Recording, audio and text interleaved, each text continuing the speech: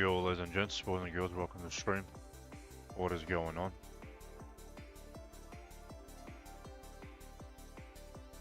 See if the chatbots are working.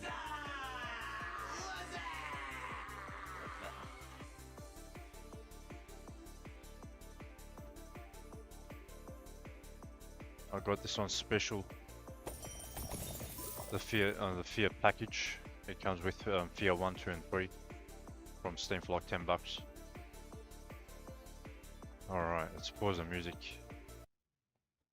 I hate how when you alt tab the windows on my second monitor, they shuffle over. New game, moderate.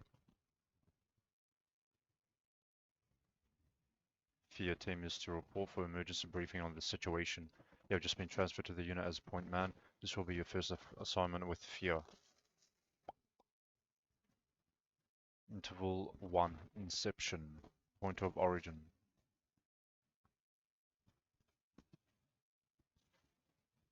This was made in 2005, press any key. In 2002, the US Army forced a secret unit dedicated to combating paranormal threats to national security. The unit was named First Encounter Assault Recon. Show us the cutscene, bro. Sierra.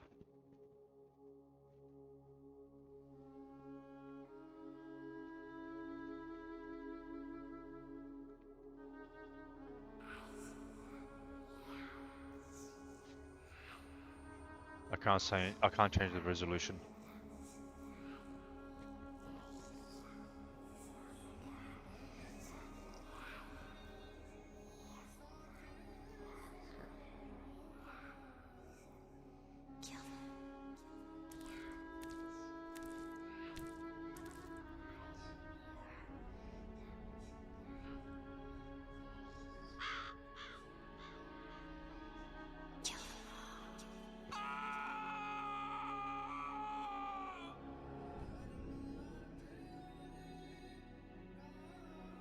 I hope there's no copyright music.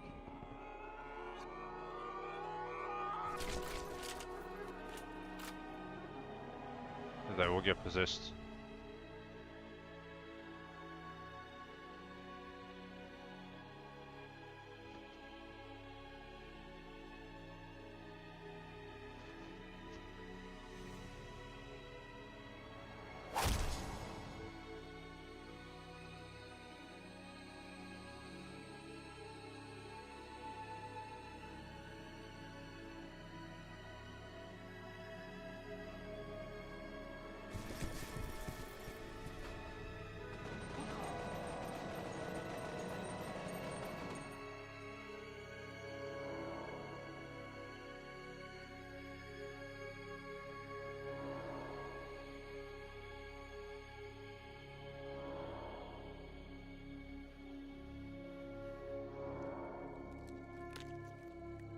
Damn, he's eating him. Ooh, wannabe zombie. Okay, I think they were trying to replicate Resident Evil 1 at the beginning. Yes. Sorry to wake you, Senator. It's about Origin. What happened? There was an uprising. F.E.A.R has taken command of the prototypes. My God. We can still resolve this discreetly, but we have to move fast. Fast. All right. Let me make a few calls.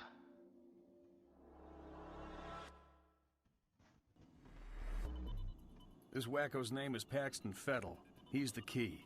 If we contain him, we contain the situation. Fucker's got an appetite. I think he has an agenda. It's not just recreational. He's getting something out of it. Essential vitamins and nutrients? What's his story? Property of Armacam Technology Corporation. They're working on a military contract to develop an army of clones that respond to a psychic commander. Top secret, of course. Fettel is one of the commanders. You gotta be fucking kidding me. Gotta be This is fucking why kidding nobody me, bro. takes us seriously. Military clones? A full battalion of them. Highly trained and heavily armed. A battalion? What are we supposed to do against 1,000 super soldiers? Like I said, we put Fettel down and it's over. Fortunately, the whole point of the program is to give commanders first-hand knowledge of the battlefield without putting them in danger. That means we should be able to corner the bastard without having to wade through all those soldiers. How do we find him? Army Cam implanted a transmitter in his head. Should lead us right to him. That's awfully convenient. Assuming it does what it's supposed to. What about you, buddy? Ready to go to work? You putting him in the field? Are you crazy? Are you He crazy, just transferred bro? in a week ago. You've seen his training results. His reflexes are totally off the charts. I think he can handle Charts. himself. Whatever, man. It's your call. Goddamn right it is. Don't worry. You'll be fine. Let's roll. With you around. What's the first thing you remember?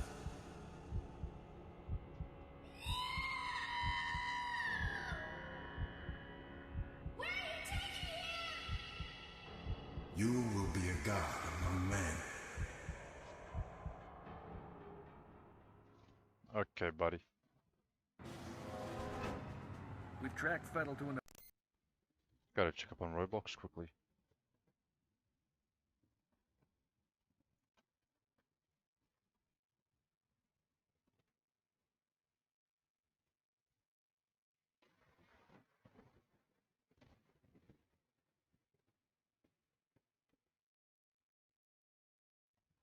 I hate how it switches like that, man.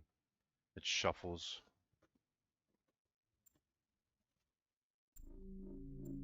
Is there like a...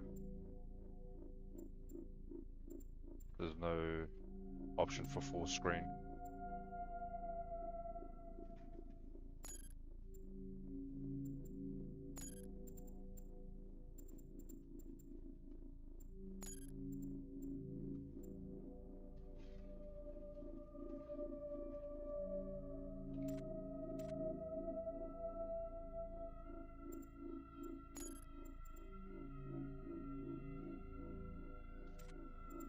abandoned building just up ahead. I should have No tried sign of the enemy activity on the second one. satellite, but don't take any chances. Jankowski, you in position? All right, Jankowski. move it out.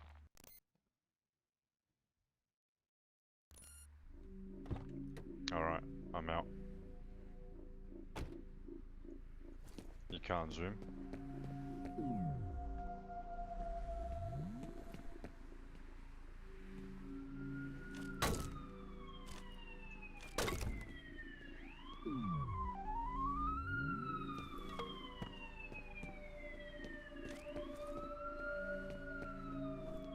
Bro, left shift is bloody aim. Oh, you can prone and shit. That's cool. That's Soldier of Fortune, bro. You can prone and shit.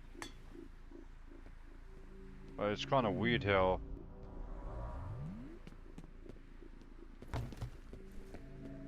The shift is zoom.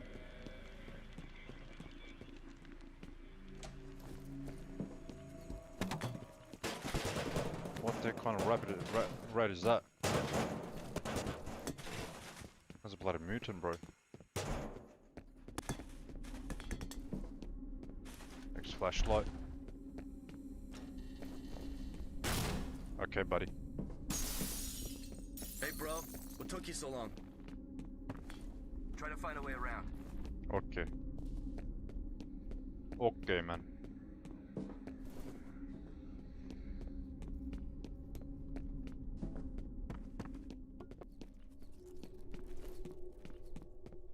What is that? Health permanently increased.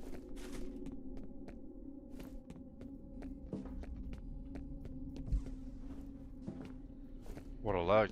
I shouldn't be lagging, bro.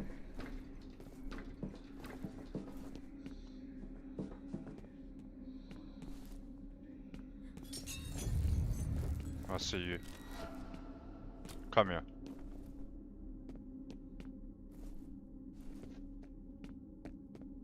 Can't sprint. Why did you bring me here? Why'd you bring me back?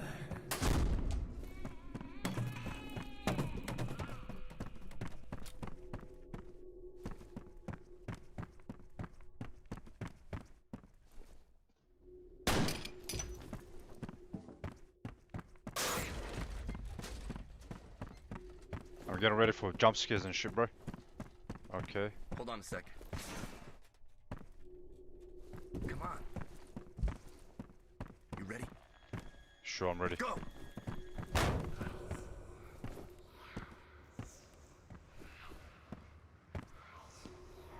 What the fuck happened to him?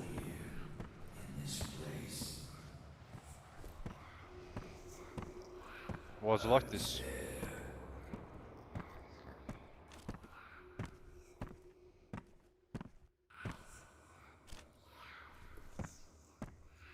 Was everything in slow motion? Help me. Yeah.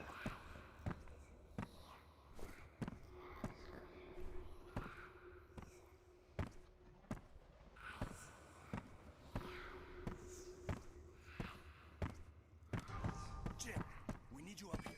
On my way. Looks like we're too late, boss. What happened? The transmitter signal's coming from nearby. It's gotta be around there somewhere.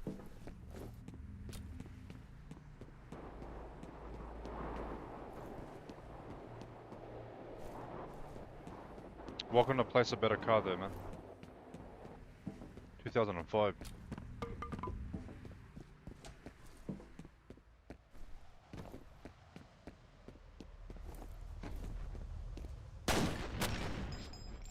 Don't tell me I died, bro. Come on. The dead man's name was Charles Haberger. I remember him. But all the memory is mine or hers. It makes no difference. He deserved to die. They all deserve to die. Why? He knocked me out. Come in, over. What's going on? I've lost Fettel's signal. Comcast, this is Den Mother. I hope you aren't busy. We've got a situation down at the harbor. What kind of situation? We located those soldiers you were looking for, but we're under orders not to engage until you guys reconnoiter. Understood. I've got two birds on route. Wait, do I go? Where do I go? We'll be ready. Do I go down? Where do we go? Am I going the wrong way? What do you think of the new point, man? Hey, back already? Yeah. See anything? Nope. Guys about done up there? Our day's just getting started. You boys run along. I'll be busy here for a while.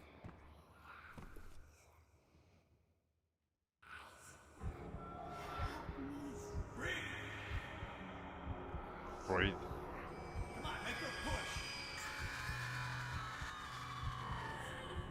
I've tried to forget. I've tried so hard to forget.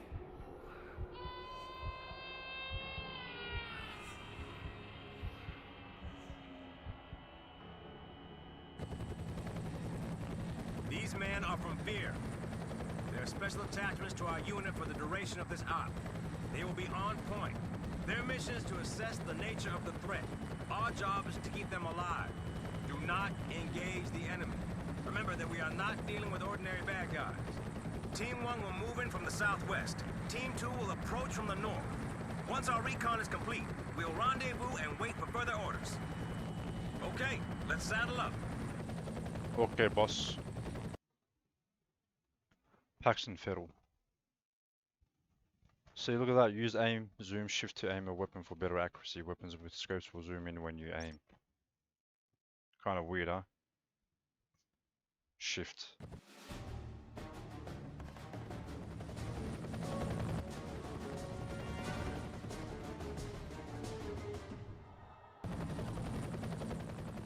Interval 2.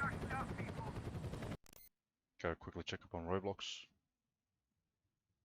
I'm grinding on 3 accounts, 2 and 1 in the plaza.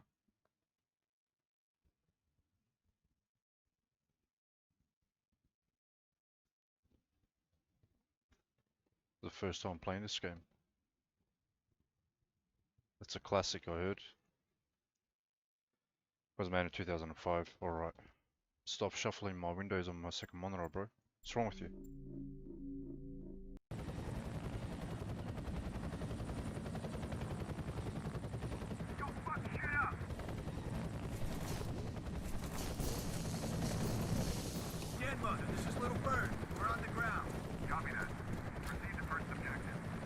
on point. See if you can get this gate open. I'd send one of my boys, but I think we need a specialist for this one. Find the gate controls.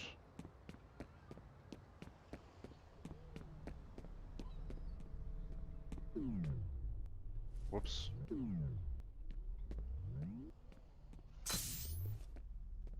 Reflexes permanently boosted. Boosted. There's nothing here.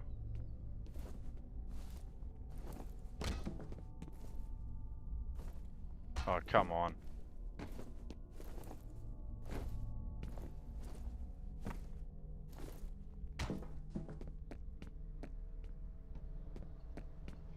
Okay. I'm gonna find this. Find that gate control yet? Nope. On my way, bro. I don't know where to go. Where do you want me to go? That's a dead end. That's a dead end. Come on, we ain't got all day. I'm trying, bro.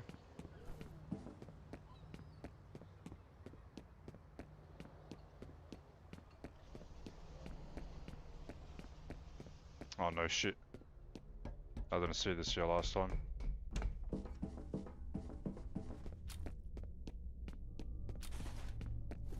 What happens if I shoot this? Okay.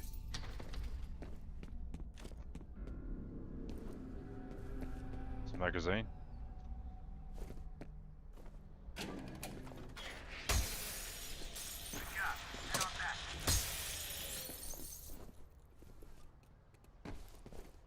You serious?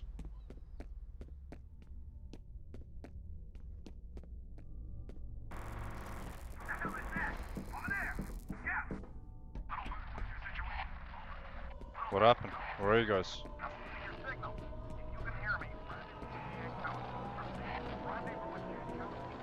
Bro, they all died. Oh my god.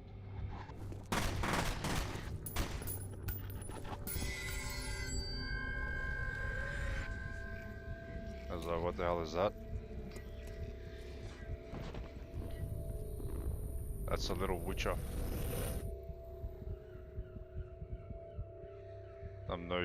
No skin, no meat, no muscles remaining.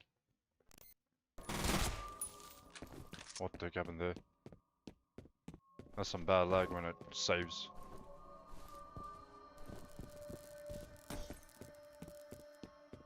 I guess we'll go this way. We'll go this way.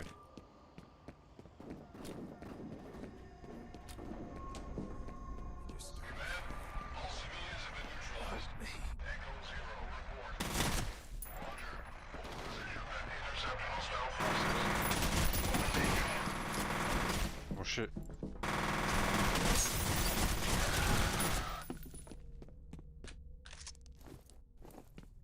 I like the proning, man. Reminds me of Soldier of Fortune 2, soft 2.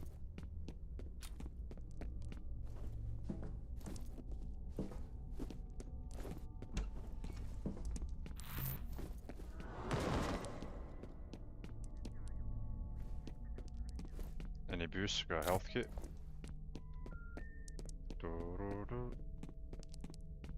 I can't sprint. That goes outside.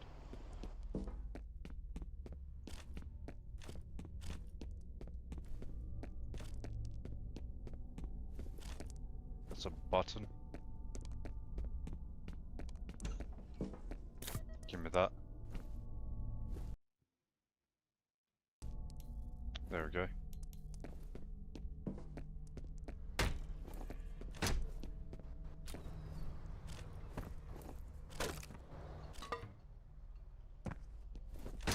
Can't break that. Gotta break this though.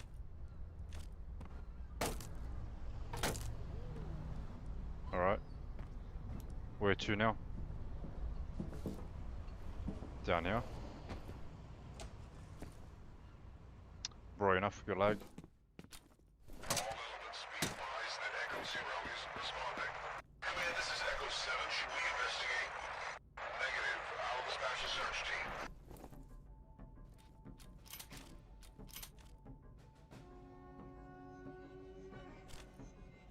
What was a melee weapon? Oh my god.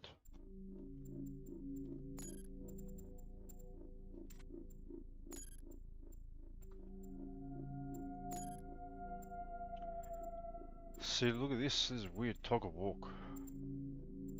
Interaction. Inventory.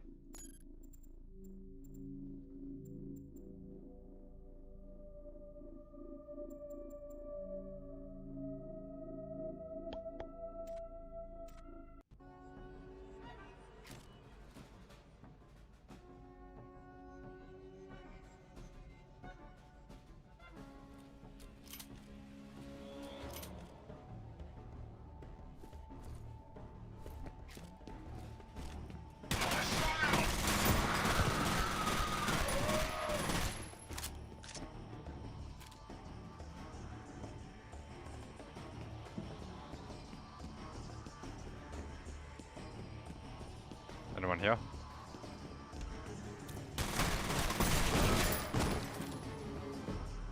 Give me that.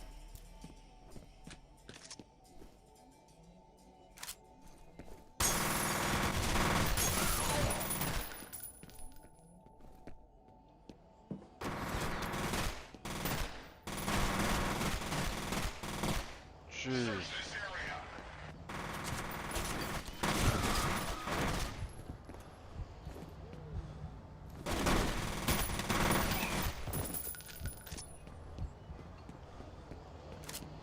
Got a lot of recoil.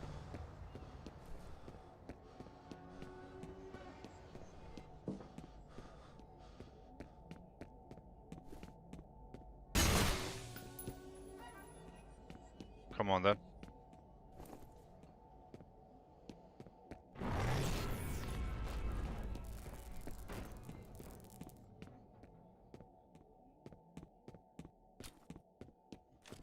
Hit me.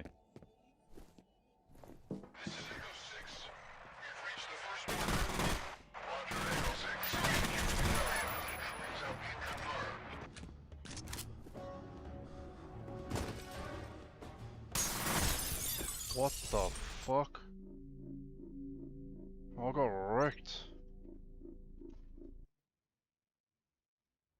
All elements be advised that Echo Zero isn't responding. Command, this is Echo 7. Should we investigate?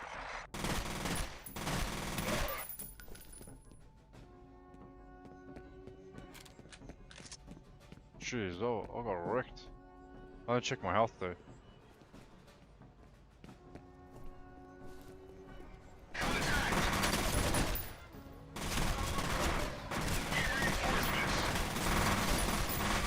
What the fuck was it doing? Training like that, bro? Bro is possessed.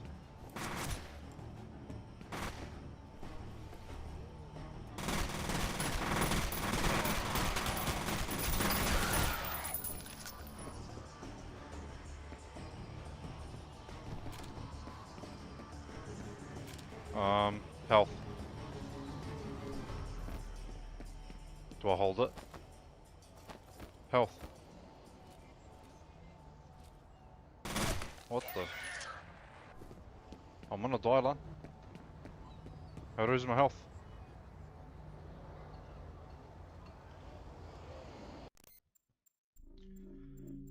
Controls. Inventory, health. Z, like what? Alright. Let's zoom.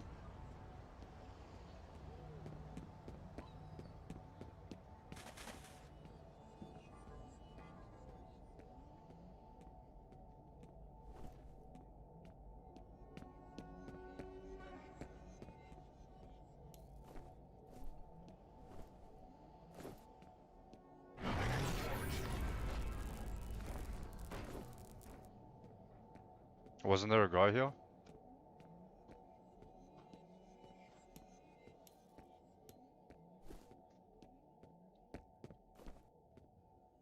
This is Echo 6.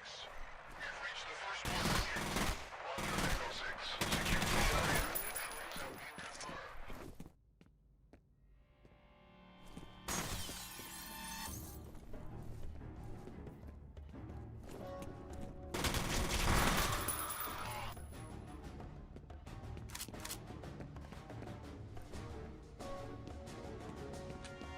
Six to health. Target spotted! to die, where are you? You ran. Give me that. Health. Don't holster the weapon, bro. It's Z. There we go.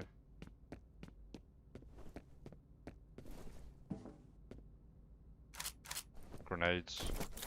Health kit.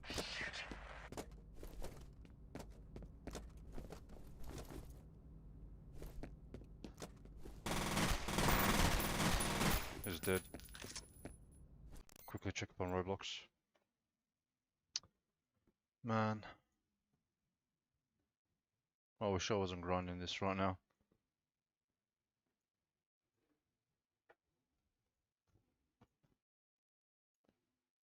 Crazy.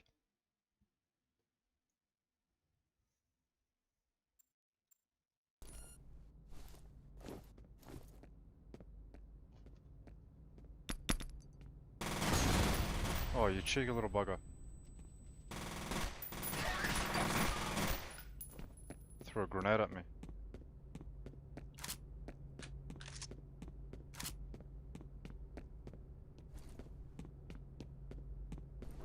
Okay, how do we throw grenades?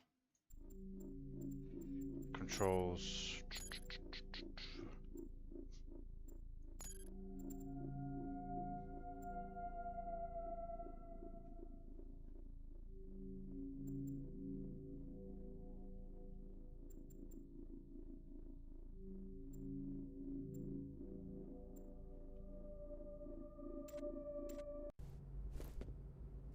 Okay, how do we fucking...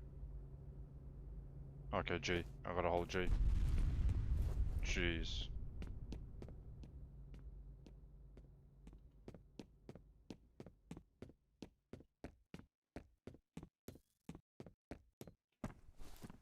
Anyone here?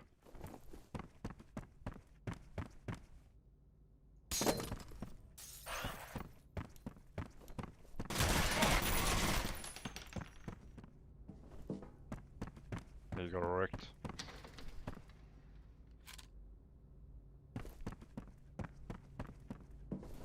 Oh shit.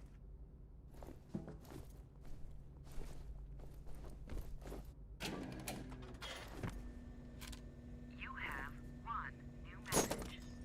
Yeah, this is Chet in accounting. Nobody seems to know what's going on, but we've been hearing a lot of loud noises. Have you guys heard anything over there? End of messages.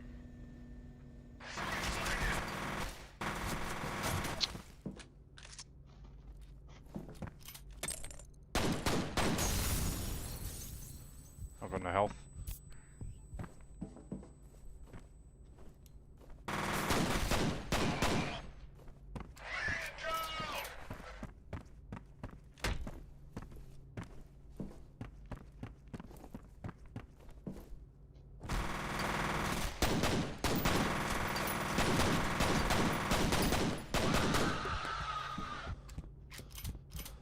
I need health, bro.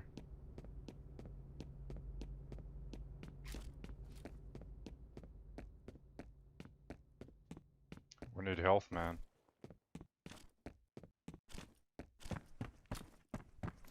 There's one over there.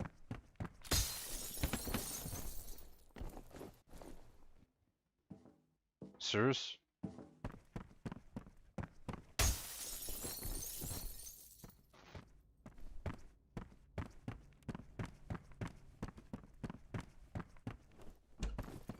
Give me that. F you noob.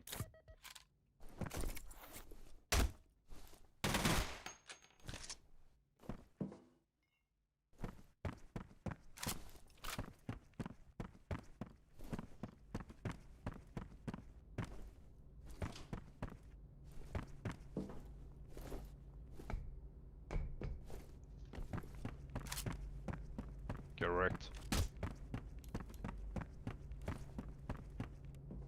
Okay, let's zoom. Every time it saves checkpoint, it bloody lags like that. It freezes.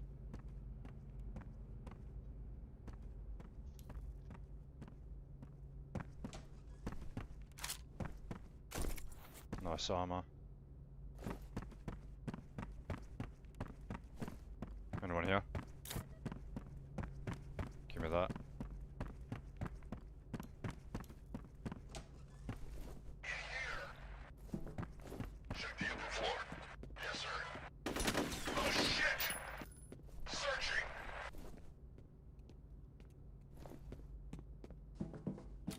shit themselves, man.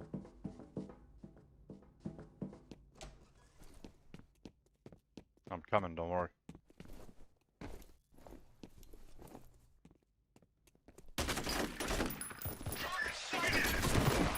How do you fucking roll like that?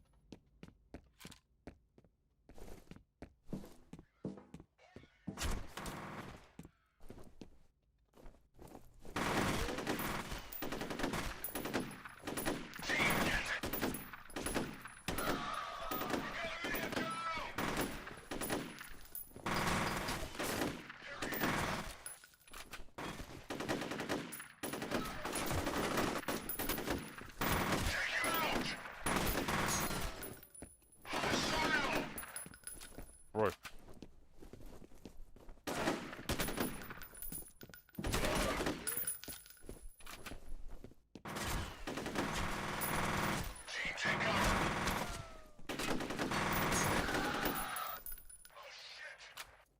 Don't holster your weapon.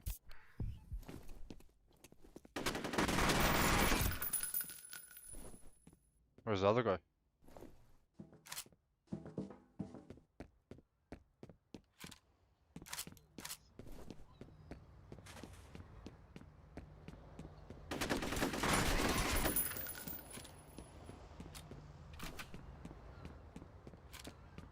Which way do I go?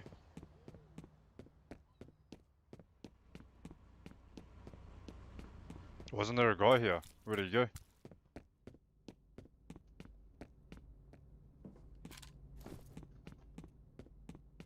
Jeez.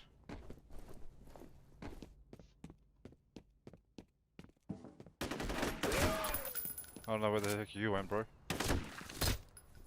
Can you kick in this game? What's a V? X? I guess I go this way. This way. Down here.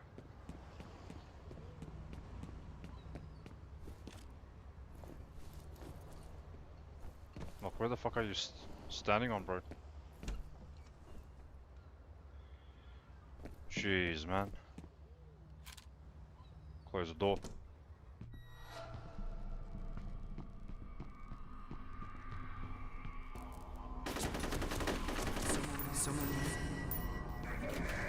What a waste of bullets.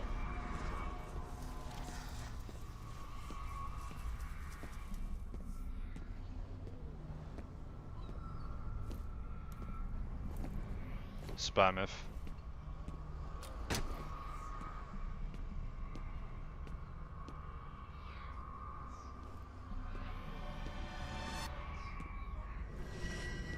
Okay, bro, we get the point.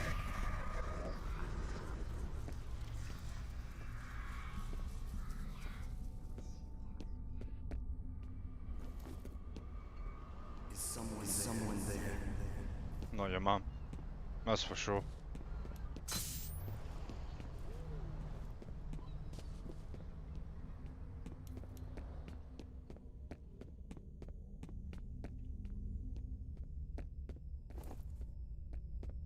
I really like when games have prone, bro. Like lane, sorry, not prone. Soldier of Fortune.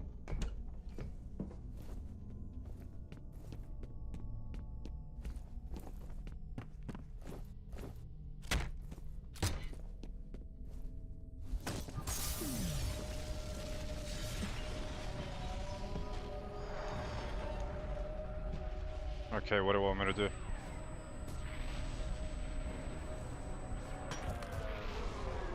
What the fuck you want me to do, bro? I thought that was a bloody cutscene.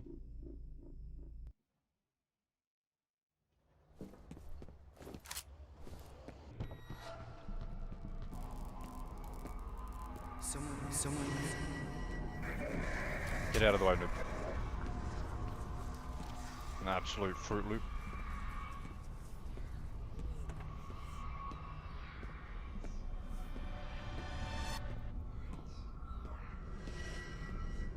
I think there was something here. Like a permanent booster.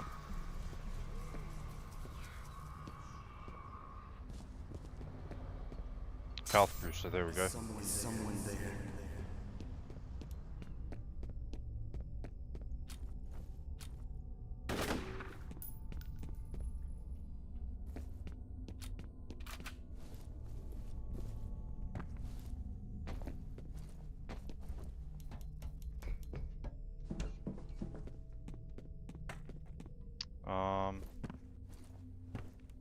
Like what do we do when we jump down? Are we meant to even go down here?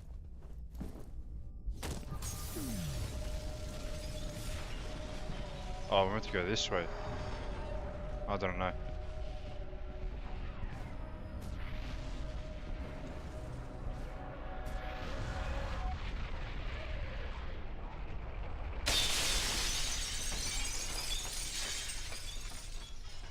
Okay.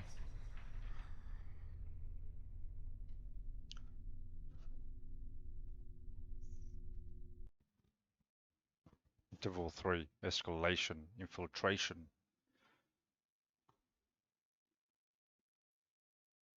I gotta switch the heater off. Gotta pause it. 1 minute, guys.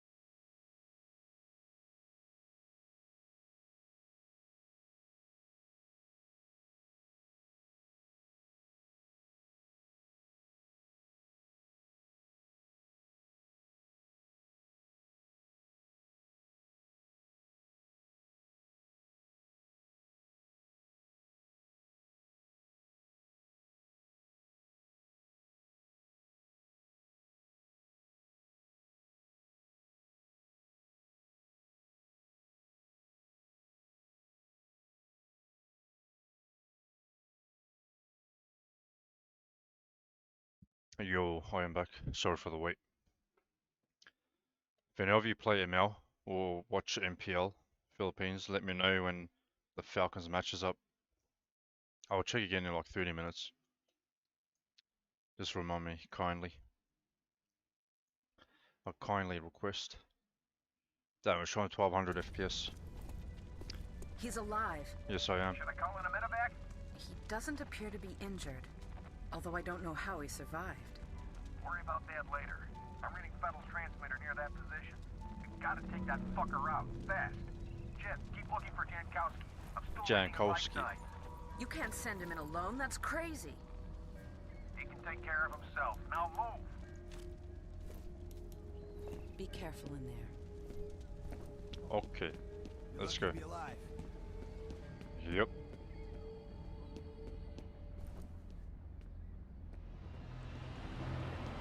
Do I go back down again?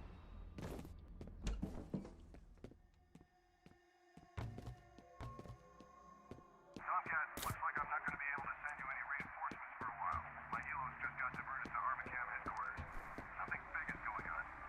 No shit. My people are right in the middle of it. I hear you. I wish I was calling the shots. Is it the same bad guys? Looks that way. I'm a little short on details. I guess this ain't a covert op anymore. I did open, man. Open the door, bro.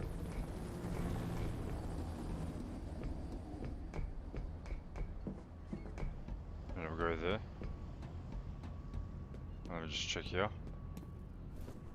No boosters. Can open here.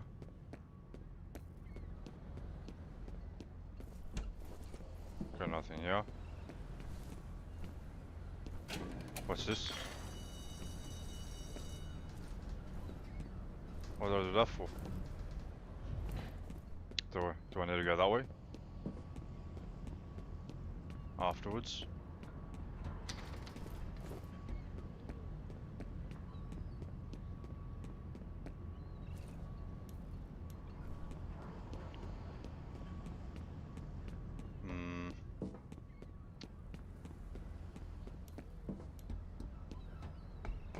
I gotta go down there, I guess.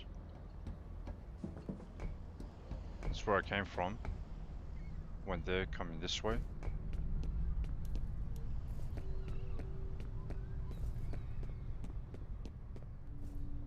Oh no, I could have jumped down. No. Probably die.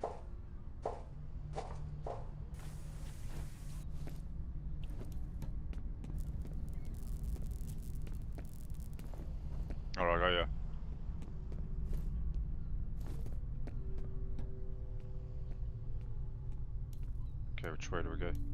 I saw something there. Keep it like this. Let's crouch.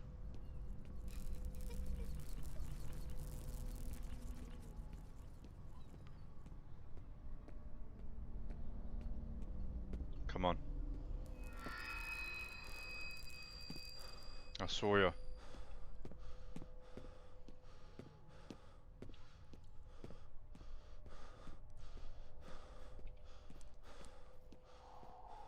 Always get ready for bloody pop-ups. Give me that.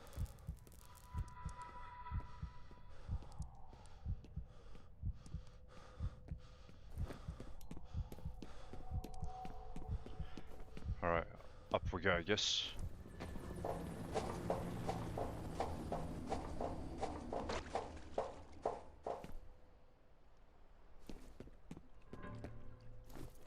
I don't think we go that way, do we? Yeah, well, you got it. We have a possible intruder reported in your vicinity.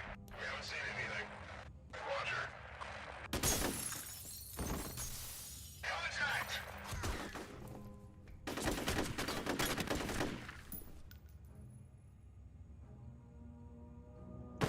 What the fuck? He was still alive? I'm waiting, I'm looking.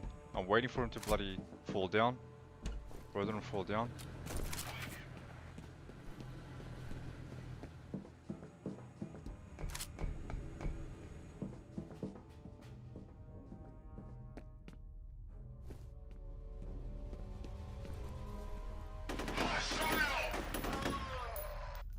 Alright.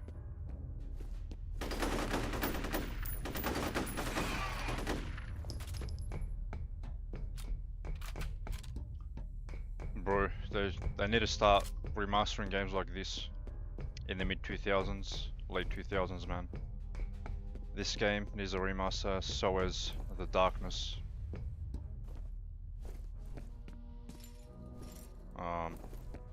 Where do I go then? Oh, give me that weapon.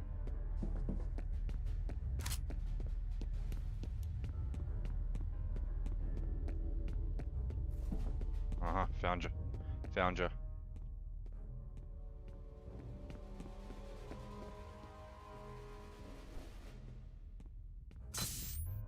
Reflexes permanently boosted. Some places are bloody pitch black.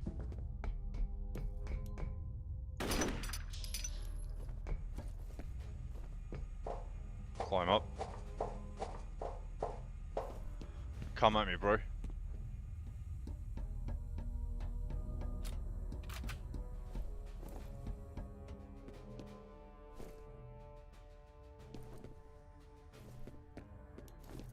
Okay. Where do we go?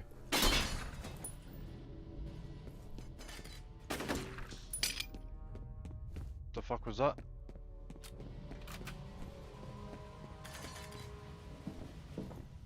Was that like a grenade sound?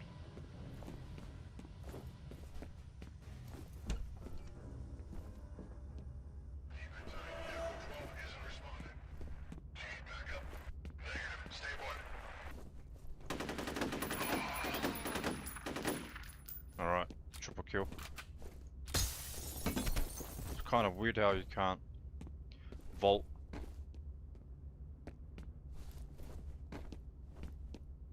Come on, bro.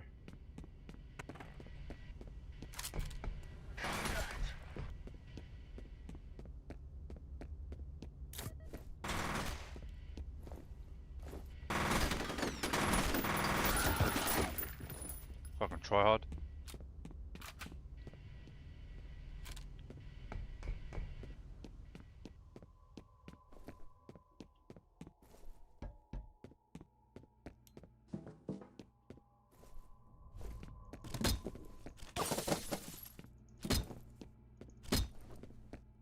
Diet. Mate, get away.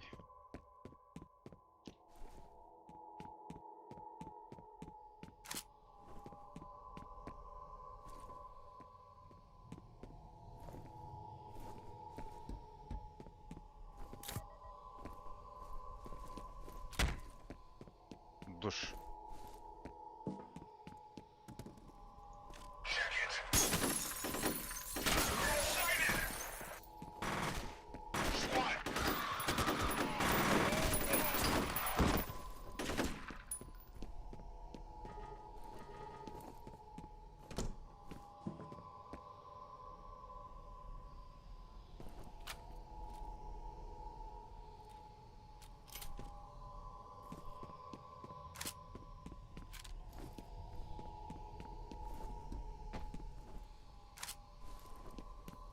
No boosters here. I missed this.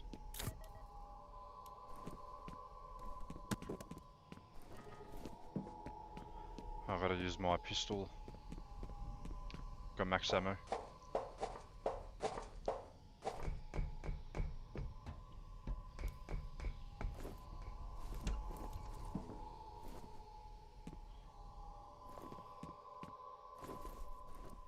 Oh, nice. Give me that. Open that door, noob.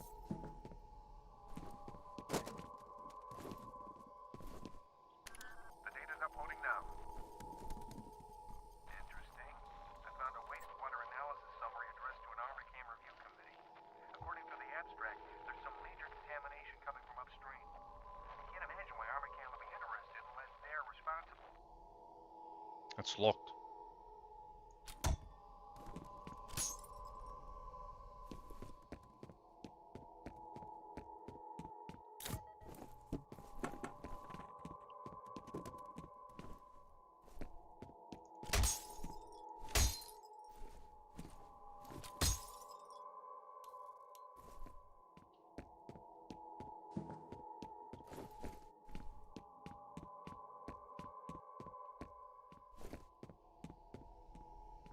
Of course you're locked.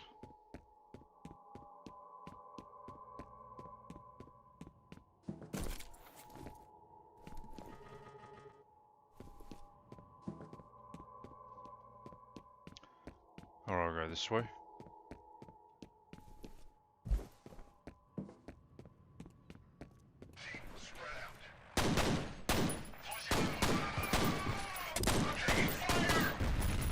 Jeez.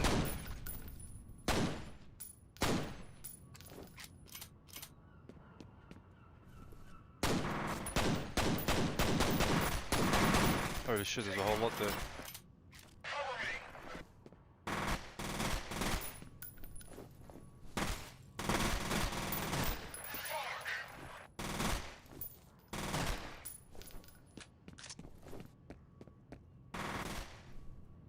Where's this guy?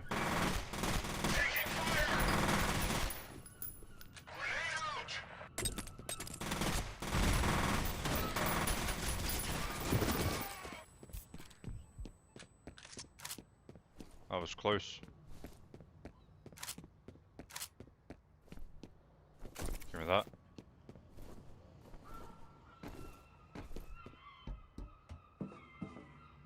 Can I drink this? Come on, man.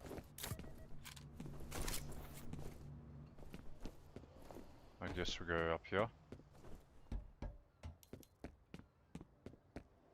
Yep.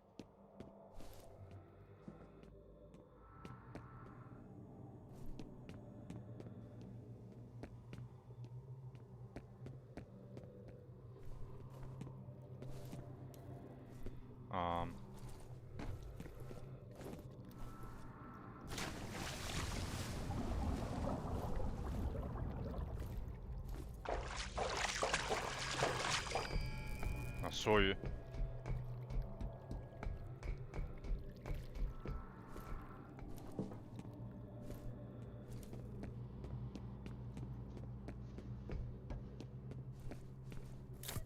First aid.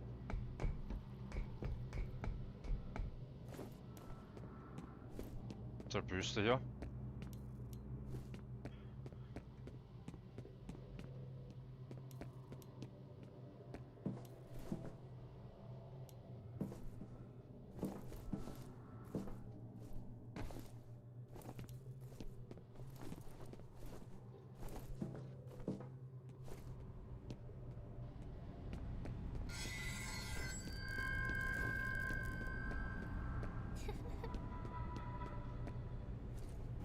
Do we go down there? Or here? I guess we drop down.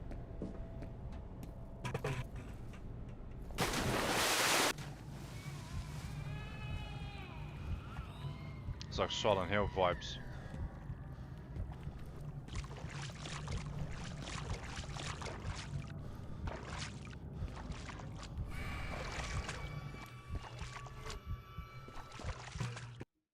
Alright, what happened there, mate?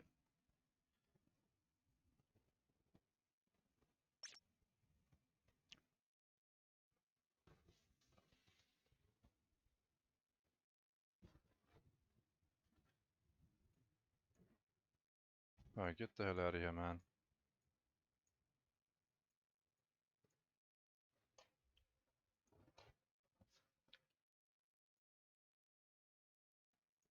Let me check. MPL.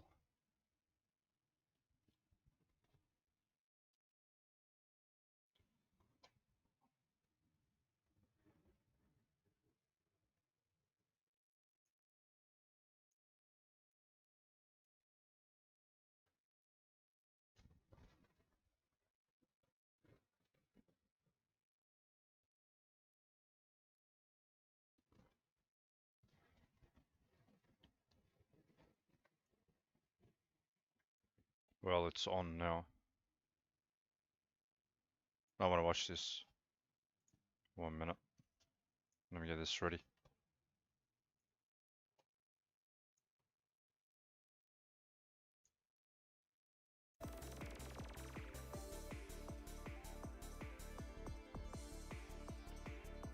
Need to open up BlueStacks.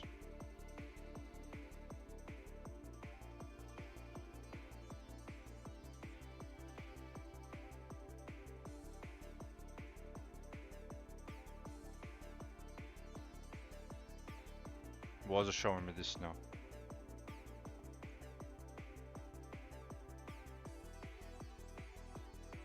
They're so well with the Kimmy.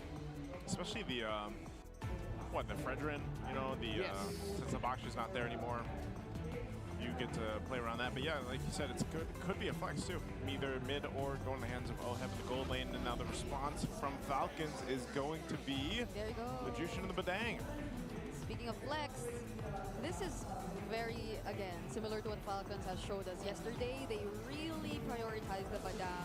And this time around, it's alongside the Jushin, which I feel like they also showed a high level of priority with yesterday. Now, we can play. First pick one time. We can chill out. So I'm gonna go on one of my alt accounts. Very confident pickup, considering that there is already a Kimmy from the other side. Oh, there it is. But there's a chip all along. Yeah, this is similar to the lineup that Aurora showed off against Onyx earlier, game number 1, a Fredrin and chip combination, and that's why they picked up the Kimmy. So, sort of telegraphed move by Team Liquid Philippines. That's why the Falcons decided to go for the Badang, because Badang has risen up to be one of the best answers you can go for against a chip. They come out of the chip portal, you bring out their wall, and then you punch them. Yeah, I think that's a good answer to it. But this already from TLPH, like you can see the game plan. And then on the flip side, you've got the Lucas being picked up now for Falcons for the, most likely the jungle option. So how's this going to look in the jungle? You know, you got the Fredrin. We've already seen Fredrin be successful, yesterday and today so far. Yeah, I think more than that, it's more denying again the chip and having direct answers towards the shortcut. Since if it is gonna be a Lucas jungle up against a Fredrin, then there you go. Bro, I just logged in. Utility jungler matchup that will be. Why is my mana count lagging like that? The mere fact that it can really respond immediately back towards whatever setups, shortcuts JP will be planning to lay out, and this will mess things up for Team Liquid Philippines so they can carry out their plans accordingly. Damage output. The Falcons are going to need just a little bit more, so it's going to be coming from their gold laner mainly. gonna be a jungle gold core. Juicing is gonna be very utility based. If Team Liquid Philippines slip in the early team fights, especially around the first turtle, if both roamers are level 4 then, same as both mid laners, we saw it earlier, the Juicing can really punish that. So that's one main condition for Team Liquid Philippines. As we were talking about earlier, if they want to reach that Liquid Stampede form, they have to get those turtles. But JP so far this season has a 100% win rate with the chip. When it first came out in Season 13, they wanted to keep the chip away from JP. It was constantly banned then. Yep, and Team Liquid Philippines are #1 in terms of turtle control percentage. But there, they banned the blue. I'm wondering if Falcons would they can't go for the farms anymore because they already have the Jushin. Yeah, so it's probably other sources of AoE that they'll be opting to go for later on. But they pick up the Granger first and save that for last. Okay, so we'll see what Coach Trevor has up his sleeve to go ahead and round out that draft last pick for TLPH for their final 2 picks here. They've already got a great start with the first 3. Like you just saw, 100% win rate for the chip. For JP, we already talked about how important these roamers are going to be for this series, and then you have the Moskov locked in. OHEB going to be fine. So that also just lets us know that this Kimmy is going to go in the mid lane. Yep. And so what do we have for XP for Sanford? I want a fighter. Like, give me a friend, a Benedetta, a Bambino, something like. Oh, okay. This is okay. Right, yeah, that's okay. Yeah. You went fighter, then you went friend. I was like, wait, friend? Yeah. It just slipped up. But hey, Brigitte alluded to this Turtles pick earlier. Yeah, but that was like against the Fredrin. Now they're using it together, but it also works well. Because like, you close into your targets, and then you just keep overwhelming them with crowd control, so they just can barely move around the team fight. And I feel like that works perfectly in terms of what Falcons has right now. So this has to be a very careful pick for Open. I don't know. I feel like this Badang goes I want Falcon to win, bro. Something like a Yuzong. Let's throw it way back. If it's Throwback Thursday, Yuzong to Rizla, right? Why not? We'll play tomorrow. The Lapu Lapu. F.E.A.R. Oh wait, there's a. I enjoyed that. Yeah, maybe they want that. Oh. What's it gonna be? Matilda. So. Okay, so Matilda going in the roam. We've got the Badang going into the XP. I don't know. So. Again, this is why I like the meta we're in. This is a very interesting draft on both sides if you really look at it, Renmar. Yeah, all right. So I'm leaning a little bit more towards the Team Liquid Philippines lineup here, but the difference is Falcons has the Lucas Matilda combo with them, paired up with the Badang. I'm going 60-40 Liquid in terms of the hero lineup. 60-40. Okay, we're going to take one last look for the Champions Arena at the lineups here for you guys at home alongside with the index. You can let us know in the chat which you think is the better draft. Is it TLPH for game #1, or is it going to be Falcons with this? The fact that they locked in a Matilda too for Ogwin here is a whole lot of mobility and utility, and this is one of the first times you see all these flickers coming in for both teams. We're going to go ahead and get ready to throw it over to our casters to take us into game #1. Game 1 in the Clash of Titans, a chronicle that spans the seasons. Here in the Champions Arena, a best of 5 for a race towards the upper bracket finals. You know what, I'll side with Renmar. I think I do like how JP alone, his chip, who has a 100% win rate, opens up so much with this Carl Theezy Fredrin-centric lineup. Yeah, I mean, I'd like to think the same, but if you were to ask me, I feel like I'm sort of 50-50, you know? Like the hero synergies in Team Falcon's lineup, they're just too good. They look too good. But again, overall, if Team Liquid Philippines, they're able to take the team fight strategically, then they can take the upper hand either way, considering that this is Sanji on Kimmy. I feel like it's an exciting, it's exciting to see him on these kinds of heroes, because even way back when he was using all these Novarias and all, he is that kind of guy who just plays the mid lane aggressively and so well. Yeah, very nuke-centric, definitely. So JP right now, who's got the better draft? Is just gonna poke it a little bit. We were talking about like, the win rates earlier, or the percentages. I really do agree with that 60-40, just because of how well we know Sanji will play this, plus the unpredictability that Terizla might actually give for this matchup. That is the X factor out of the XP lane. I think the fact that we're seeing a Terizla after so long, that might change the way Falcons plays. Again, I'm sure they've seen this in scrims, but through a shortcut, with a Fredrin, with a Moscow from across the map, like these are all lethal combos that Liquid PH could use the Stampede through Falcon synergies. And that's probably a new version of the Stampede because it's a debut pick for both the Fredrin and the Turizda for TLPH this season. But hold on. Wow, that's a very hard committal here that was so from close. OHEB. Straight in Super Mario. I mean, that was already a really good Spear of Misery, but maybe would have been off more than he could chew. Luckily, he was just shy of one hit away. Quick shift up top. Just tank meta, bro. Mobile Fred. Falcons definitely have a bit of an advantage here with Flapteasy ready with that Piss Crack combo, but look at that. Nice diving as well. Sanji staying relatively safe in this fight. They're also going to be able to take out Few, but the turtle going over to the Falcons this time around. 2 for 1. 40 for Few. I don't know how the math checks out. Brigida, is that a good trade? Well, honestly, I feel like Few on the Jushin doesn't mind. It's more of like him being a utility at this point, but then Sanford there. Right. It's like that was supposedly a setup that Team Liquid Philippines could have really capitalized on, but then they were just exchanging blows. There was a beautiful fist break, fist crack combo too from Flapteasy. And so I feel like both teams are just even. I always feel like Badang is too squishy, bro. Turtle did go over to Falcon, so I guess that's the deal breaker. You know, that's what makes it worth it. So now 3 minutes in, 1,000 up. Falcons are a kill apiece. Look at this. What's going on the bottom? That's a very crazy shortcut here.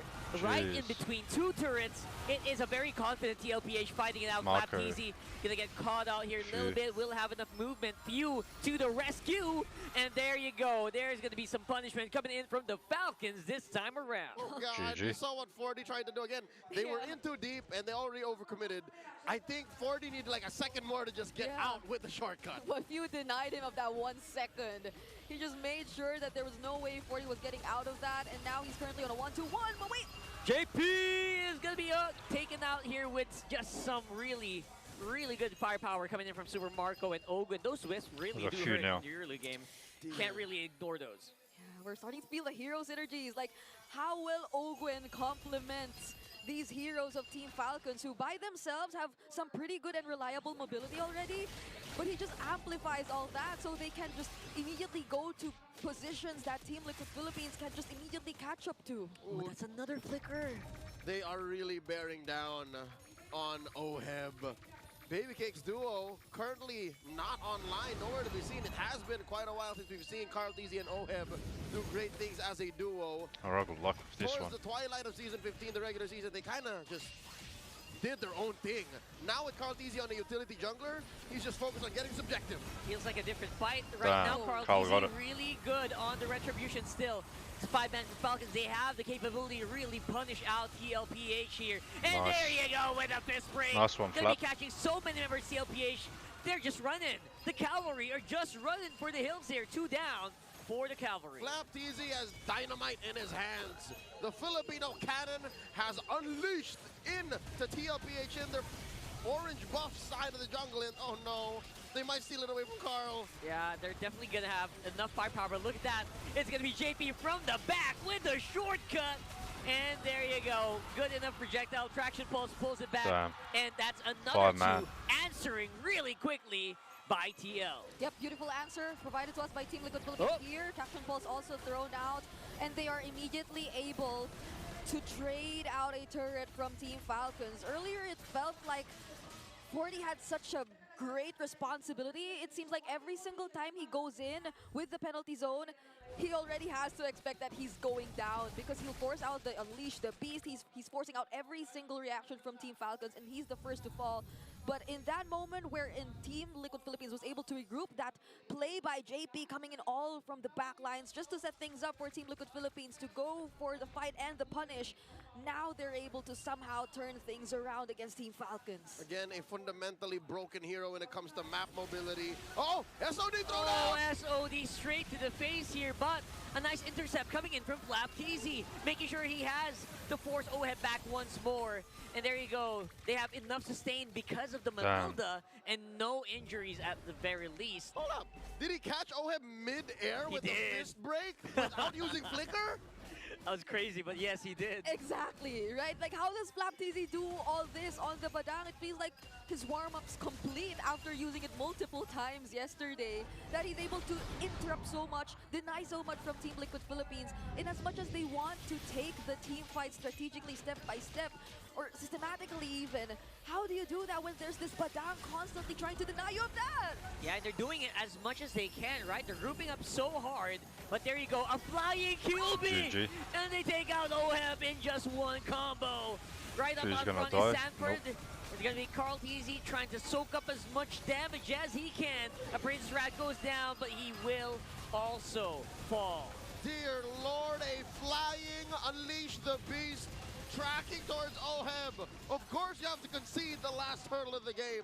Of course, Kyle Teasy will take it easy. Wow, that's a solid hit from Super Marco here. They're gonna be taking out this turret with ease.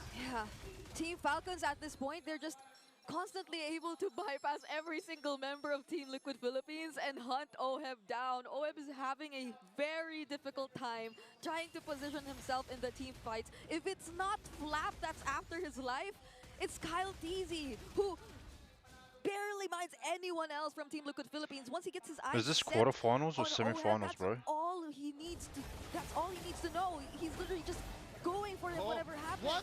Is Flap Teasy just walking it up from the back here? What are you doing there, brother? You usually come through the other side. That's where your side of the map is, red side. But oh my lord, the Filipino cannon. He's a loose cannon. They spot. Do they know JP's here? I think they... I don't think so. I don't think so. Flap's a little too deep here. But again, he seems to be very confident in how tanky he is, you know, walking up on the turret. But look at that. Because of Falcon's attention to the top lane, they forgot that OHEB can just do this. Yeah. He pushes it all the way, tier 2 down. So Falcons are losing right now. OHEB decided to do this instead. Damn. Because they can't afford Was a to 50 risk the fight anymore. Here it goes again. There's 50 a red gold three, diff. perfectly timed Spirit Misery, but the catch-up is really, really strong. Plus the confidence you get because of Ogwen's Matilda. That's going to be OHEB getting removed here. And there you go, JP Damn. again, all alone. There's just no answer for TL. How do you answer a rampaging Falcon squad like this? Here's the thing. You see a Liquid Stampede, it makes sense. They're horses, right? But what if a flock of Falcons just come down from the ground and start attacking you? What do you do? I can't believe how Kyle Teasy looked so decisive. He just... This is a problem for OHEB, definitely. We mentioned it earlier, but all the more now. Luckily for Sanji, he barely, or he hasn't died just yet, but he could be next, you know? Like, if Falcons gains that much of an easy access to OHEB, then that pretty much denies Team Liquid Philippines of getting their power spikes early on. Then what more now? For Sanji, there's such a huge role he has to fill. Right now, it does feel like TLPH trying to set up the team fight that they want to happen. Here comes Kyle. He's actually quite low, but he will still be able to secure that Lord. But that's going to be jungler down. How's the fight going to look like here? Sanford is very low in the middle of the fight. Actually, most TLPH members are super duper low. They're getting chased down by Falcons. Damn, Kyle died. He's kiting. Fist break misses, but will be caught by JP. Sanji survives, but JP is going to fall. Falcons' front line is just too sustainable. They are pushing forward despite being at less than half health, and they shrug it off like nothing happened. Pop and Holy defenses, after taking that Lord, again, giant birds from the sky, taken to the ground to take you down. Yep. What do you do in that scenario, right? A big 5 birds. They're like 200 pounds.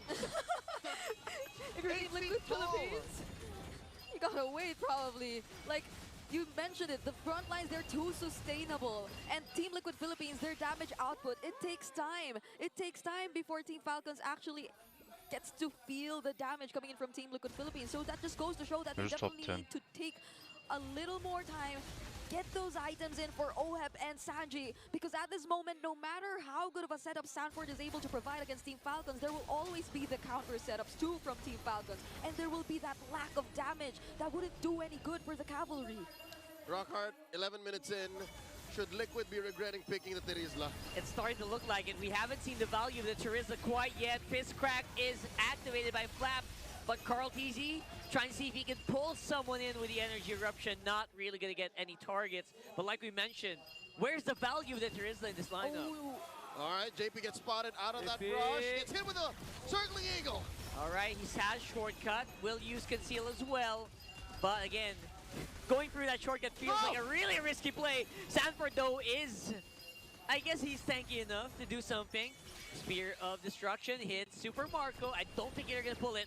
And speaking of pulling, no one gets pulled in by the traction pull. I think they were considering trying to go for the fight since they knew that Kyle TZ was getting their orange buff. But even then, checking more garden on Grow Garden. They can't fully commit just yet. They weren't in the right position. And Team Falcons, they're still the guiding win. Got one of my ults there. Just for the sequence hell of that it. could happen here in I don't know if I Liquid was Philippines' showed on purple screen. side jungle. I think they were like 2 seconds off. A shortcut into the penalty zone. The SOD into the full collapse. Like, those could have worked out. It's just Falcons never allowed it. Like, they always kept themselves scarce. Yeah. They were at the same time. They weren't enough for Team Liquid Philippines to feel confident enough to taking that fight. And so we see the multitude of problems that Team Liquid Philippines is currently facing. And it's probably somehow also because of the limitations that they have in terms of their lineup. Like, there's no one person you can expect to just fully disrupt. That's at most probably JP, but just one mistake in terms of wherever he comes from could get immediately punished too by Falcons with their lineup. I guess that's the danger of having like a pure DPS lineup. You can't really take Falcons by surprise. Looks like they're gonna get started though. There goes Flat TZ already using the fist break. Kyle TZ is looking for bro, you gotta Sanji. ban Lucas. While the rest of them are trying to juggle it around that Lord. Sanji again removed instantly by the Lucas. And it's gonna be Carl TZ coming out with the Lord anyway. I don't but think at that was what worth it, cost? was JB all alone. And the Marco, wipeout triple happening for the Falcons. Bulletproof Marco. Falcons not losing a single member. Screaming where death is, we are not. Making a beeline towards mid, not even looking at the Lord. I can smell a quick game 1 victory.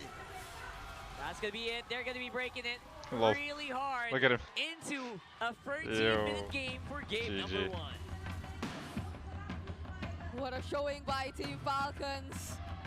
Completely denied whatever idea Team Liquid Philippines had in terms of them fielding out this lineup. The front to back clearly didn't work for them. And it was Team Falcons coming in from all sorts of angles. Liquid got a little too creative. I wonder if our panel agrees. Nice, Renmar. How y'all see that, Terizla? I want to say, I think the Terizla was afraid of the 5 big birds. Yeah, I mean, I know he got a big hammer and he has a wide arc, but there was a lot of some big birds, bro. You know, at that point, face everywhere. It was. Yeah. And they were technically led by a bird woman or like whatever. That's true. Matilda is. Yeah, Matilda. Yeah. I don't know. I think she's just a woman with bird-like magical powers. With a circling. Just say circling falcon. Yeah, circling falcon. There's no more circling hero. Our MVP is Super Marco right here on that Granger. Just a great performance. Of course, 7-0-4 didn't die, and a big part of that was because of Matilda. The utility, the shields, the mobility that is all offered through that, and just the momentum that this lineup that Falcons brought into game 1, they played it perfectly there. Yeah, simple math equation. When you add winning the lane with also getting help, that usually means happy gold laner. He was beating Oheb in the 1v1, and then once it got into the rotations, it was Falcons being able to help Super Marco more and Super Marco first, because again, with how fast they can get around the map with the Matilda and the Lucas together. In the words of Carl TZ, it was a flying QB, man. It was. There was, I mean, there was that one moment too where he almost killed Oheb earlier on, but even without that, you just see Super Marco play the lane so well, but then also be supported so much from the team. And anytime you think about Super Marco's performances in the gold lane, it's usually because of that. He's such a good gold laner on his own, but then when he does get that support from the team, that's usually when he's able to go ahead and make these plays and make moments like these highlights that we're seeing here. Yeah, with all the space provided by Open, Kyle, and especially Flap, who timed the usages of his fist break and his fist crack together, the fist win, his full-on combo, there was just so much space for Super Marco here that yes, it was hard for him to at times get the right lineup. Super was always Marco. someone in front of him that was at least taking damage for him, so that he'll be able to, if not make the most out of the rondos, the rhapsodies, at least he'll be able to get some basic attacks in. So it was just so much setup for a gold laner that, of course, had a great time. Yeah, and this is one of those instances too where, you know, we do have to kind of talk a little bit about the Terizla. Brigitte mentioned this earlier on. I'll show you guys my. I don't know. It seemed like early on Sanford was able to get a couple good penalty zones and maybe lockdowns, but it just didn't seem like you really saw the effect or the value of having that Terizla there. And maybe even with the chip, again, this is JP's first loss on the chip because he was 100% earlier on with those 2 games that he had. Undo that. But I don't know. It just seemed like there in this kind of lineup there was a disconnect. I mean, even to the sense that Sanji on this Kimmy really wasn't able to utilize like we've seen it before in the mid lane. Yeah, I think a disconnect was clear here for Team Liquid Philippines, but more so the times where it looked like a good connection would come in, Falcons I haven't really been had the better response. grinding so this. So Sanford picking up this Terizla, he wants to do what a Badang does so playing, easily. F.E.A.R. Badang gets his F.E.A.R. cooldowns much quicker. So Sanford had I did want to watch this, so I closed it. As part of his emblem set, I'm so so that he poor, has bro. more damage. You see, I got 23 points. Into a damaged item if he could have gotten there near the end. So the Terizla here is really just a tank. Considering that JP is spending most times in the shrubs, looking for short 5 minutes for that. How a chip plays, Sanford is the substitute roamer. That's why we really didn't get to see him bring the effect that you wanted to see if he was more I got this. aggressive type. Because he couldn't be. He had to be conservative. He had to wait for JP, had to wait for Carl. Yeah, and you know, that's what we've been talking about for the SP lane for a while now, is how they do kind of turn into that more of a roamer-esque role depending on the hero that they're playing, or just overall in the rotations of the early to mid game even.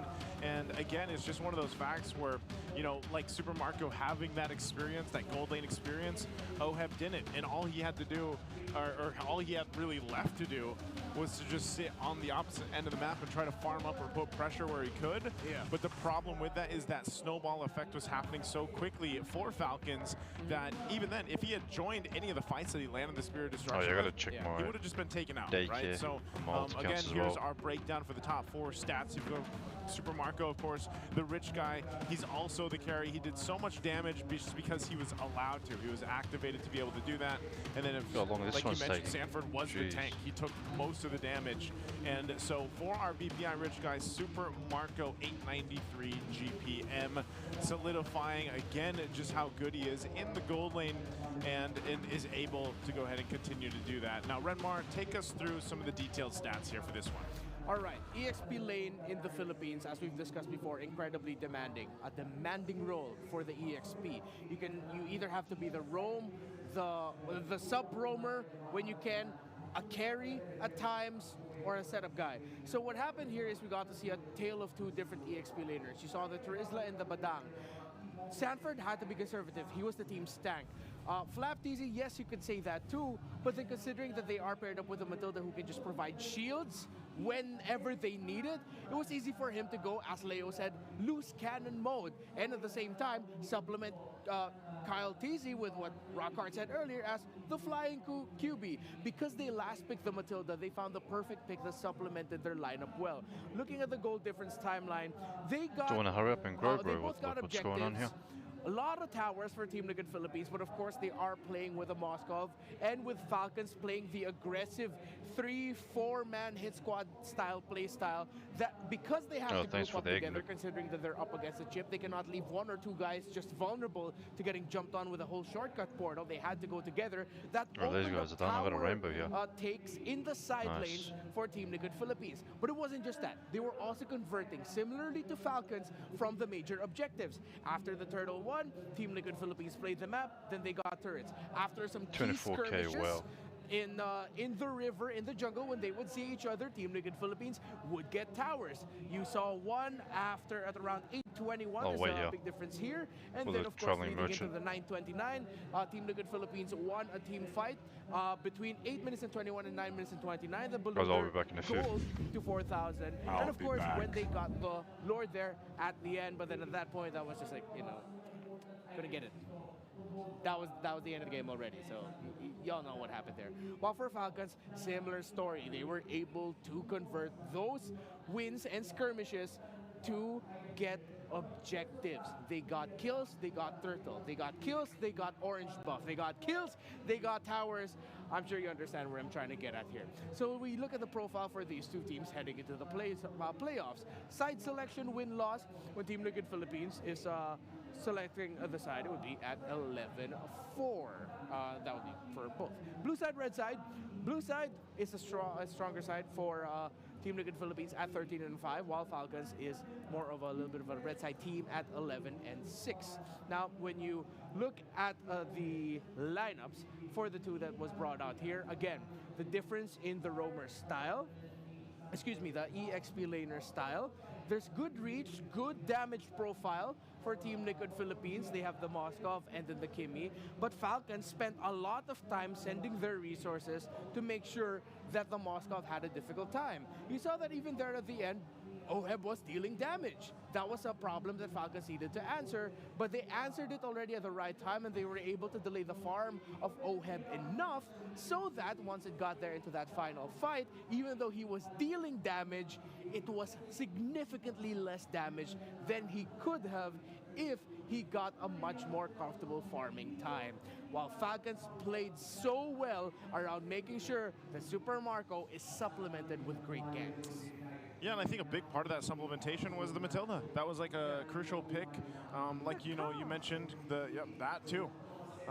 Very fitting for the game plan that Falcons went in with that initially, but also you mentioned this when we were kind of watching it, just how much shielding and healing was done. You saw that during the breakdown, how much healing was done.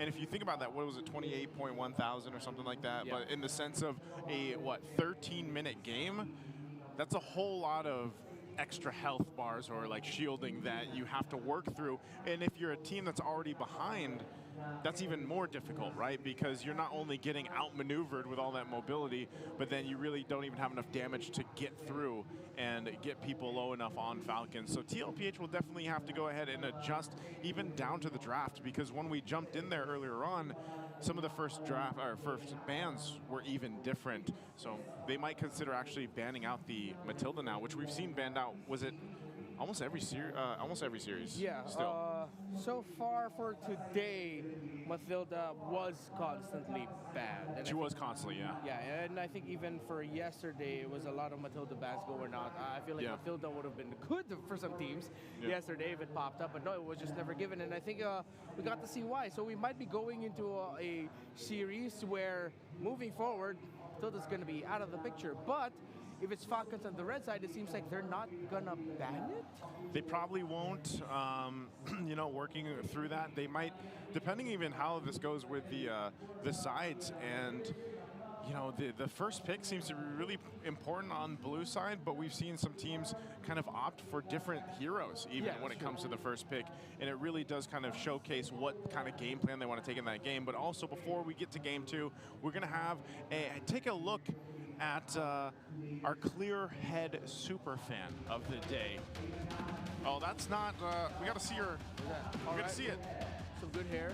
Wow, that's okay. This guy, if he does not win, okay, he's automatically winning.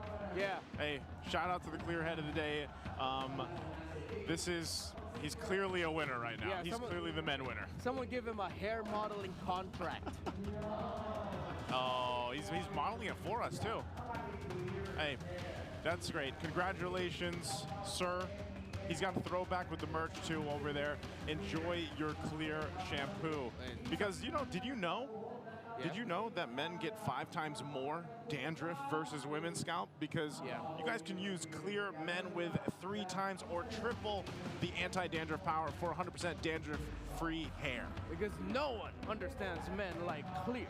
Power up your dandruff scalp, supercharged with Clear. We got some of those last night, was it?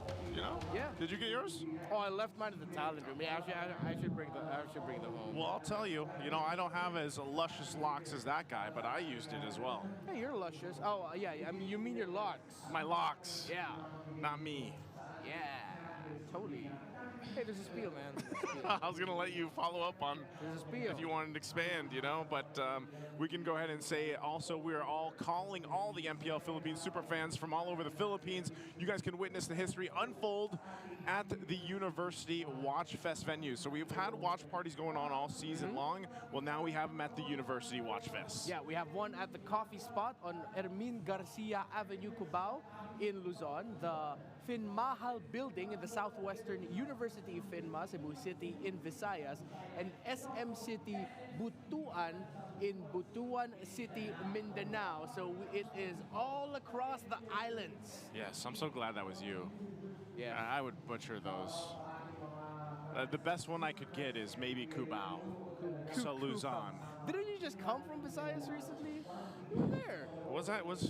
Yeah, in Bacolod. Yeah, Bacolod. Yeah, that's true. Yeah, I guess I did. Visayas is pretty big though, right? Like, I mean, it's technically it's It's a whole group of islands. A whole group of islands. And you guys be in the group watching here, do you guys want to win some diamonds? Because you can just watch MPL and get a chance to win diamonds. How easy is that? Yeah, all you got to do is just post your reactions while watching the MPL live stream. How easy is it? Not your sound effects. And make sure, not your sound effects, your facial reactions, and make sure to include the hashtags that you see on your screens. And that is hashtag MSLXMPL Watchfest, hashtag MPLPHS15, hashtag MPL Pang Malakasang Reaction. What is it? Yeah. A strong reaction? Yeah, the stronger reaction or something like that. So we showed the hashtags that you have to post them with. Just pull them on up, like go back a bit. It's diamonds, guys. Just gotta post your face, your reactions, your videos. So how many diamonds can you get? That's the question. Yeah. That's what we got to know. So you guys go ahead and try to go ahead and join that, win some diamonds, get this Wait, are the Naruto skins are still available? Yeah, they are. They are until like for a while, right? For a while. For a while. I really should get one of them. I haven't gotten one yet? I have not gotten one yet. I'll post my face and hopefully I win some diamonds. Real quick though, we're gonna go over to the smart ping test to see how our players prepared for this matchup. Yo, ladies and gents, boys and girls, I'm back. That's some nice timing by me. Mga ka-neighborhood, Let's do 1, 2, 1, 2. Pag natalo tayo pre, bawi na lang tayo sa basketball pre. I saw Kayain natin agad this. sila. Focus lang tayo ulit guys ha. Oh, come on. Mark, walang manginginig ha. Healthy lang tayo dito tol. Walang toxic. Habang may tatsulok at sila ay nakatutok. Di matatapos itong Rubbish. Hello, can you hear me bro? Parang malakas ako ngayon ah. Tara nga, warm up pre, RG. Pasok. Grabe, marunong na to ah. Mga nagpa-practice modes ah. Kel, tinignan ka ni Marco Kel, sabay tumawa. And that is our smart ping test, bringing you low latency gaming with Smart's Sulit promos. Subscribe to the 5G with non-stop data for non-stop gaming on your favorite loading platforms non-stop, or the smart booth right outside our MPL venue non-stop. It's a whole lot of non-stop, and right now too we got the selection sides going up here for Falcons.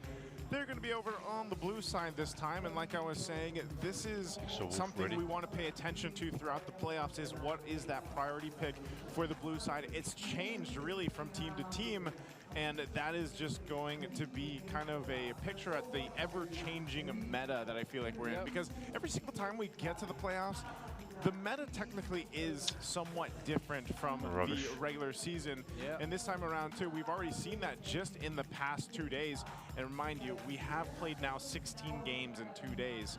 Damn, witnessed 16 games so far for our teams to duke it out. Now, on the flip side, I know in just a bit we'll be joined up by Brigida, but TLPH, man, they need to go ahead and bring a better composition, I guess, that they can execute early on in the game to get them into the 1-to-1 series here. Yeah, I just want to see Sanford in something more active. Yes, the Turismo made sense in that regard. Yes, it was the right pick because that's what they needed. But come on, it's the Apex Predator for a reason. Well, we'll see what they do. Sure there's another one, are you there? Can you hear us? Welcome. Hello, Renmar. Naisu, Brigadudes. I hope you're all having a great evening. We are. Someone just saved that sound clip. Brigida. What? How did you feel about the Turismo? Because you mentioned this earlier. Yeah, but I did say it was supposedly a suggestion against the Fredrin. So we gave it a little bit of like hope in terms of how it could possibly synergize with the Fredrin, but they were too limited in terms of how they could move. So yeah. probably will be switching things up, or they'll be forced to since the Fredrin is banned out here by Falcons, and they pick up the... Oh, it's been a minute since we've seen Joy first pick, but hey, Matilda's open too. Yeah, bounce the Fredrin ban right away just so that they can set up the Joy for success and they can pick it up. I think that's an important condition for picking Joy now these days. Yeah, okay. It's interesting. Majority of the bans that go into the blue side, there's the Booyies every now and then. They aren't here for Team Falcons. They were really heavy on the utility junglers against Easy, which is pretty interesting. And although the other options like the Hayabusa could be picked up for Red 3 if ever Cloudbeat wants to consider that, or is Falcons really forcing him to? Joy. Oh, we'll see. Joy is annoying, and they got to get his hands though on the Granger again, so it's going to be a classic matchup for the gold lane, which is to be expected, and then there you go. So you got the Hayabusa locked in. This has to be the game also that Carl Teasy hits the achievement. Yeah. Right, like, wait, what was he at? What is he at? Does he need 2? Yeah, I think he needs 2 more kills to reach 2,000. Yeah, so he needs 2 more kills. If he doesn't get 2 kills on the Hayabusa, something's Get out of the way, please. Right. We're in a different reality. Something went terribly wrong or terribly right for someone else. Well, taking a look at the hero stats here for Oheb. Loves this Harith pick, 75% win rate, a massive KDA of almost 11, but sitting at 10.92. He's played 12 games with it as well. And again, this has been the gold lane 46,000 well. Throughout season 15, it's mostly been the Granger and the Harith. So they take out the glue. I don't have enough for this. Glue got that together would have been really great. I need one of these, bro. Granger. I think more range is what they're going to be looking out for. The fact they're picking up the Gatot this early on, I know it's because you really want to use the Unbreakable as your best crowd control possibility of taking down Oheb. Use that taunt. And I think at the same time it's also a safety for JP, unless they're already thinking about picking up a static mid laner. That's why Team Liquid Philippines were so adamant on picking up the Hayabusa as the red 3, because if ever Falcons ended up with something like a Farsa, an Eve in the back line, you already have the Hayabusa to deal with it. Yeah, I was also thinking along the lines of a Kimmy, because the Kimmy Gatot really works well, but there is a Hayabusa, so it'll take a lot for Team Falcons if they ever still want to pick up that. I can't see any eggs. I'm missing something. And the Badang too. I mean, the deny of the Badang for Flap, I feel like it's a huge decision too made here by Team Liquid Philippines, which could potentially switch things up. I can't make anything. Okay, well, there's the like I said, it's going to be the Jawhead. I really haven't been grinding this event. It was the top choice of JP through his favorite hero so far for the regular season, so his options, at least for the roam, are down to a few. Maybe we see JP. What can we see JP on? I know the trip is still open. Like, does he go for? I want my 100%. Oh, I can't get his 100% win rate back anymore. But I want my redemption. Well, Matilda is open, but I don't feel like it's gonna synergize well with like what Team Liquid Philippines has drafted so far. So. Oh, yo. They go Hildy. Yo, just put the Gatot in the roam and then you pick up an Esme as your EXP lane. Then you're up against a Hilda Badang Harith right away. Hopefully they're thinking about the Esmeralda for Falcons. Glue. Yeah, and we saw Esmeralda pop up because it was up against Hilda Badang and Harith exactly. I believe that was it Edward who brought it up? It was Edward. First? Yeah. That's gonna be tough for Team Liquid Philippines if ever it does get through. But it comes again, other option. Glue's banned. There's the CC. Yeah. CC would also be great, considering that you need at least the curtain call to bring it down. As expected. Esmeralda, of course, one of the other key players for the Selena in the MPL Philippines. Fast for good zoning. Himself and over across from him, they're going to go with Sanji's Farsa. So a lot of damage, a lot of magic damage over on TLPH, but maybe this will set things up for a better early game if they can be a little more aggressive. And again, I think a big part of this too is how Carl Teasy is able to rotate and maybe snowball in the Hayabusa. But this, hey, if he hits the milestone here, that's going to be a great hero to have for him, and we'll see if they can even out the series. Any last thoughts here, Redmar, on the compositions? I really like the Esmeralda pickup. I'm leaning towards Falcons for this draft. Okay, Falcons. going with Falcons. You are the Falcons guy. And Kaka, TLPH though. I would love to see them get to the point where they even out the series here. We wouldn't want to have it any other way. You can already take one glimpse of the compositions. I'm gonna hide it. And Champions Arena will be thrown over to the caster desk to take us into Game 2. Falcons looking the cleanest they have ever been all season long. And what perfect time to do that. Good luck. Have fun. In the Champions Arena for their clash of the Titans against their fated rivals in Team Liquid Philippines. They're first of the board, by the way, 1-0 for Falcons. Can they hit match point? Yep, they're one win away from getting just that. And with that Esmeralda pickup, we're really looking at how Team Liquid Bro, Hilda is a will problem, manage man. all this, but it seems like it's by an aggressive rotation early on from Sanji on the far side, which, by the way, felt like a very confident pickup too. You know, you already saw the Selena, you already saw everything you're going up against in the lineup of Team Falcons, even the Joy, but he still decided to pick it up. Yeah, you're talking about confidence. I mean, why would you not be so confident with your Selena? You're practically one of the first players to actually play it in a professional level. You know what I mean? So, and playing it still at a very high level. Maybe around 7-8 years later, that's impressive. And you were there. Rockhart was there in the height of Fuse Selena run. Won a championship off the back of it with Signal Ultra about, you're right, 7 years ago. Almost 7 years ago, and he's still playing it today. And people are still scared of his Selena. That's the GOAT father for you. The GOAT father. Damn. Oh my goodness. That's like super Two friends. consecutive abyssal arrows connecting to the mid duo of Team Liquid Philippines. So that's the GOAT father and the Selena for you, and that's probably going to be a problem too, since JP, as much as he wants to like become a problem to Team Falcons, if they're guarding their junglers so well in the mid lane just by doing all these, or just by throwing out all these abyssal arrows, then they won't be able to get the job done. This is an odd time to pick a Rome Hilda. It's great for dancing, though. Don't get me wrong. Here's a turtle. Early on, he catches an arrow. Yeah, arrow straight to the face. Sanford can't even react here, but Sanji already able to pull off a beautiful feathered airstrike. That means putting Flapteasy quite low. But you know what? They're gonna be all good and all fine because they seem to be. Oh, not really. Carl Teasy, he actually went back. JP though. What's going on? Still here. And we fight. Yeah, we're keeping fighting. We're just going non-stop here. Because Falcons, they know that without Carl Teasy still inside the base, this Retribution Turtle is theirs. Carl Teasy closes it and cleans it all out. But Ogwen might have been overseeing a little bit. Good answer with the Helda, though. Oh, it's too much. Wait. The abyssal arrows, the falling star moons, all that, while you're able to immediately eliminate Sanford. So there's no threat of a setup from Team Liquid Philippines because JP, he can only do so much. He just stands in front of everyone. He tries to get the information, but the setups are supposed to come in from Sanford. So what's the game plan here? Again, I'd hate to say it so soon, but 3 minutes in, JP's Hilda is feeling like Sanford's Terizla. Yeah. And they're both for Liquid. That's tough to hear. Oh, but look at that, though. Oh, my goodness. Out of nowhere.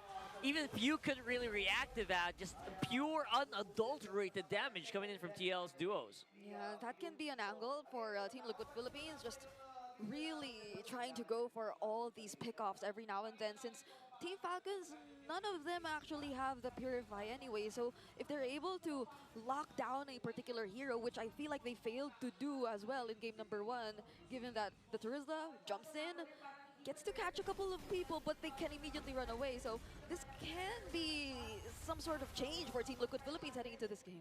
Team Liquid Philippines still not letting go of the fact that they might go for a turtle here. 30 seconds up, and JP's clearing bushes, keeping tabs on what, multiple heroes? I guess this is a good use for the Hilda early on. That's right. I mean, essentially the same usage with the Selena today. As much vision as you can, but JP obviously can also tank in the middle of a fight. Problem is, he's not really tanking for anybody. Kyle Teasy's, he's trying to catch up on the goal. Oh my, but imagine this, you're JP, you're trying to scout so much information, but in turn it's Falcons who gets to constantly approach you and deny multiple green camps away from Carl Teasy. Fortunately, he's still able to make it to level 8, so let's see how this turtle fight goes. very happy to just stay up on front. TLPH are still very confident that they can take this. Ogwen is gonna have to be ready here with a good AOG because they have a very hard lineup to lock down here. Yeah, hard reset here for the Turtle. Why is my mana count lagging like that, bro? Kyle TZ first before anything goes. Flap TZ holding on to that Turtle, and yeah, neither team wants to go for it first because I think Carl running is going to minus go 2 for his FPS, purple bro. then. That's a fair call because you also need to check the XP and the buffs as well. Yeah, no, this is a slow Turtle take. Turtle number 2. Yep. Sanford's doing his best to try and block off you, but that doesn't change the fact that Flap TZ's been holding this Turtle for a while and he's been absorbing the shields that JP produces every now and then. But they bought enough time though for Team Liquid Philippines to get into position. Look at that. Flap TZ's been in this Turtle so long. He's starting to develop a relationship with it. And now, in the meantime, though, nowhere to be found is a Retribution. Kyle TZ decided to just go for the turret on bar. Very proactive. Yep. They're like saying, hey, we're not going to dance anymore. We'll just get something that we for sure can get. Oh, my lord! Flap TZ! And they already used the Feather Airstrike. This might be an opening for Falcons if they can make an arrow, any Abyssal arrow hit. But again, they are just making sure that they don't die in the first place. Yep, Team Liquid Philippines did a great job at avoiding the AOG coming in from Ogwen because they could have potentially started out a fight in that moment, but none of them, or they weren't really complete, so it's probably just really being careful for now for Team Liquid Philippines, especially considering that the gold lead isn't that big just yet. Super Marco is doing a great job here against 2 in top lane. There's not much pressure. Again, if Carl TZ can't find you, Marco can just start hitting you. Conceal! And now they are doing the pressure this time around. It's CLPH with a 4-man squad pushing the Falcons back just so that OHEB can get that turret. Very beautiful maneuver for TL. Okay, so it's either Carl TZ gets you or the other 4 members get you. Yeah. Yeah. And Carl TZ, by the way, is maybe 1 or 2 kills away from actually getting that milestone because he already got 1 earlier, but hold on. AOG! AOG, they catch here. It's Sanji. Oh, Wings by Wings keeps him alive, but Carl TZ, there you go, with a shadow kill, barely takes out Flap TZ. They don't want to give it to him. That was so close for Carl TZ, but they split up the damage of the Uki Shadow kill really well. And 20 seconds before the Turtle Team Falcon seems to look like they want to take a pick-off before that happens. Hey, they're chasing. Kyle TZ says, you know what, I'm a joy. I'll just keep going. I'll electrify you. But Sanford is tanky enough to take a... Oh! What the heck? All right, he's alive. Slows down the recoil. The predator becomes the prey. In case the gold lead is still giving you doubts, Falcons are in control. That already feels like a pick-off, more or less. That's right. Carl TZ going to be taking out that turtle with a retribution. But Ogwen is also going to be next on the docket. Shadow kill keeps him alive. And the shadows, actually, he might be able to do it against Flap. Nice. His fellow TZ brother going to be able to make it out, though. Carl TZ wants to hit that milestone in this game. How poetic would it have been if it was Flap that he was able to take out, right? His TZ brother, as you mentioned. But they just retreat for now, and it feels like Team Liquid Philippines are able to regain control of the game so far. And the game is in Liquid's hands? Is that right? The gold lead just suddenly ballooned because of the engagement. Flap TZ gets popped! And there you go, AOG at the back, but there's just no backup whatsoever. Ogwen, I think, will fall without much of an answer here coming in from Falcon. Super Marco hitting his marks, but the hits are just not as solid as they thought they would be. Look at that, though, Carl TZ from the back. He'll be able to get something. It's a 2 for 2 in the end. What was Carl doing that deep? He... what was it? He killed Ogwen, but I don't think that's worth it. Not for 40, not for Sanji. Yeah, and on the other hand, Kyle TZ did a great job at trying to look for that pick-off against Sanji, and they successfully did, so they prevented any further aggression from Team Liquid Philippines. So we're seeing the contrast so far by now between what's happening in this game, but Team Liquid Philippines, they need to consider this carefully because they're already in control. And here's the thing, Kyle got away with it. So now you're questioning, what is this economy? How is Liquid continuing to grow this 2,000 gold lead, approaching 3, and still lose these smaller fights? I guess they're trying to get leverage over the fact that Flap but can't really dive onto them. too much. 4 turrets. Once he dives, that's a one-way trip. And they only lost 1. That's an aggressive wings by wings coming in from Sanji, however. That's what we're talking about, though. But this time, it's going to be a sandwich play coming in from Falcons. They're trapping the cavalry in between a rock and a hard place. And they're in a hard place. They're going hard in this time around. TLPH are on the run. They're helping the Lord as well. The Lord 4 down. Triple kill for Kyle, nice. And that's going to be 4 cavalry members wiped from the map. And just 40 left. GG, man. Sent home by the Falcons. They corralled that was a good fight. the cavalry. Nowhere for these stallions to run. That felt like a huge miscalculation. The moment they burned their major resources of actually getting away, the quad shadow, the wings by wings, we mentioned it. And that was when Team Falcons knew that they got them surrounded and that they could engage in that fight. And what better timing if not right before the Lord objective? It's as if Falcons planned for it, which I think they did. Lord spawns down bottom lane. Carl TZ, I think he is at the milestone or is about to reach it. 1 more kill. It's just... Oh, now it's a draw. Not the right position. You can't celebrate it. Not like this. Need one more. One more turret. You're getting pushed into your base. You're getting a lot of waves coming into your all 3 lanes. You're staring down match point if ever this goes Falcons away.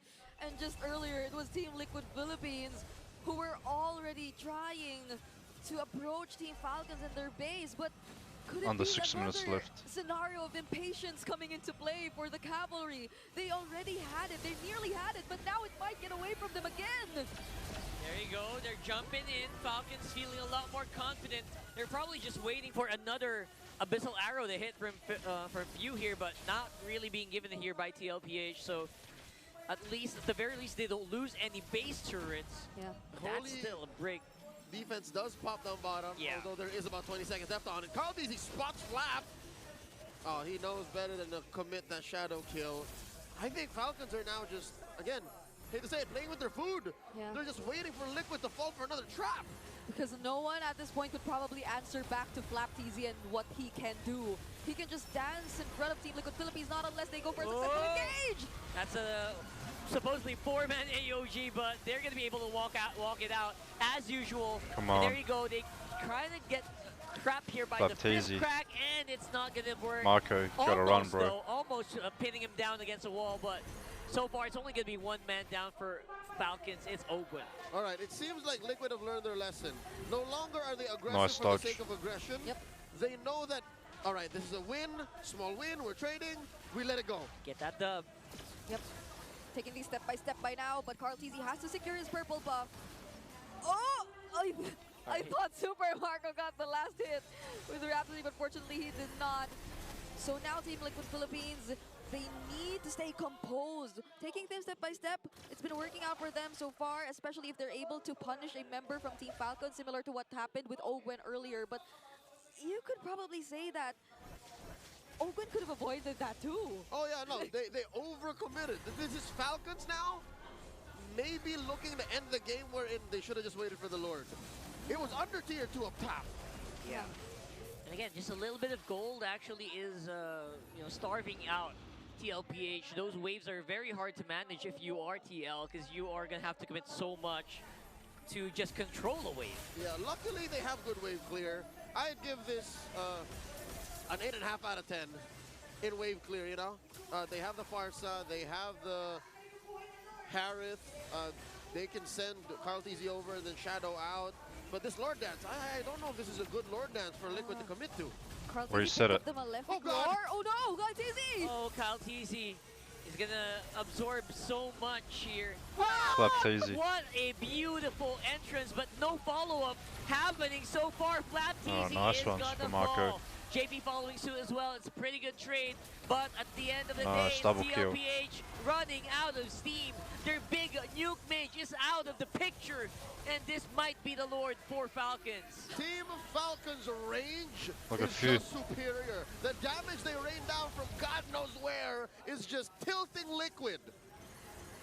Kyle TZ just took advantage of Damn, but then I JP's want to go for position Lord.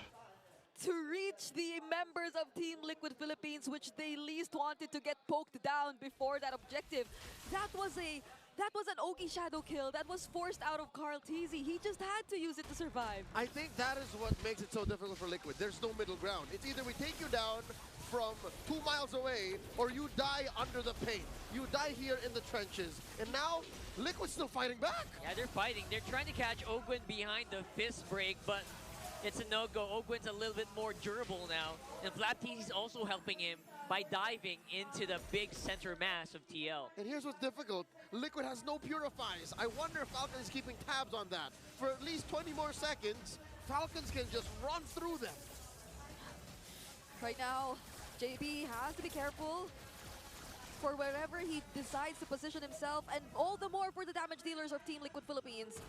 They might want to the 1.5 minutes left for the merchant. The Abyssal Arrows, somehow they find their way towards Sanji, and it's very unfortunate that it Let does. me farm up a little. It's a really great job so far for Team Falcons, and there's the conceal! And they're keeping eyes on the Baby Cakes duo. He's one's on the left and one's on the right. F.E.A.R definitely keeping track of where Sanford is by hitting him with the Abyssal Arrow as well. But look at that. They're basically giving so much space for that Lord. And Ogwin just absorbing so much from that center mass. It's going to be kind of easy with the Lord, though. And there's going to be the chase. Falcons, will they go for more? Looks like they are going to be able to get JP down. Immortality is going to be popped. Does he have the shadow kill? Nice. He does not. JP falling. Marco dead. Oh, her double kill. Look at this beast. He is not giving up. Nice. But Few will shut him down. Nice one. That's a wipeout. Falcons are here. And it looks like that can't end, can they? Will they? Sanford's gonna come back in 3 seconds. Oh, 3 seconds. But he's up against Kyle Teasy and a bunch of minion waves marching down mid. Not just any minion waves, it's a Lord minion wave on top as well. 9 seconds on the JP. Do they have the clear to deal with this? It's all on 40. The Apex Predator has to commit to a defensive alive. Go. Daddy JP. No, you can't. Here we go. It's a 2v1. Ogwin is pretty far up, but the Lord already has its sights onto the base. Oh, nice and here one. Comes Ogwin at the very last moment. Space. And Oheb will not be enough to stop him. We are at match point. Holy shit.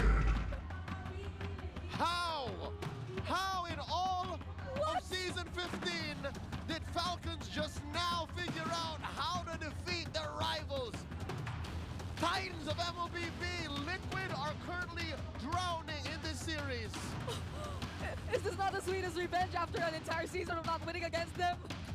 Oh, let's throw it over to Naisu and to the ultimate Falcons guy, Redmar Santa Cruz. I've got the Falcons guy right here, and he... Oh my God, the last sequence? No, he's not chill. We're not chill. We were freaking out. The last sequence, what was that? What is going on? It looked like, okay, Falcons got that, but then suddenly Liquid, Oheb, what a freaking clapback. Almost got penalized there. But then suddenly, Kyle Teasy from out of nowhere to swing it back. I felt like that last team fight was just an excellent example of how these two teams know each other and the level of MLBB that we have to expect when going up against each other. Because TLPH, it was a back and forth for a majority of the time. Suddenly, Oheb woke up and then came in at the right time. Then the arrow from F.E.A.R, but then Kyle Teasy coming in at the perfect time there in the end with electrifying beats. These two teams were just so good in this game number 2, but Kyle Teasy coming out on top, 7-1 and 5. Man. Yeah, 911 GPM. This Joy, it's been a while, I feel like, at least so far in the playoffs that we've seen the Joy picked up, especially first pick on that blue side. It was open, they locked it in, Kyle Teasy gets the MVP here, and it was that last sequence. And even the way, again, it was a Joy because you had the electrifying beats at the end. He was able to go ahead and clear up those waves and then end the game with that push there. And it was just overall a nail biter towards the end because there was a moment, there was windows there for TLPH to actually win their favor, and it could have even come down to one of those Lord fights here. We're going to take a look at the highlights of this game number 2. Again, it's a good back and forth where even for TLPH, they had some good team fights in the beginning, but unfortunately, this is what Falcons, I don't know if people actually forget about this, but if they do, Falcons is the team that was known for being so objectively dominant. You know, when it came to back when it was all the Lord dances, like they were the team that really perfected that. And when it comes to the objectives and the decision making around it, you see that still today in this current meta on how they approach these fights, how they approach even the Lord dances. Yeah, I'm thinking if Team Liquid Philippines were not able to foresee the Esmeralda coming in, considering that of course, they locked in the Hilda and the 4th, and then afterwards the Esmeralda came in. Because for Team Liquid, yeah, they had JP on the Hilda to get vision and whatnot, but it wouldn't be able to disrupt Calteasy so much because he's up against and got the gacha in the roam. And then ultimately, as we mentioned, it was the Esmeralda pick. There were times where it looked like F.E.A.R, what are you doing there? It's just like, dude, it's because I'm sucking up all the shields that their lineup has that I can afford to do this. It's so easy for me to walk up, deal damage, front line, significantly more than I can compared to the Hilda on the other side.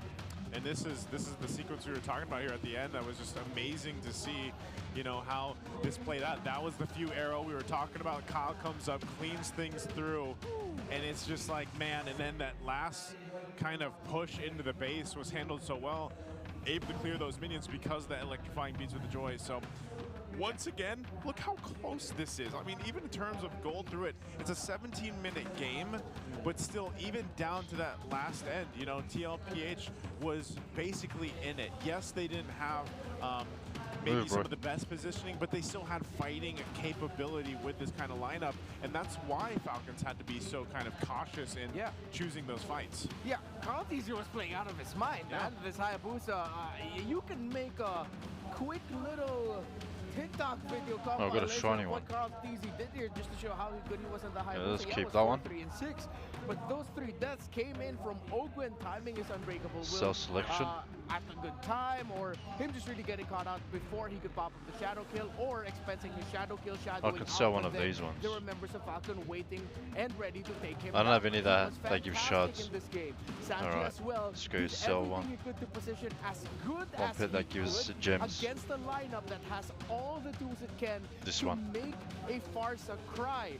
He still walked away with dealing almost 55,000 damage. So Sanji and Oheb did everything they could with what Falcons brought to the table.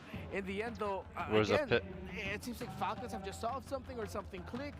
Maybe it's because they're so battle-tested from yesterday against TNC Pro Team that they're just making a little bit more right choices. And it's not a significant gap. Team Liquid Philippines were fantastic that game. Yeah, they were.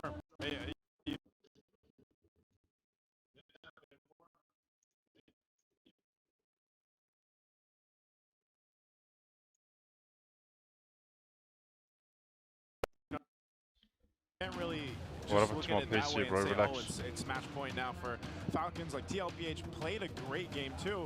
I didn't sell it for us. Towards the end there, they weren't able to go ahead and win that team fight. It could have really been something different. Because you can even see, you know, Oheb being the carry here, popping off on that damage. We saw previews of how just bursty he was sitting there. And like you mentioned, even with Sanji, JP as well, soaking up a lot of that damage. But our BPI rich guy is going to be none other than our MVP. It's going to be Calteasy, 911 gold per minute, and a total amount of 15.5K basically.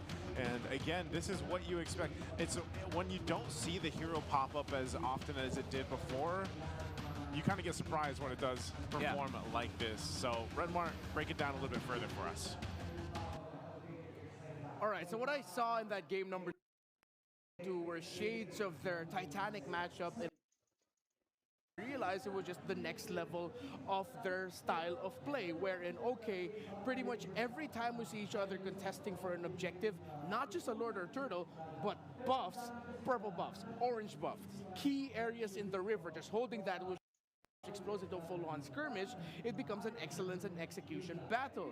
Looking in this game, of course, blue side, now Falcons are sitting at 13-11 after that, 13-5 for Team Liquid Philippines. Of course, a significantly better record. But look at the crowd control time of the Badang, 22.2 seconds. Fantastic game from Sanford, did what he could, and then at the same time, you have F.E.A.R on the Esmeralda, frontlining and tanking again, 134,000 4,000 damage taken. But then look at the crowd control time of you. Almost 30 seconds secured by hitting those abyssal arrows onto the key targets. And that also is affected, this number is also affected by the slows he can dish out as well from the abyssal traps that adds to crowd control time. So when you look up at this lineup, yes, for Carl TZ on the Hayabusa, it wasn't such a direct approach of like who could he go for. It's mainly just the Granger, but these three are playing such, these other four are playing such separate games that it's hard for a Hayabusa to make up the most of a shadow kill, but he would be able to find Granger and whoever he could at key times. Again, Carl TZ was wild in this game. That Falcons had to be even better. That Selena and the hands of few had to land onto so many people just so that they could make the most out of it. And at the end of the day, Team Liquid Philippines fell to the Falcons. Despite Falcons looking like at times they would slip, they didn't. At the right time, they were able to call on Kyle TZ and Few for some heroics.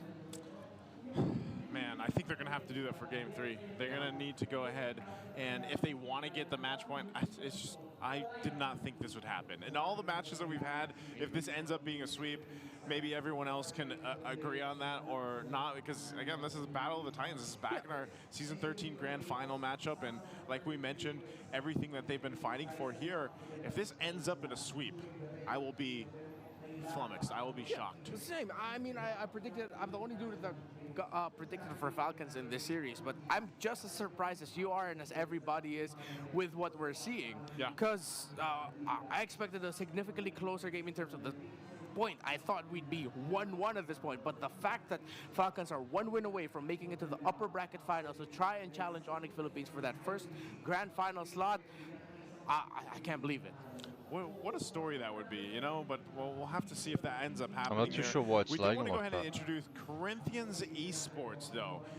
This is, again, taking a glimpse at what's ahead of us, and that is MSC at EWC 2025. Corinthians is one of the MPL Latam's reps at MSC at EWC 2025. It's empowered by a Filipino player you might recall here, a former TNC player, and that is Hesu. Some of his teammates are also familiar faces, of course. You have RQ Akira players over there, and they have been one of the staples in the internationals that you've seen. Again, their stats speak for themselves, but I'm wondering how Hesu fits into this, because, you know, the likes of Luis and just all of them, really. They fit in very well, and I say they because it's not just Hesu who's a Filipino there, but he has a fellow Filipino in the jungler Flick, who ever since in his introduction into Corinthians Esports have just been playing really well. And now at this point where they're going to be going up against LATAM's Influencer Rage in the grand finals of MPL LATAM Season 3 on the June 8th. Well, let's go ahead and take a look at our video here for Hesu. Oh, I think we had a, we do have a VTR, but you get to see us. You get to see us first. None of us are Hesu. No, yeah. I remember when Hesu was still back here in the Philippines, he'd always do that dance. We can't do that dance, Yeah, you know, but maybe he's going to do it in the VTR. Let's go ahead and take a look at this. Hello, I am Hesu from Corinthians and I'm playing on MPL LATAM Season 3. Sobrang saya ko po dahil nakapasok na ako ng MSC/EWC at paano ako na-recruit ng Corinthians, parang normal lang po. Nag-chat yung coach nila sa akin. Bro looks Korean and Filipino. Ayun, binigyan nila yung tiwala nila sa akin tapos nag-pay off naman po. How is MPL LATAM different from Not any too other sure regions why. that you've played in? Para sa akin po, ang pinaka-difference ng mga What's with iba't the ibang F.E.A.R region lag? ay yung culture nila at yung mindset nila kung paano sila maglaro. Yun lang po. For me, the biggest thing I had to overcome was the communication for the whole team. But overall, they made me feel welcome and truly accepted. See you at EWC Corinthians. How would you describe your team? For me, my team is very makulit, very mapagbanding, and ang turingan namin sa isa't isa ay brothers. Kaya madali namin nasasabi yung mga gusto namin sabihin sa isa't isa talaga. I'm closest to Fleet because we can make jokes easily because we're Filipino. But I'm also close with the three of my teammates because They also joke with me and I joke with them. Sometimes I don't understand, sometimes I understand. Para sa akin guys, lahat na nakapasok sa EWC/MSC 2025 ay sobrang lakas at sobrang pinagpaguran nila at sobrang hardworking nila. Kaya kahit sino man ang manalo, I think na super deserving talaga. Para sa akin, gusto ko makalaban ng mga pinaka-strongest team sa MSC/EWC para matest ko ang limit ko. Hindi lang para sa sarili ko, para na rin sa buong team ko. At promise namin na gagawin namin ang best namin sa lahat ng makakaya namin. Thank you so much sa lahat ng truly na sumusuporta sa akin. At sa lahat na nagda-doubt sa akin, thank you rin. At spread love and positivity lang. Sa lahat ng mga kaibigan ko dyan, thank you so much then and I love you.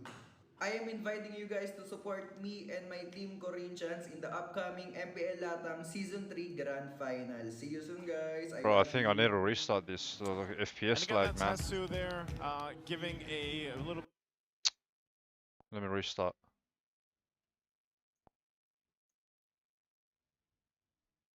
Himself, 2,000 kills. That's a lot better. I'm not sure why the fuck that happened. Yeah, alright, sorry guys. 15 seasons to do it. He's going to be the first player to do it. If I'm not mistaken, that should be globally, right? Considering that how long he's been playing, how long it took him to reach the 2,000. Yeah. We're live, yep.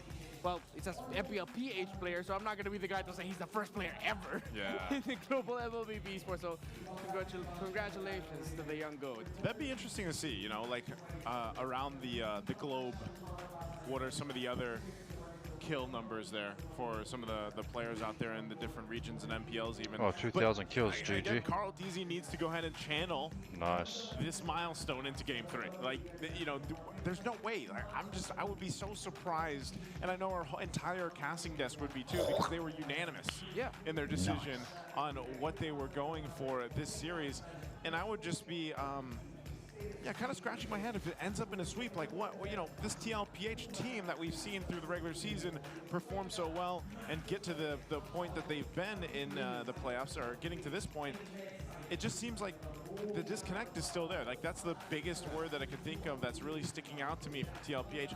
And it's not that their drafts are, like, bad or anything. Like, the drafts seem to be rather, the idea is there, but the execution when it goes against what Falcons is bringing seems to be the problem here. I mean, okay, for me personally, when it comes to the drafts of Team Liquid Philippines so far, there always seems to be like one thing that makes you scratch your head, question it a bit. So that Turizla? You could think about it as like a bit of the weakest link, maybe. Yeah, number one would be the Turizla. But then again, in that scenario, it makes sense. Game number 2, it was the Hilda. But then again, in that scenario, it made sense somewhat. A little bit less compared to the Turizla in my take. But yeah, as you can see, there's always at least that one pick that makes you go, huh. Well, for the side of Falcons, when it got to their last picks, in game number 1, it was Matilda, last pick red side. Game number 2, it was Esmeralda and Selena as one of the last 2 picks blue side. That made you go a little bit more like, oh, I could see it. So you see the dichotomy there. So I feel like, since I'm feeling something as simple as that, that's what I saw. That's pretty cool. It's Joey. Give me it. Oh, bro. Sorry, my train of thought just got. I love mascots and stuff, by the way. Well, you know what? You lost your train of thought. By the way, there's more there. Brigitte, do you see these big cosplayers over here? Yep, I saw them wearing their costumes right outside. That's is that a Johnson? Yeah, that's a Johnson. It's a Johnson. And then what's the other one? Wasn't it a Belleric? Yeah, that's a Wait. That's a Belleric? Wait, no, it's not the Belleric. It's not a Belleric. It's Edith? No? It's Belleric. Why can't I recognize what skin that is? Yeah, I mean, we're looking. Brigitte, you have the better view. Okay. But you know what? Let's jump into the draft here. It's game 3, match point right now for Falcons, and already the picks are coming out. You already got the Joy. You already got the Granger. You have everything you need. Whoa. And over on the other side, Benang and Harith over here for TLPH. It looks like they pretty much got what works for them again in the previous game right here. It's the Joy and the Granger once again in the hands of Team Falcons, whereas Team Liquid Philippines, they will be going for a similar trend as well to what we saw earlier. It's still the Harith Badam. So it's very likely that we'll be seeing a similar pattern for this game. Yeah. So far, Except the... Joy Granger. Oh, yeah, it's the same. Yes, same one. Harith Badang, and it's just going to be a Hayabusa again for Liquid. I like the Hayabusa in that game number 2. It worked out very well for Carl, and it is same drafts. Only that they might probably not go for the Farsa against the Selena if it ever does happen again, or they ban out the Selena, so they have more room to operate. I like how Team Liquid decided to go more for the route of refinement here. They're not really changing the game too much. Because even they realized that, like, guys, we could have totally won game number 2. We didn't need to do so much there, so let's just adjust something. So far, no major adjustments, literally, just yet. Other than the fact that the Jawhead got banned before the low yeet did by Falcons. I don't know. What if TLPH just goes, like... What were the other 2 picks that they had in the previous game? We usually have the graphic for that. For Team Liquid? Yeah. Hilda and Farsa. Hilda and Farsa, okay. What if they did the exact same thing? Like, is that... Would we still be scratching our heads? They banned the Esmeralda though, so... Okay, Esmeralda's taken out. Good? Yeah, like, what if they just lock it in again? Farsa and Hilda. There's no Esmeralda. I mean, they were able to somehow deal with the... Like, was that the biggest problem, was just flap on the Esmeralda? Hell yeah. It's either flap or the Selena, but I feel like earlier it was really flap, just like basing it off what it could offer against the lineup of Team Liquid Philippines. Yeah. So is it a Luyi ban last for Falcons? It's so similar to what we saw in the last game. Yeah. So, if this is not the low E ban, then it should be very different. The course of this game, considering that Team Liquid Philippines now are going to be having that threat of a signature Sanji pickup, they banned the high loss instead. So still focusing on taking away a potentially great option for either JP and or Sanford. Yeah, and I'm starting to think that I definitely want to see that action type of approach from Team Liquid Philippines this time around. Like Stampede Express? Yeah, it felt a little, like, except for the previous game, I guess, but it's more of a passive version of the Liquid Stampede that we're seeing so far. Yeah, maybe the Liquid brisk walk. It's the Liquid trot. It's not a stampede anymore. Yeah, trot. It's the sound effect Leo made earlier when he did the. It was a really good sound effect. I can't even do it. Oh, there. Something like that. Something along those lines. Okay, what are they going for? Last ban was the high-lows though. Chip. All right. It is in a way redemption. JP had his first loss on the chip. He wants to go ahead and get another shot at it. This could work pretty well though, right? I mean, Chip with Hayabusa, the Harith. Chip Badang, not Chip Charizla. Yeah, Chip Badang. But there's an AOG that could come in from Falcons. Yeah, the AOG was pretty on point last game too. That's the thing. And they didn't ban the Louis, so they can pick it up here if they wanted to. That's a way to match the global presence that Team Liquid Philippines currently has. Plus, you're gonna risk giving the overload combo of Loey and Chip, though I'm not the biggest believer in that. It does work at times. This time around, Falcons get the Hilda, and they go Selena again. So the only difference is the Esmeralda that was banned by Team Liquid Philippines is now a Hilda for Falcons. So what if it's because like if you get the Selena here, you would be hesitant to pick the Louis. Do you just go Farsa? I feel like they just go Farsa. Yeah, like you just go like kind of out of options, just go to the Farsa, but you changed it a little bit, so it's not completely the same. It's same, but a little different. Yeah. What do you think, Redmar? I'm leaning a little bit more Liquid here. You're happy with it? I'm leaning a little bit more Liquid here. I like the chip adjustment. They still went for the Farsa. Same with Div. You're still going to feel Flap's presence, although it's not going to be as bad as it was in game number 2 with that Esmeralda. It's a little bit more manageable for Liquid. Comfort yet again. Yeah, we could be going to game number 4. Yeah, it's going to look good here. I think for TLPH, Yo, welcome timing, man. I had to go do something. But still, the way Falcons has been playing is what I want to take into consideration what is here. going on? Even as we look at the index, it's going to favor them a little bit. And I think one of the big things for TLPH is they got to shut down Super Marco some way. So we're going to throw it over to the casters to take us into game number 3. Let's see what they have to say. Clean sweep. Liquid has the lock in. I don't know. I don't know. Check the heroes. I want to see this go one more game. and give the cavalry what they came to see, then they have to make the most of this very good draft. I'll say that much. Welcome to the desk, folks.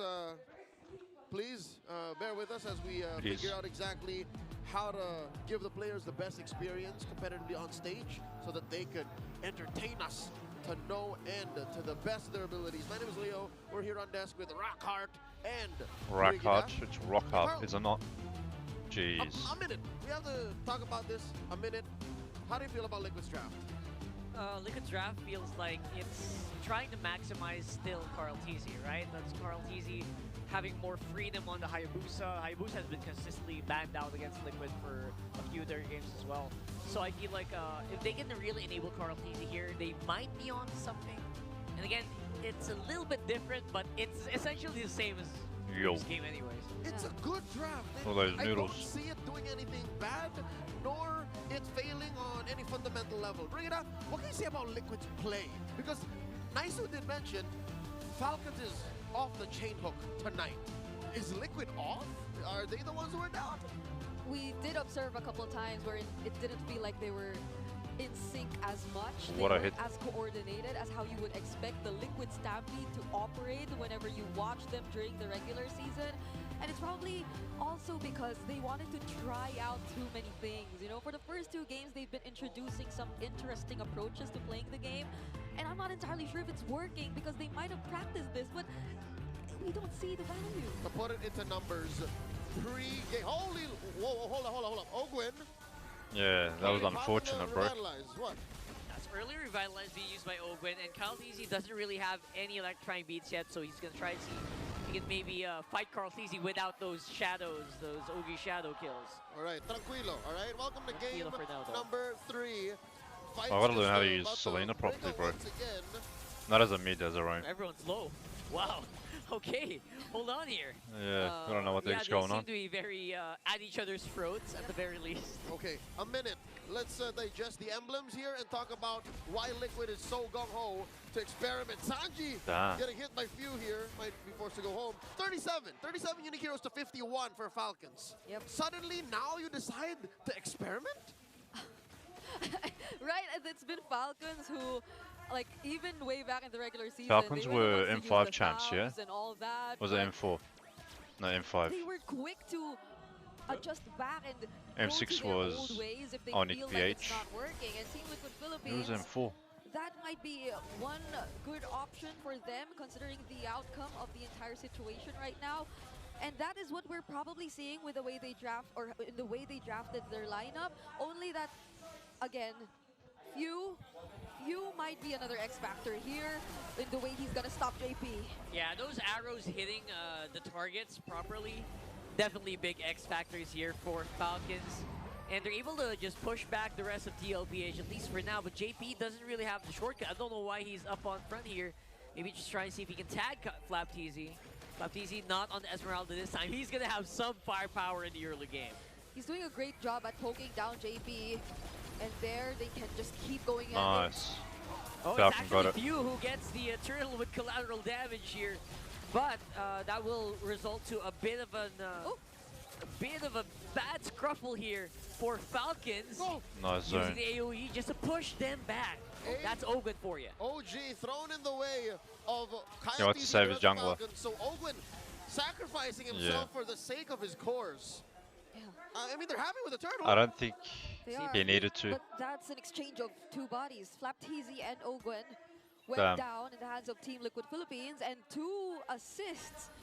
2 assists for Carl TZ. It's actually Sanji who got both of those kills, so this might be a good sign for them in the early game. Oh, there you go, feathered nice kill. The last hit will actually connect into Few there, which is a really good sign here for TLPH. 3-0 so far. All right. So far, Liquid is They've all pulling said a scripted. clear man. They're clearing out all the dandruff, all the flakes, all the kinks of their gameplay, and I hate to say that it's coming at the cost of Falcons getting messy. Yeah. It doesn't feel like Falcons were able to think through the way they approached the first objective fight. And how do you learn counter picks, bro? If If you don't go watch MPL. Remembering how it is to actually Is there like a Wikipedia? The turtle Counter turtle picks. control percentage, again, they're top 1 in terms of that, but we haven't seen as much in the past 2 games, but now we're seeing finally that same form from Team Liquid Philippines. They just have to keep this going. Yep, an average of 1.97 turtles per game. Chalk it up to 2. So that means they're at least guaranteed 2 turtles per game, no matter who the matchup, compared to Falcons 1.67. So it's already weird that Falcons started off with that turtle take. No gold You lead. got it off of a random trap pop. 236, Another turtle 500. spawning up top. How about this gold lane? It's not about this gold lane. How is Marco looking like at OHEB? Because OHEB's trying. I feel like series all along, always been trying. He has been, but this is Super Marco, who ever since yesterday has been constantly getting the BBI rich guy on the Granger. You know, so I feel like he's way too comfortable with the way he's able to play the Granger, be it in the laning phase, be it in the latter portions of the game. And so Team Liquid Philippines, at least for now, they don't get to worry about that as much. And fortunately, Sanji is 3-0 on this Farsa, so they have ways to deal with that. A little bit more time for those gold laners to get some items. Farm up, but for now, Turtle Dance. Falcons en masse here on site. Oh, Sanford, I think they saw he already used the fist break, so that might be a bit of a go signal here for Falcons to keep the pressure going. We're gonna try to contest maybe here, and they're playing on the Zaman Force. Shortcut is also nice one. Val stole it. He's gonna be the one who takes the turtle alongside Ogwin. Oh man, Liquid Philippines smelling 0-4. any sign of weakness, cracking down. Don't get stomped, bro. Marco to push down bot. Yep, more I'd say pressure 1 coming for in 1. from Sanford. This time Turtle around, for hitting tower. those fist breaks, make sure that he's able to push back Falcons at least for now.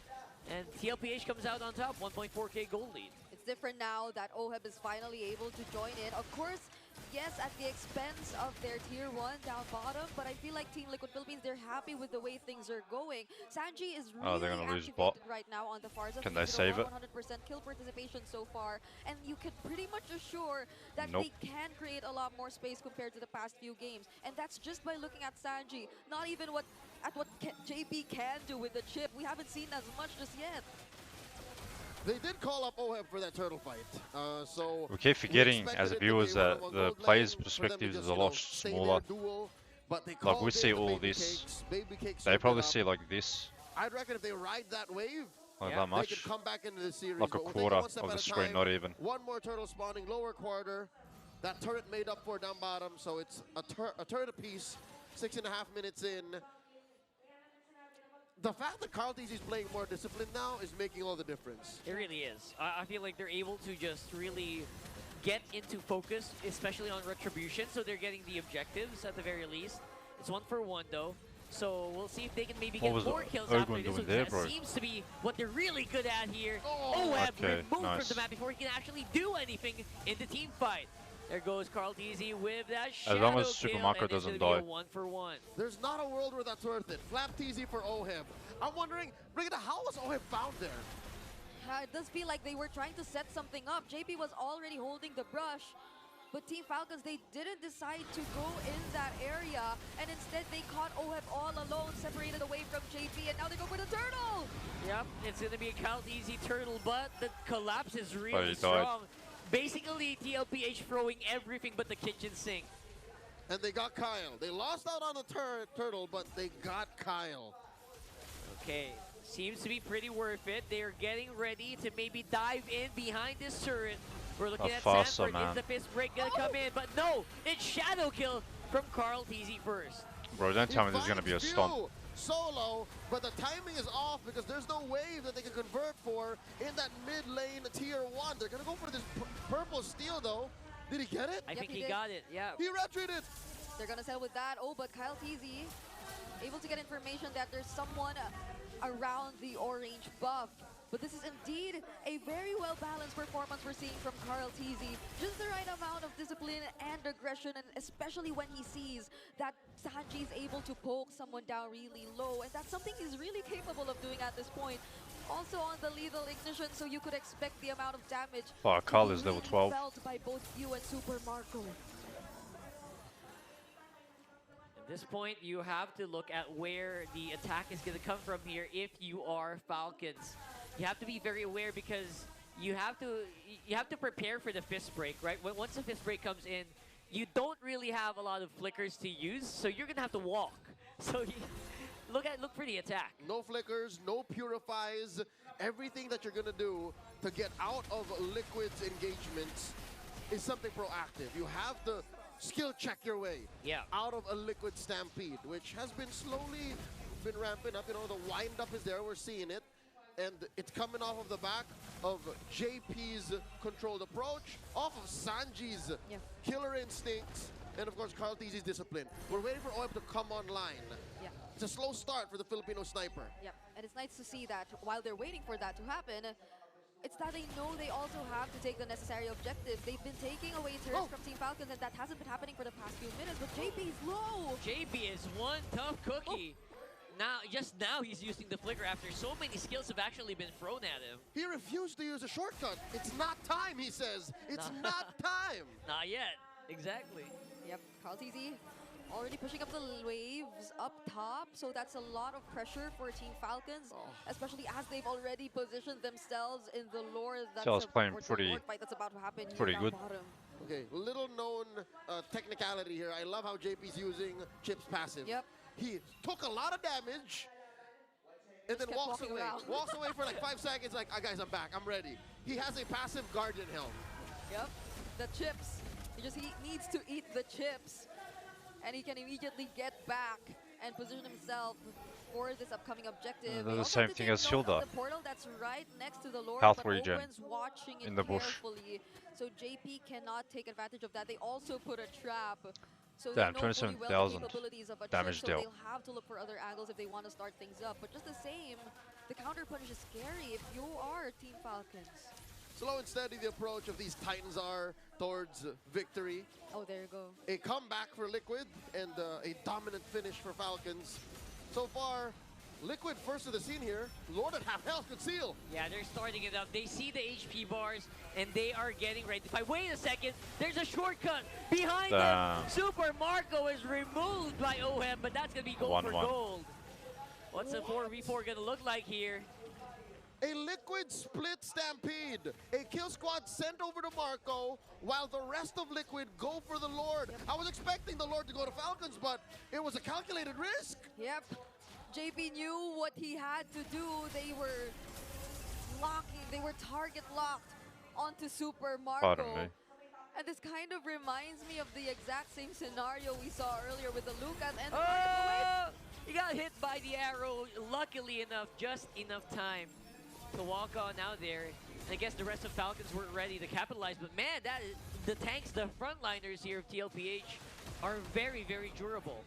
They have to be. They have, not just mechanically, not just literally in game, but they have to understand that if we die, that gives more room for Falcons to come back. JP jumps in! Speaking of coming back, it's going to be TLPH who are coming back by a shortcut here. But I don't know, it feels like it's a one-way trip. 40! There you go with a piss break, but Super Marco survives. AOG by Ogwin, and the dance is still going. And they're playing around with the Lord behind them. Sanji with a feathered airstrike, unstoppable kill on the flap. Better late than never. A delayed feathered airstrike.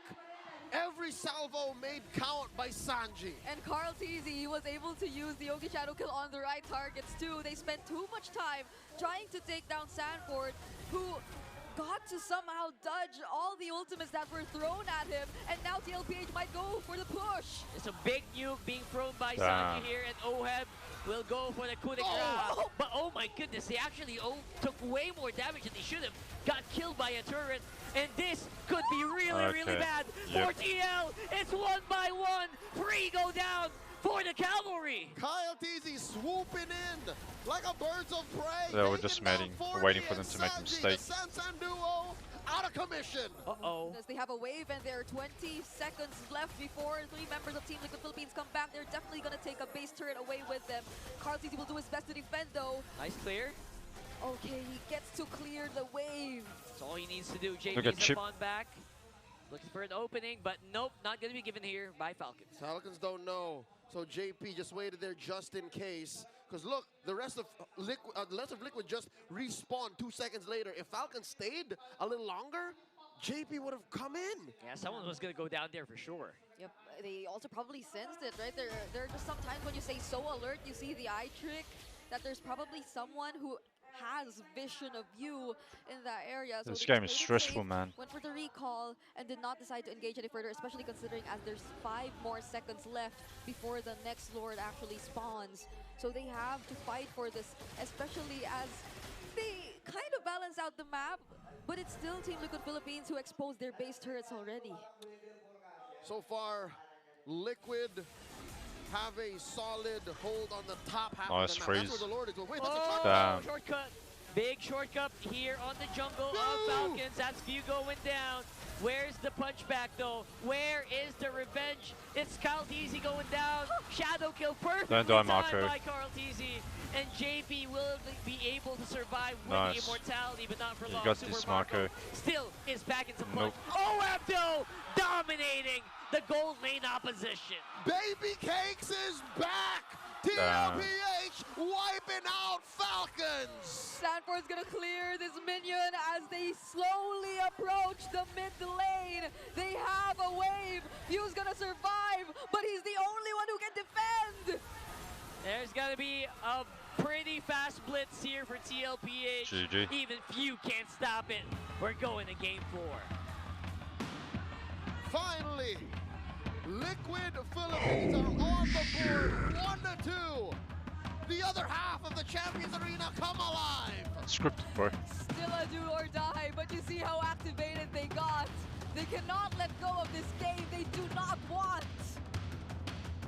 Ladies and gentlemen, let's throw it over to Nicer and Red Bar to talk about game number 3. We needed it. Oh, I know you guys mentioned the other half of the arena rose up. It's been a minute since I've heard the let's go Liquid. So here we go. They're ready. they're excited.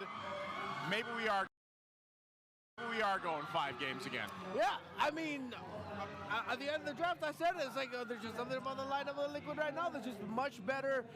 With Flap's role significantly diminished. Now Hayabusa on Carlteasy gets the MVP he wanted in game number 2. He gets it here in this game number 3.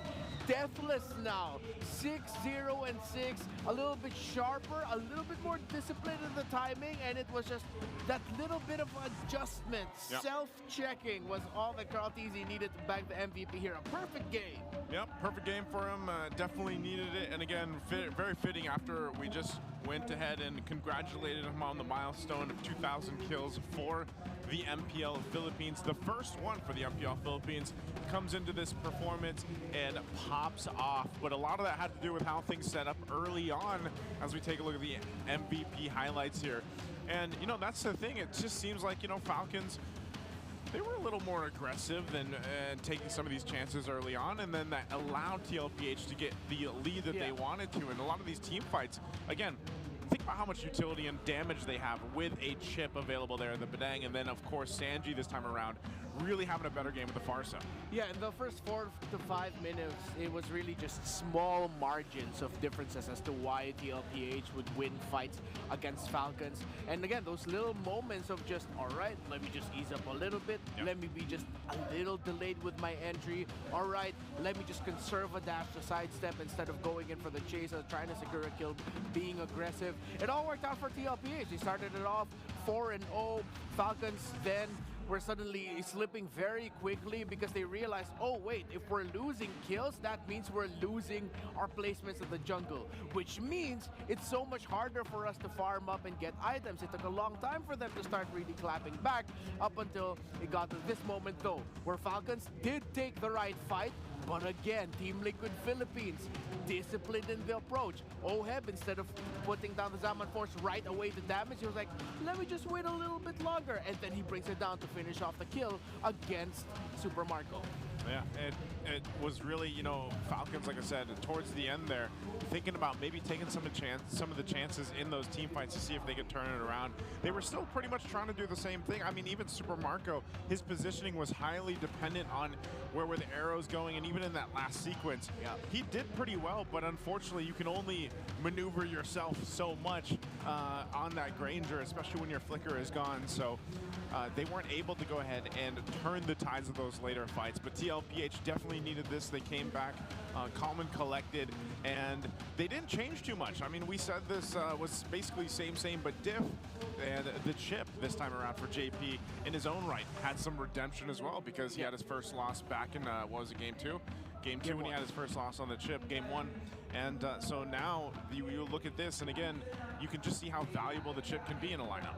Oh yeah, same team, but diff, but that diff, even though it looked like a small change, was actually weirdly very big. Again, compared to game number 2, he was packing a Hilda then. Of course, we know what Chip brings to the table, would bring the rest of the party to wherever he is.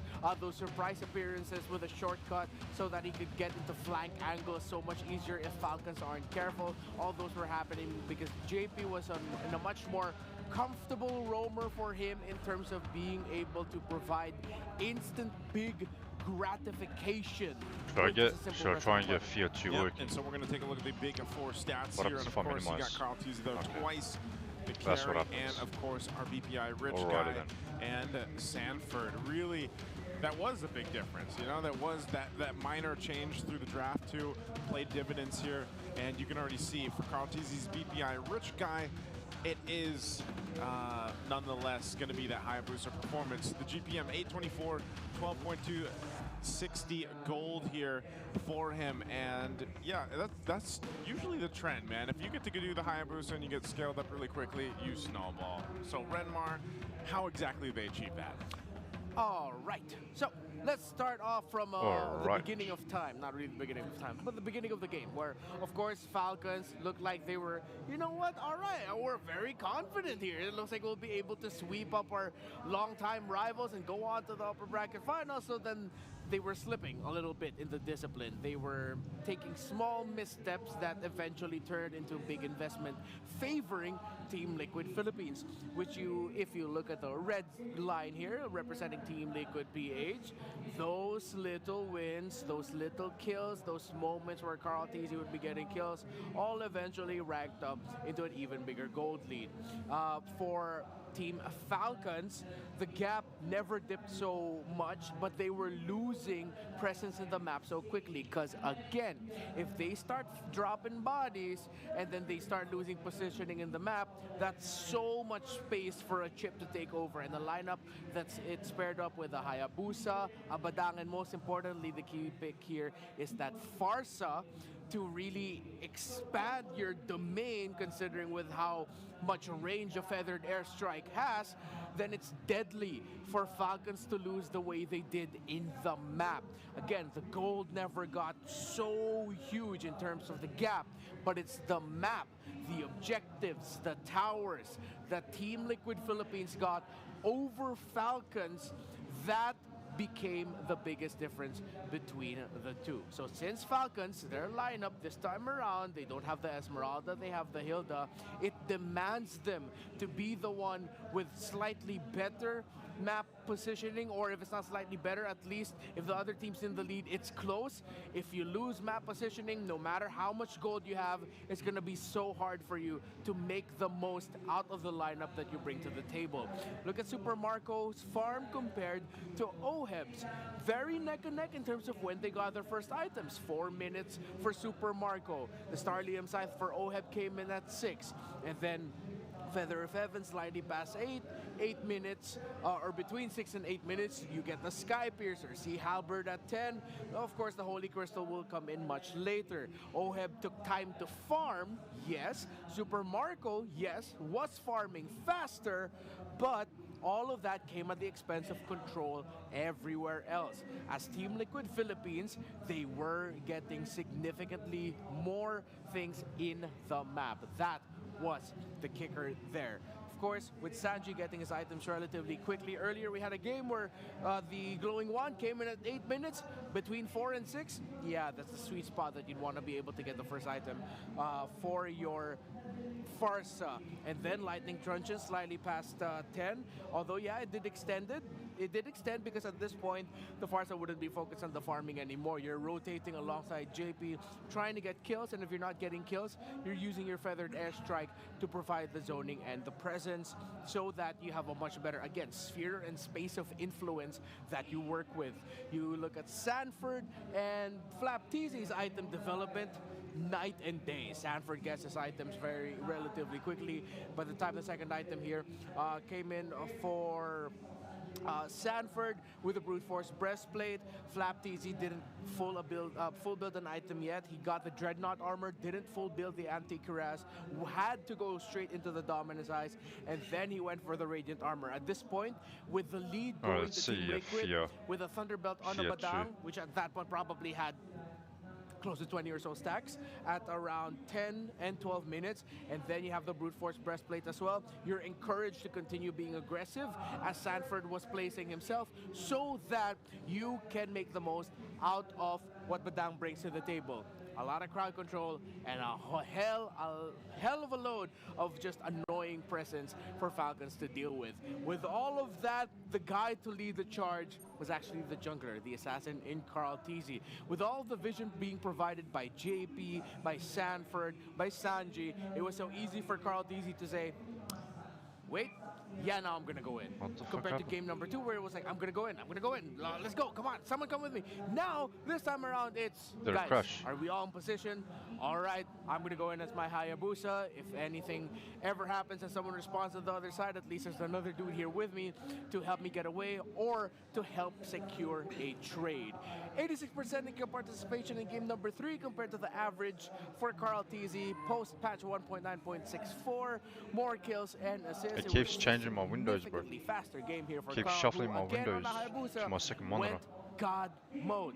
Damn good game for the young goat. It was a damn good game.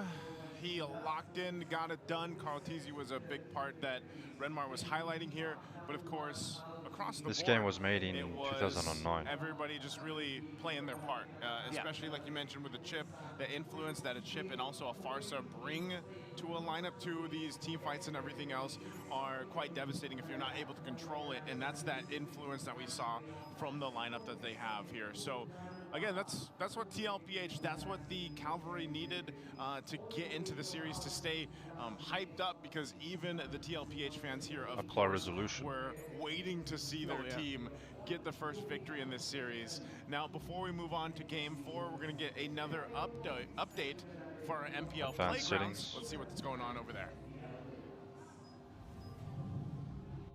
Hey there, Super Press. This is your very own Odin, back here at the MPL Playgrounds, live with Onyx Philippines together with the Super family. Happening right now is their meet and greet. So all the Mythic ticket holders with stamps, just head over here at the MPL Playgrounds right after their winning match, because you get a chance for an exclusive photo opportunity and a meet and greet. This happens every after the match with the winning team. My pro tip to you is arrive early, because only the first 15 Mythic ticket holders get an access to this. So kita kits here at the MPL Playgrounds. We have here our BPI booth kung saan makikita natin ang ating mga visitors na nagbubukas ng epic na kinabukasan with BPI. All they have to do is open an account, or if they have an existing account, pwede sila mag-spin the wheel, makakuha ng iba't ibang merch, and also maglaro sa Money Chamber. Pag nakakuha ka ng bills sa loob ng Money Chamber, merong mga certain amount na mag-equivalent sa ating mga merch from BPI. If you get 5 bills, pwede ka makakuha ng cap. Pag 7 bills naman, pwede mo makuha ang tote bag. And for 15 and up, pwede mo makuha ang kanilang limited edition merch of MLBB. So kung ako sa inyo, itry na natin to. Dahil dyan, ako ay nanalo ng t-shirt. Ay, thank you dalawa. Oh my, totoo. Oh my gosh, thank you BPI. I love my epic na bukas with BPI. Welcome to Mobile Legends. A few steps before we enter the battlefield, the Champions Arena ang itinawag sa atin. On this side, makikita natin ang MLBB World Championship titles na hawak natin. At from M2 to M6 lang naman ay nasa Pilipinas. At hindi lang yan, dahil sa kabilang panig ng ating... Bro, you lost the plot. Patuloy na sumusuporta sa MPL Philippines. So kung nanood kayo na regular season, kasama nyo mga friends nyo, ang iba't ibang super fans ng mga teams na sinusuportahan nyo, hanapin nyo na ang inyong mga faces dahil ganyan namin kamahal ang mga fans ng MPL Philippines. At eto na ang Champions Arena. Sino ang magcha-champion sa MPL PH Season 15? Onyx po. Onyx po. Wow! Pareho sila. How about ang mga representatives natin for MSC? Sino ang champion nyo for MPL PH Season 15? PLPH. Onyx. Onyx din. Sino ang MSC representative nyo? Yeah, I'm not too sure why the audio is out of sync. Wala sa akin. PLPH. Wow! We're here at the showcase sa jersey ng ating mga players together with their signatures. Makikita nyo dyan ang ating 8 teams ng MPL Philippines Season 15. If you're a ticket holder, pwede kayong pumunta dito at magpa-picture. And if you don't have tickets, pwede pa rin naman kayong pumunta sa ating MPL Playgrounds because everything is for free sa ating ground floor ng Green Sun Makati. So don't miss out. Pumunta na kayo dito dahil limited slots lamang ang meron tayo. See you at the MPL Playgrounds. Again, thank you, Odin, for the update for the MPL Philippines Playgrounds.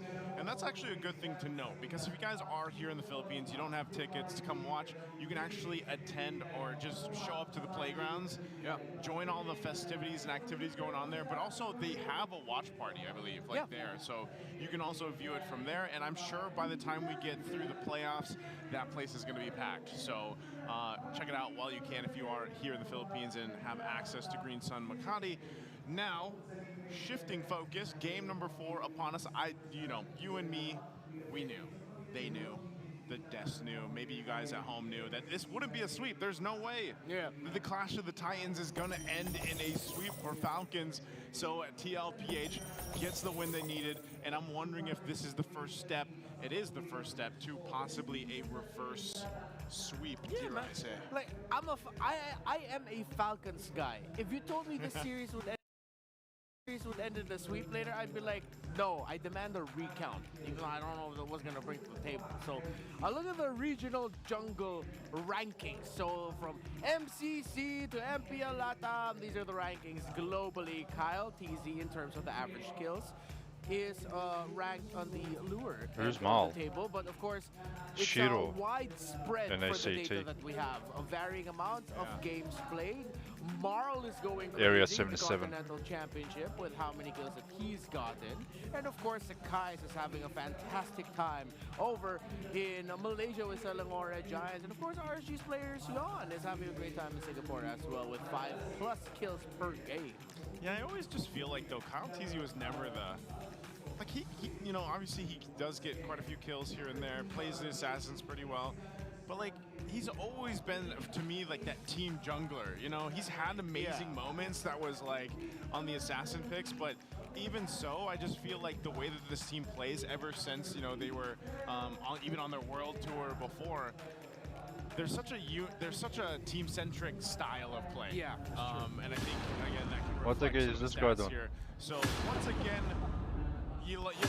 I know. I love the cosplays we've got here. We're going to welcome up Brigida. Brigida, do you like to cosplay? Okay, first of all, hello, Bududes, Naisu, Renoir, There it good is. evening. And to answer your question, I used past tense. Wow, someone find Brigida's cosplay. Let's go ahead and jump into the draft. The bands are here. We got Falcons on the blue, TLPH on the red. The Joy is going to be banned out. And hey, it's Falcons. It's like no more Carl TZ Hayabusa. We're done with it. Yeah, We're done.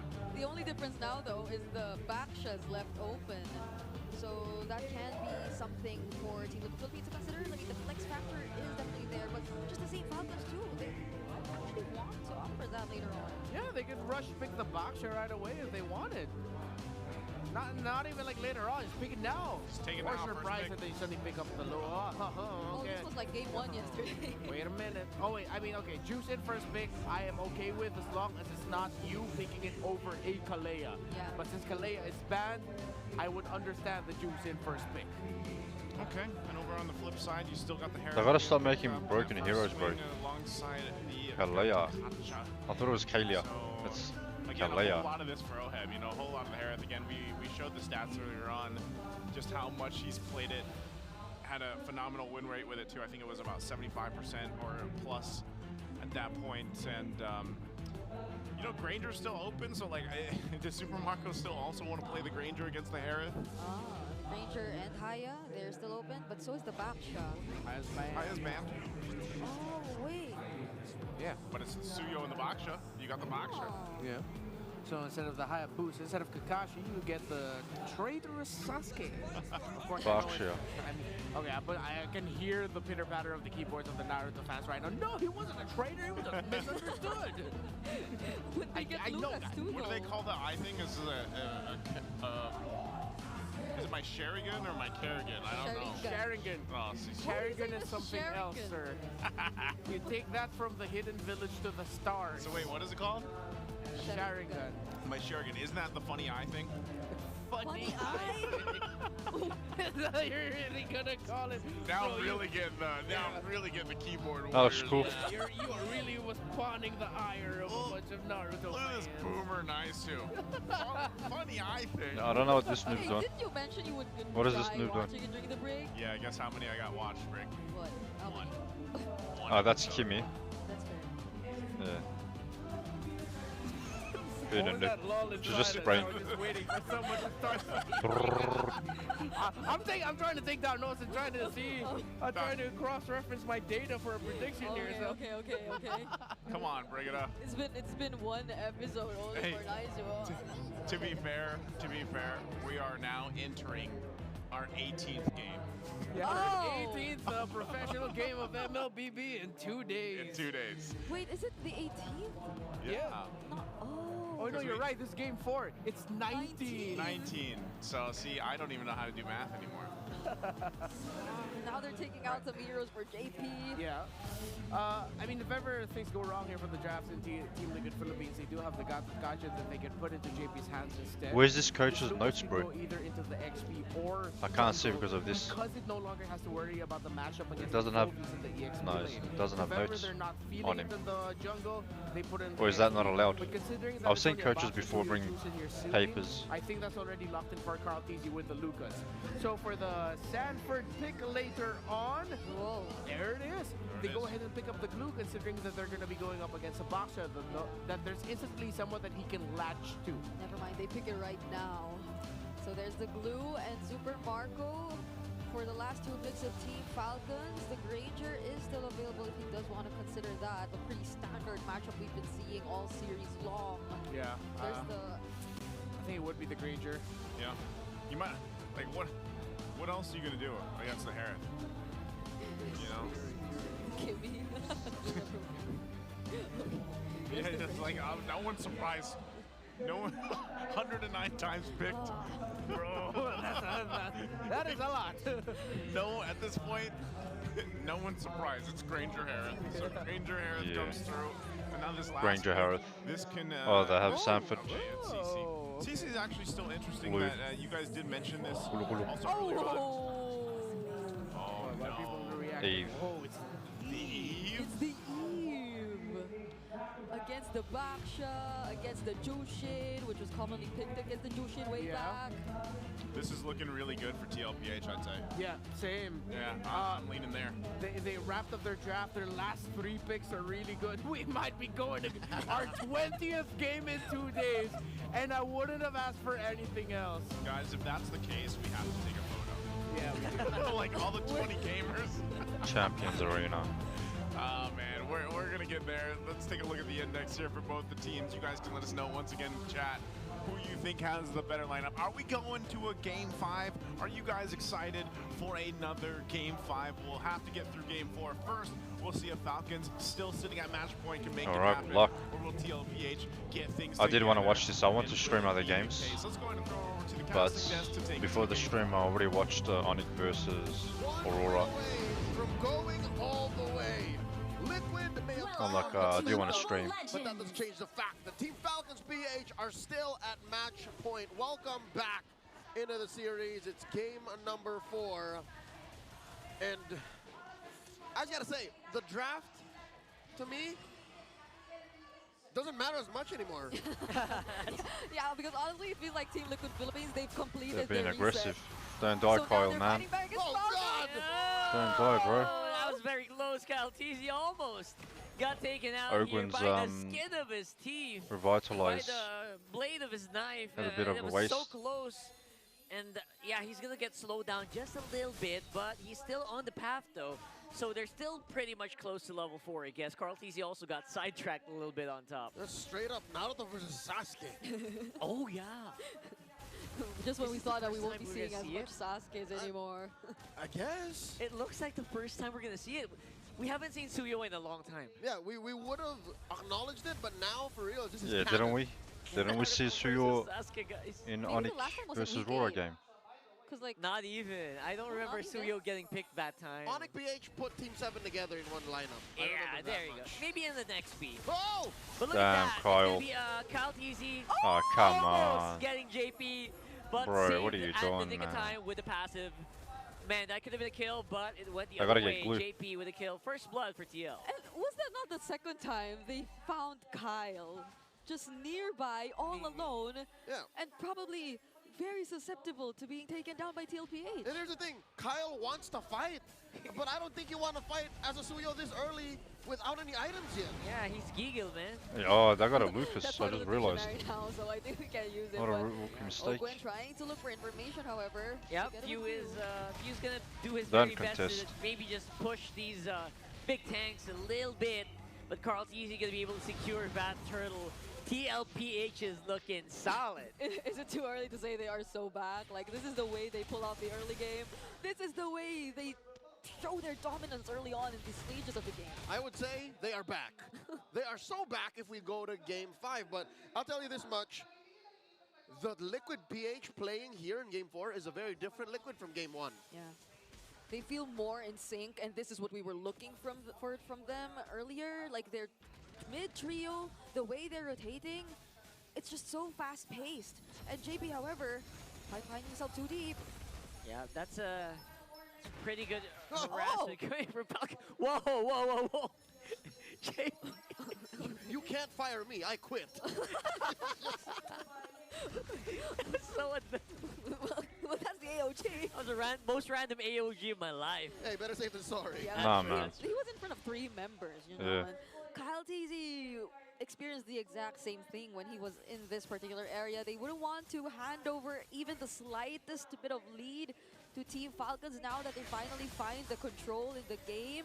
But this is Team Falcons responding. Oh, don't tell me they're gonna we can do the try and same. get We can like Mohib now. together as one and find Nah. something across the map. So far, so good. The recovery on Falcons, despite that early stumble, drawn first blood on Kyle, and the the turtle conceded over to Liquid. Next turtle spawning lower quarter, same spot. How is Falcons keeping this close? How are they still just 300 away? Yeah. I feel like the laning phase I don't is know. being well managed. There aren't any successful rotations just yet. At most, there have been skirmishes in the mid, and they're towards Kyle TZ, and it's only been once that they were able to punish that moment wherein Kyle TZ found himself too deep.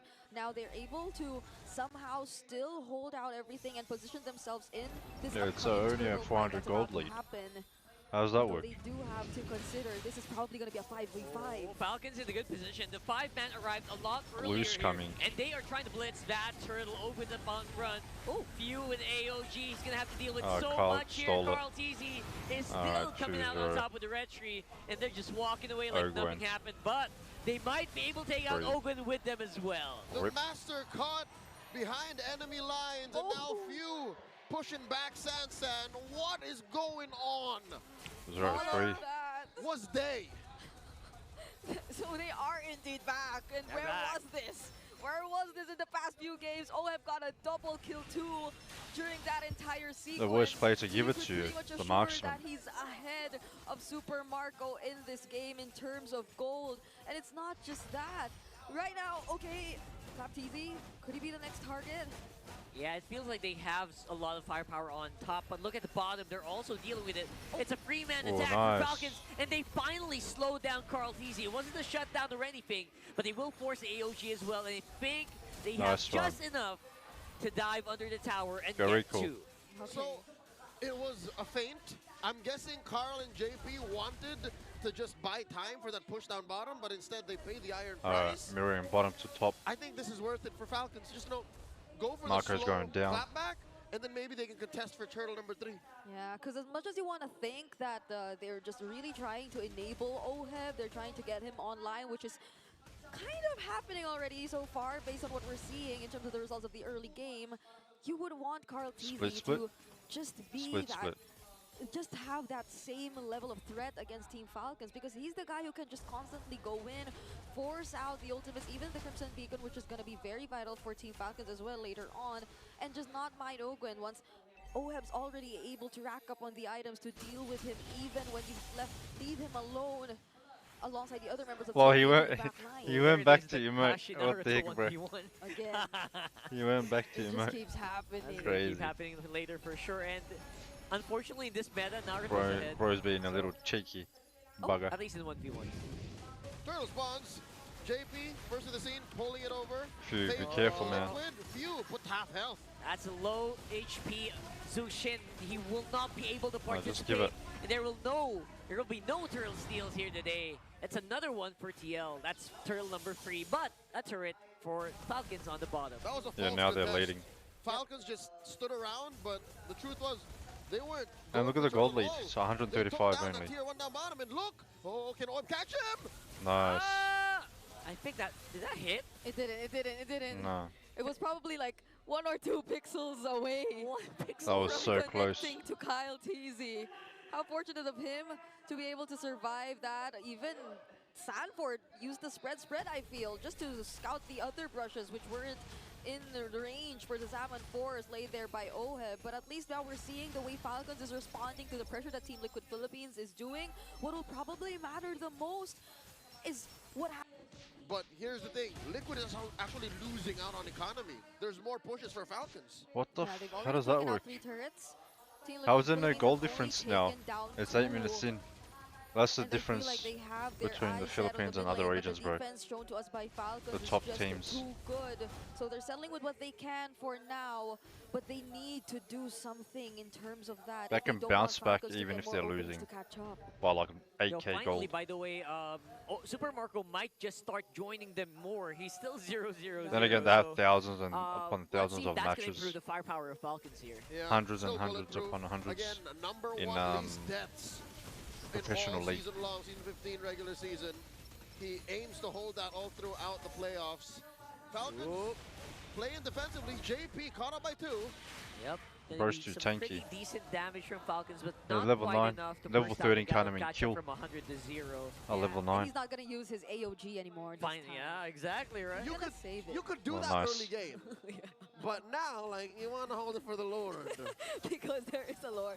There's the Malefic Roar also picked up by Kyle Teasy, so we could be potentially expecting a bit more damage from Team Falcons heading into this next fight.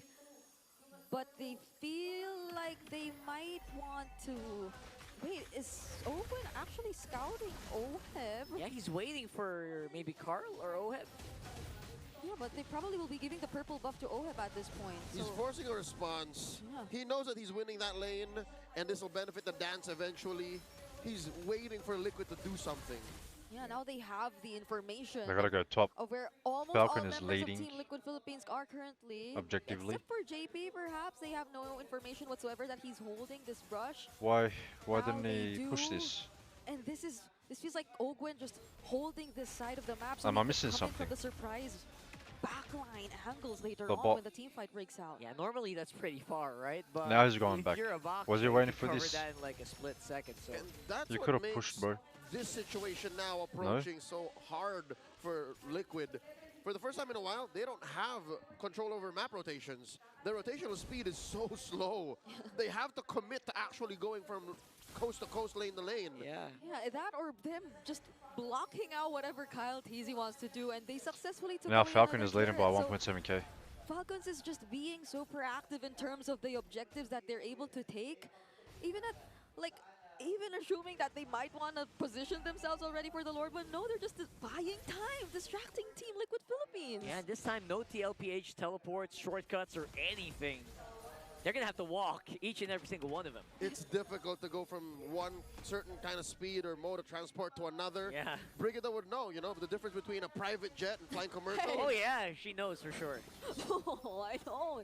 I love to experience what it feels like to ride on a private jet, but this is honestly, like, overall it feels like Falcons. This isn't to liquid speed. This isn't the liquid speed, so it's like Yo, Falcons, they gotta destroy the so mid tower, much man. in a short amount of time.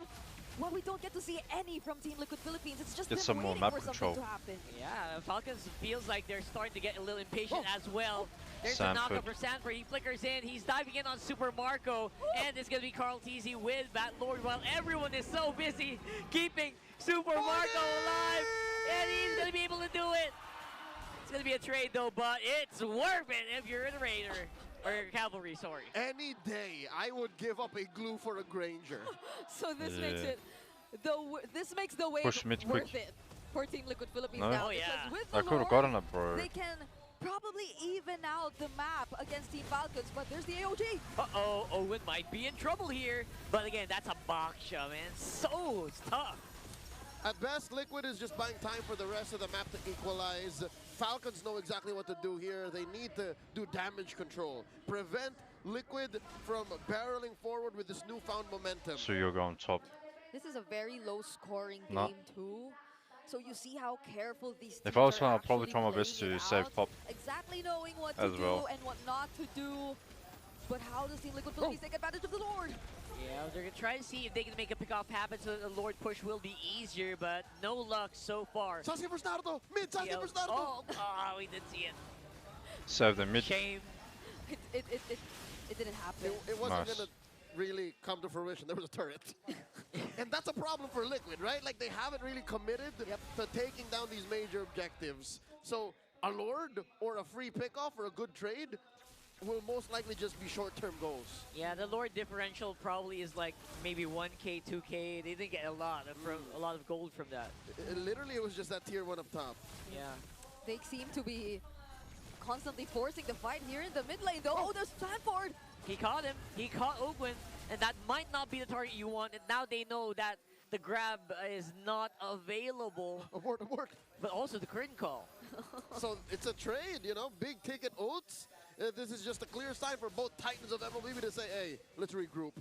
Yeah, so if It's they're a playing very it close this carefully, the next fight might happen by the next objective. I'll be damned. I didn't expect to see Sasuke versus Killua.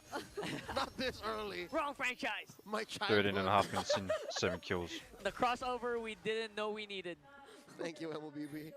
40 seconds until the Lord spawns upper quarter. Again, we're back to problem number 1, the major issue for Liquid. Slow rotational speed compared to Falcons' attrition-based playstyle. They're so good at choking out their opponents. Yeah, I mean, just look at Ogwen standing here in the mid lane, and Few, who is yet to die, by the way, in this entire game, just constantly holding down the mid lane. So Team Liquid Philippines aren't able to get their hands on the mid lane tier 1, or not even into a fight that's really comfortable for them. Like, we've barely seen the real world manipulations and them being able to maximize the real world manipulations, because whenever a fight happens, it just feels like with the rotational speed, Falcons just gets away. They just regroup and fight back once they know that there are more things lacking from Team Liquid Philippines side.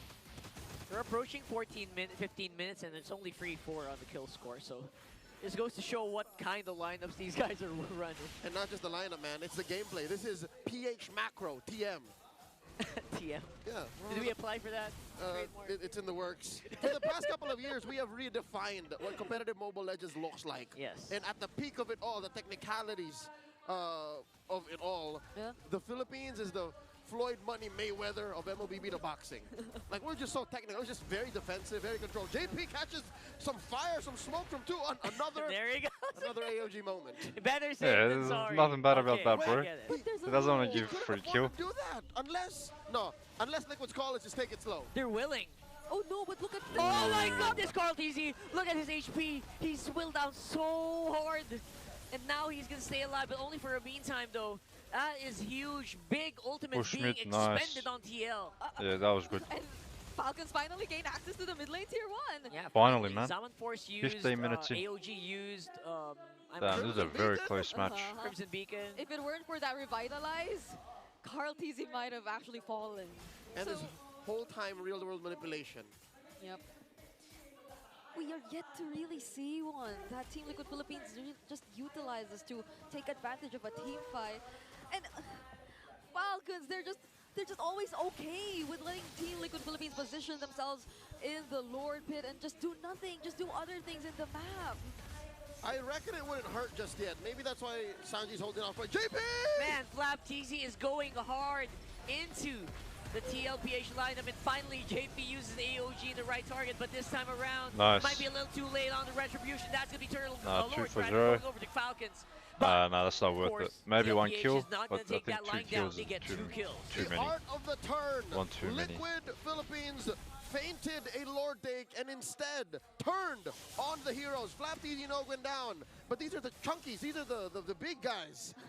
And that one chunky hero, which was Ogwen, actually Is that a win? did way more than what we saw of him just tanking the damage. I feel like he blocked the shockwave blast, which could have potentially been the combo for the Red 3 for Carl TZ to actually steal away the objective, but just because he was right there at that spot, he blocked it. And so it was a clear chance for Kyle TZ to get the objective for themselves. Yep, so that means maybe the map's 50-50. blue even more. Look at that. It was a win for Falcon. Top by Kyle, and down bottom, the rest of Falcons escorting the Lord. Yeah, they seem to be happy to just take this fight whenever. Now, JP, are you going to go for the AOG on the offensive? Or will you just try and see if you can will down that Lord? Looks like they're going for the ladder. And they are going to get slowed down just a little bit. Nice try on Sanji to go for the real world. But no one is going to get caught. And Falcons, their siege is still ongoing. Interesting angle the way Sanji dropped that RWM. A good, whoa, AOG! There's the AOG. We were looking for, but not the targets that he wanted. No one home. All right. Yeah, back to what I observed up top. Brigida, I don't know if you saw this. The way Sanji dropped the RWM, maybe almost half of it was not on the map. Yeah. So something tells me he might have just clicked it out of just take down Super Marco. He was just pressing buttons, but they don't. But they can't afford to do that because the skills that they have, it would work best if they are able to sync it up, if they're able to coordinate it well, like the real world, the AOG, and then the Zaman Force. And place it in the right spot. Something tells me maybe Sanji just tried to go for max distance. The reason why a good chunk of that area wasn't in the map is because he just wanted to get that corner. I don't know how that works. The red minions on this side. Granger, but still, Super Marco is sitting at just 1 death so far, and Falcons is so comfortable being, you know, this controlled, playing slow. Yeah, I mean, Sanji does already have the Wishing Lantern. If it's just that, he probably has a couple other items too, but... Glowing Wand and Wings. Yeah, but that isn't like the Farsa where it could just deal that burst damage towards Super Marco. And of course, Super Marco, he does have a way to just dash out of that real-world manipulation, so... And Flicker. They're taking it very slowly. Damage control that Team Liquid Philippines tried to do, because he's the one guy you don't want to get close to the turrets, That's right? true. 20 seconds on the next Lord, by the way. Adam and Carl got a is big in a wave. very interesting angle. I think they want to do a -1 before they get started. But yeah, Falcons very, very aware of this strategy. Not going to fall for it. Or will they? Kyle already, They are already visible there. on top side. Wait, Team Liquid Philippines are also on the opposite side of the map now. Like, they probably read into how Falcons has been doing it for quite some time, but the difference is Falcons can just go to the Lord way faster. Oh no, JP. Oh my goodness, F.E.A.R. I think he already used Curtain Call. Yes, he did force the Gatot Kacha back. But again, that's the Gatot with an immortality, not really too scared of here. Carl TZ, though, eyes on him. But it is They're gonna want to switch to Kyle waves now. If a CC finds a Gatot, the We got Gatot Kyle. will usually fold. Almost 100-0, almost. Yeah, he had to run He left away. one winning. And he's just about to recall now.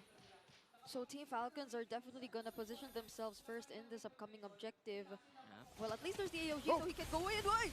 Yo, if you don't window, die, you bro. already used Crimson Beacon. That is a huge ultimate used on Falcons, and this could be the opening that TL has been waiting for 20 minutes. 2 big ticket ults spent by the cavalry, and they force F.E.A.R to use the Crimson Beacon and the Flicker. Does the math check out? That's pretty work. well, at least they still have other big-ticket ults to rely on if ever the fight still proceeds to break out in a few moments. There's still the ultimate of Sanford and JP, but are they going in? Look at Falcons. They are looking. Ogwin is looking for OHEB or Carl, but Flap TZ is going to get demolished here. Not going to be able to out-sustain them. Ogwin, though, going to get caught. OHEB with a 1v1 on the box shot. What happened, bro? The They were doing so well. have fallen. They are slowly getting chased down. Few is not going to be enough to help with the contest. It's 2 for none. Falcons they were in the lead. handing out freebies. 2 for none. Liquid steal the 4K gold lead at least. That What happened free there, man? win. 20 minutes. We were waiting for 20 minutes. 20 minutes. And 2 free kills suddenly come out of nowhere for Liquid. And one of those, the one towards Ogwin, was pretty questionable. Like, how did he find himself in that spot wherein he was just up against OHEB 1v1 with no one else alongside him? I mean, one could argue, I got OHEB, go, go, go, I got OHEB! Yeah, he could be holding. Yeah, that's true. But the order of things, how it happened, Flap fell first, and then there's nothing else Falcons could follow through from that. So if they're not in control, if they're out of tempo, Come out on, of Falcons, position, bro. You got Liquid this. wins. I guess that's the cost of losing Few, his Crimson, his Flicker. He can't really help. It's like a crippled Falcon that we're seeing. You can't fly. This is an evolved Lord, by the way. So they will be having it up until the base. Sanford's trying to see if he can grab onto somebody. That's a dodge on the AOG, but the real world is providing a very good battlefield for TLPH to fight in. And there goes Flap, and they might just not be enough. Bro, ladies and gents. this looks so scripted, bro. All the way. The Clash of Titans are going all of the way. And here in the playoffs, we are on our 20th consecutive game. GG. Historically speaking, this may be the most competitive opening to the playoffs of F.E.A.R. Philippines. Shit. I hope Naisu and Renmar are ready to talk about it. Game 4. Are we ready to talk about it? Are we ready to talk about the fact that we are going to our 20th game in 2 days? Let's go! Let's go. I'm going to get a little bit of coffee and then let's go. No, again, this is, I don't know, are we surprised? I don't know why it's out of sync. Back when we thought it could possibly be a sweep for Falcons, we did plant the seed that was like, that one win that TLPH needed is the momentum to get them possibly to a reverse sweep. Now they're one step closer to making that happen. Yeah, and again, it's 2 games in a row now. Fantastic adjustments by the coaching staff of Team Liquid Philippines. All the flowers to Coach RC and how the team decided to pull this draft together to shut down Kyle TZ Suyo and to make sure that OHEB on this Harith has all the pieces he need with him so that he would thrive. 5-0-3, he was paired up with an Eve, Agata, Lucas, and a Glue. So many space provided for OHEB to just go bonkers. That Eve is so good, man. Like, and then you pair it up and you allow the team to go ahead and work into this. I mean, even a Harith paired up with an Eve allows yourself to just kind of be a little bit more safer, especially on the defense. And we saw that a couple times where they had to go ahead and play that properly. Falcons was in good position in some of the aspects throughout the game, but ultimately TLPH was waiting for their moment. Like the caster said, around that 20-minute mark is really when things started to change. But looking at the highlights here, back in the early parts of this game, you see the back and forth between them. TLPH had good control over the objectives. I believe they got 3 for 3 in the Turtles. They were getting the kills. Carl TZ was also able to help lock down a lot of these early kills, but you know, Falcons did fight back, and I feel like that's going to be a big story going into game number 5, because this series has been very back and forth, essentially, you know, in comparison to our first matchup today, where it was like, you know, you had some one-sided games, but then you had closer ones, and it built up to the entire game 5 that we saw earlier. This time around, it could be anyone's game, because look at this, Falcons has a pretty big lead economically in this point. 4.4K, but they lose a major fight, and it was all discipline from TLPH at that 21-minute mark, which completely turns things over, which inevitably wins them the game here. Yeah, at the end of the day, it was just that one key thing, discipline, them being just a little bit more wary. It's not just discipline, it's discipline mixed with just a healthy amount of caution as well. They weren't scared, they just wanted to get a full-on understanding of what they were dealing with first before they would call the action and pull the trigger. Because it got to the point where Flap-TZ CC was starting to become a problem for Team Liquid Philippines because of a brilliant bit of itemization that Flap-TZ did. He went War Axe, Silence Robe, Malefic Roar as his second main item build, Brute Force Breastplate as his third, and then Radiant Armor once he got the gold from everything else. That's why in the last the Lord fight wherein Team Falcons won, we saw that JP was taking so much damage. Flap-TZ died there, but he pulled all the attention so that Falcons would get the Lord, and then they were able to do that push that they did, advancing their lead. But Team Liquid Philippines readjusted accordingly, just kept strong to their ideal of we'll play around the Eve, we'll play around our Harith, Sanford, Sanji, JP, along with Sanford, Carl, JP. Just make sure you're tight in your comms of when and where you're engaging, and we'll be okay. And it all worked out for Team Liquid. Yeah, there was also so many jumps that played a big part of this for the TLPH lineup because of JP. Obviously, too, you know, when you're working against it, sometimes they were able to get the Revitalize out early from Ogwin, or at least make it a little bit more difficult for Falcons to play around this lineup. But, you know, when we were looking at it from the draft perspective before we actually jumped into the game, we did say, you know, we were leaning towards what TLPH brought to this game for, and that really showed here in the game as a whole. Again, JP, it tanked up a ton of damage. This is our big four stats here for everyone. Sanji, the carry, of course, on that. The Eve is just so good right now. Same thing, he's there for the wingman, and then of course you got Kyle TZ, BPI, a rich guy. He was able to farm up pretty well, and I guess even though the nerf was there, like that's still what Suyo does really well. Like he's always going to be a great farmer, so he does get this. Gets a ton of gold, nearly 19,851 GPM, but still, nonetheless, it wasn't enough for Kyle TZ to completely turn things around once it all fell apart at that 20-ish minute mark. So Renmar, I know there's a lot here on this one, so let's go ahead and break it down. Highest GPM, BPI, rich guy, because he had to spend majority of the game taking down minion waves and farming, because that's all that Kyle TZ could do in this one. He couldn't join the fights as much as he'd want to and be a big impact there, because what are you gonna do up against all of the pieces the Team Liquid has as a Suyo? Again, he's up against a Gacha, a Lucas, a Glue, and he'll have to do all of that underneath the starfield of the Eve. What are you gonna do there as a Suyo? It's such a tough ask. That's why he's a BPI rich guy, because he was stuck farming.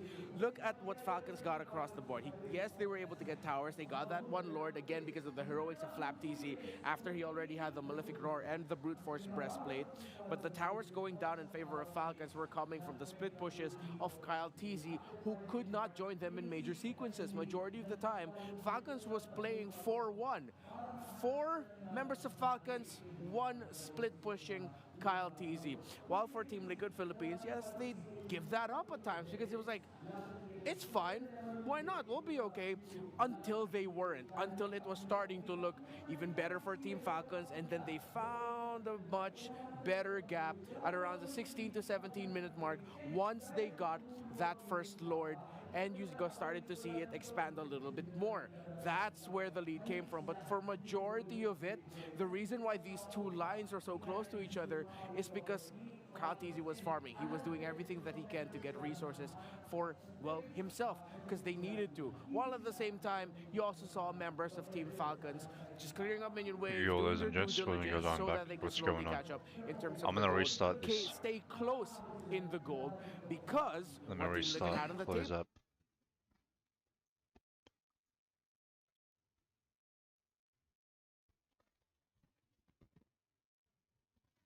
It's been a noob.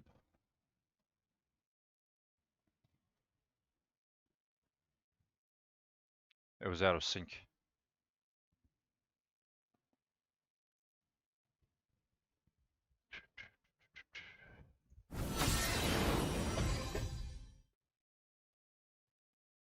They were just yapping. Good thing.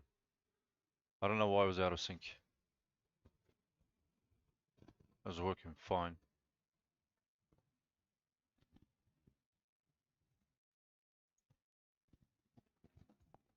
Close all that. I'm using blue stacks. Not easy being able to split push. They were getting gold here and there. Yeah, sure. They just were stopped so much because their majority of the time, their main damage dealer was gone. It's out of split sync, pushing bro. minion waves. Again, we go back to the point that we discussed earlier. Flap.DZ's itemization, his path. He went War Axe is not seen here. Oh, he went Brute Force Breastplate first, but at one point, before building the Brute Force Breastplate, he actually had a Legion Sword, so a little bit of shift up here in terms of the item ordering, and then eventually he'd be able to full build the items that he needed. That's why, again, we got to see that turnaround that Lord with Flap.DZ just jumping on forward, bringing JP down low, forcing a reaction out of Team Liquid Philippines, which meant that they had the space to get that Lord. But then, once it got to the siege, it became a difficult reality for Falcons of once we meet them in a very close fight where the glue is active, Eve is active, everyone is active for Team Liquid Philippines, it's so difficult for Falcons to do what they needed to do. You've essentially reduced the Suyo into a more utility type, pretty much telling F.E.A.R, just do what you can, man. Do your best. See if you can just get some damage in there. While Super Marco, it's like, Super Marco, please save us. All of the baskets are onto you right now. At the same time, one of the pieces that we haven't really discussed a lot is because F.E.A.R on this Juicin was avoided well by Team Liquid Philippines. I had another condition in my mind here. If ever Falcons wins this, it's either because Team Liquid Philippines dropped the ball or because F.E.A.R went God mode.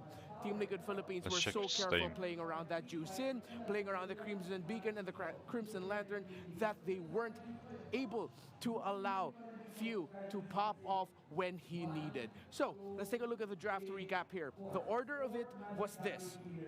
We go Juicin, Suyo, Baksha, Granger, CC as the last two picks. And then for the red side, it went Gatakacha Harith, Lucas, Glue, and Eve. That is 2 games in a row now that Team Liquid Philippines have won the last picks of the game. Where after the first 2 games, remember the point that we made earlier. It's the Falcons drafts that are making us go, oh, those are some great last picks. While Team Liquid Philippines last picks are making us go, that's kind of rough.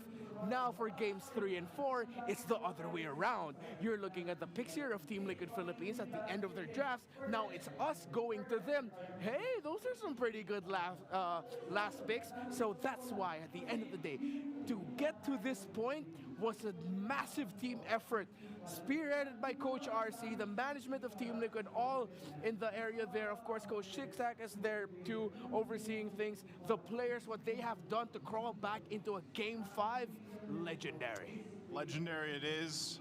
Some would say it's better than great, right? But one thing we can definitely... Dude, you blindsided me with that. I did not see that coming. Hey, if you know, you know. But definitely good points, and I think part of this too again is the draft. You saw kind of the breakdown there too. It's with their 14 and was it 14 and 5? How was that, bro? Japanese JDM, Japanese so they drift really master. Like to go ahead and favor the red side when they get it, and they've drafted that way. The one thing I do want to see, if it changes or not, is if we're going to see that matchup again, a Harith and a Granger, and maybe this time around Super Marco gets to play something different. I don't know, because I mean, not to say anything bad about the Granger performance specifically for Super Marco, but maybe there's just something that they can bring out differently in Game 5. Maybe that's in the gold lane, maybe it's not. But I will say there are clear signs where sometimes you can see the struggle with Granger right now in the current meta on trying to use that well, it's a bit of a shorter range, but you've also just got to be able to get in the right positioning here. So we got a word here. The mother and daughter of all series, of course, guys. It's the passive procking again. If you don't know, for the international audience, they're here. It's Brigida and Chantel. They're both on the desk, right? And when this happens, 2 days in a row now. 2 days in a row, both on the desk. We've gone the full series. That's happened all regular season. So, hey, bless up. Thank you, mother and daughter of all series. Now, also, MWI at EWC 2025. We have some more information for you guys. It's Team Liquid at PH. Yeah. The ladies here are again going to be representing alongside Navi Philippines at EWC 2025. Their performance over the Athena League, they qualified for MWI after placing second. So they went 7-2-2. Then you got the 16-9 record there. Again, these are some familiar faces for you guys all here. So that's an interesting thing, though, because last year, 2 slots were allotted for Philippines for this year's MWI. So we only had 1 slot last year. Yep. Now we've got 2. Mm-hmm. So I think it's us and Indonesia that has 2 slots, if I'm not mistaken. I might be forgetting one more region there, but yeah, so happy to see that more of our women's teams have opportunities to fly abroad, play for some really big prizes. And this roster of Team Liquid Philippines is talented. I personally have a lot of respect for the gameplay of Soju and Kla, and I'm excited to see them play internationally at the MWI, the Esports World Cup. Yep, so don't forget to go ahead and support our reps, guys, for MW as well as the MSC at EWC. Once we get more of the teams locked in here, and once we conclude this game, one of these teams, TLPH or Team Falcons, will be 1 step closer to getting to that grand final spot, as the team waiting for them, of course, is another team that's been on a streak for a while now, Onyx Philippines waiting there, and I don't know, whatever team ends up losing here and has to go down to the lower bracket, either way, we've been saying this all season, man. Like, this is one hell of a competitive season. Like, hell yeah. And I think this is the best way to say it about the playoffs. Like, now that we have gone the distance for every single series so far, I don't know what the statistics are. Maybe they should put Brigida and Chantel just on the desk for the rest of the playoffs, so that every single series we play and every single day of the playoffs, we go the distance. When has that happened? I know there was one region that got really close. Like almost every series was a full series. I believe that was Indonesia, if I'm not mistaken. Was it Indo? I think it was in season 14 that it was really close that they went the full 44. Full 44. Let's take a look real quick here. Speaking of the regionals, we got the Gold Lane rankings here right now. OHEB smack dab in the middle, right behind a fellow Filipino, Eman there. Is that a little Look more at Zia, bro. of course, for Eman, but OHEB sitting at 5.26. You can see, again, you know, when you look at this, you have to take in consideration of how many games are played. You've even got BTK Zia up there at the top with a 7 flat KDA right behind, or average kills right behind Advantage. Jeez. Yeah, look at Hiko Mania still running wild over at MCC, 5.47, and the average kills already 32 games played. So, yeah, it's good to see OHEB join a stellar group of They're global still going MVP red. pros. Still red side the entire. They're 14-5. Yeah, 14-5 on that side. So ever since game number 2, TLPH has been drafting from the red side. Falcons has been drafting on blue. Last series, Aurora versus Onyx, it was always Aurora blue side, Onyx red side. This one, though, it's only been since game 2, but it's still wild to see. Wild to see, and they got the 80% win rate right now, too. So TLPH definitely wanting to go ahead, use that to their advantage as we get ready to jump into the draft, the last draft of the night. I remember specifically saying this when sitting yesterday, and now we get to go ahead and do it once more. Brigida, knock knock for the last time. How you feeling? Good evening, nice to Renmar and all the Brigadudes. Who is there? Who is there? No one? No, it's us. Okay. Yeah. All right, welcome, Brigida. Well, Championships Arena is actually ready to go. I mean, I don't know if they come through our mics, but they're excited. They've been excited, especially the side of TLPH. Now, first pick here, Brigida, Falcons is going with the Jushin, and right away, you're going to see TLPH take that Gatakacha, and what is it? The Hereth is banned out, so do they pick up something else different here? Probably not the backroll, though it's still open. Since Rangerman. Yeah, the Ranger will be the option since they already revealed the Gato Kacha, and they will lose that flex factor if they do go for the flex shot. So could this be another option for Falcons too, since it was the pick that Owen went with earlier? Together with the Jushin, though, I mean, like, the idea was there. Yeah. I think we might see an Irithyll picked up for Falcons if that's the case. They're gonna pair up the Irithyll with the Jushin and then just go double down on the old Irithyll versus Granger matchup there.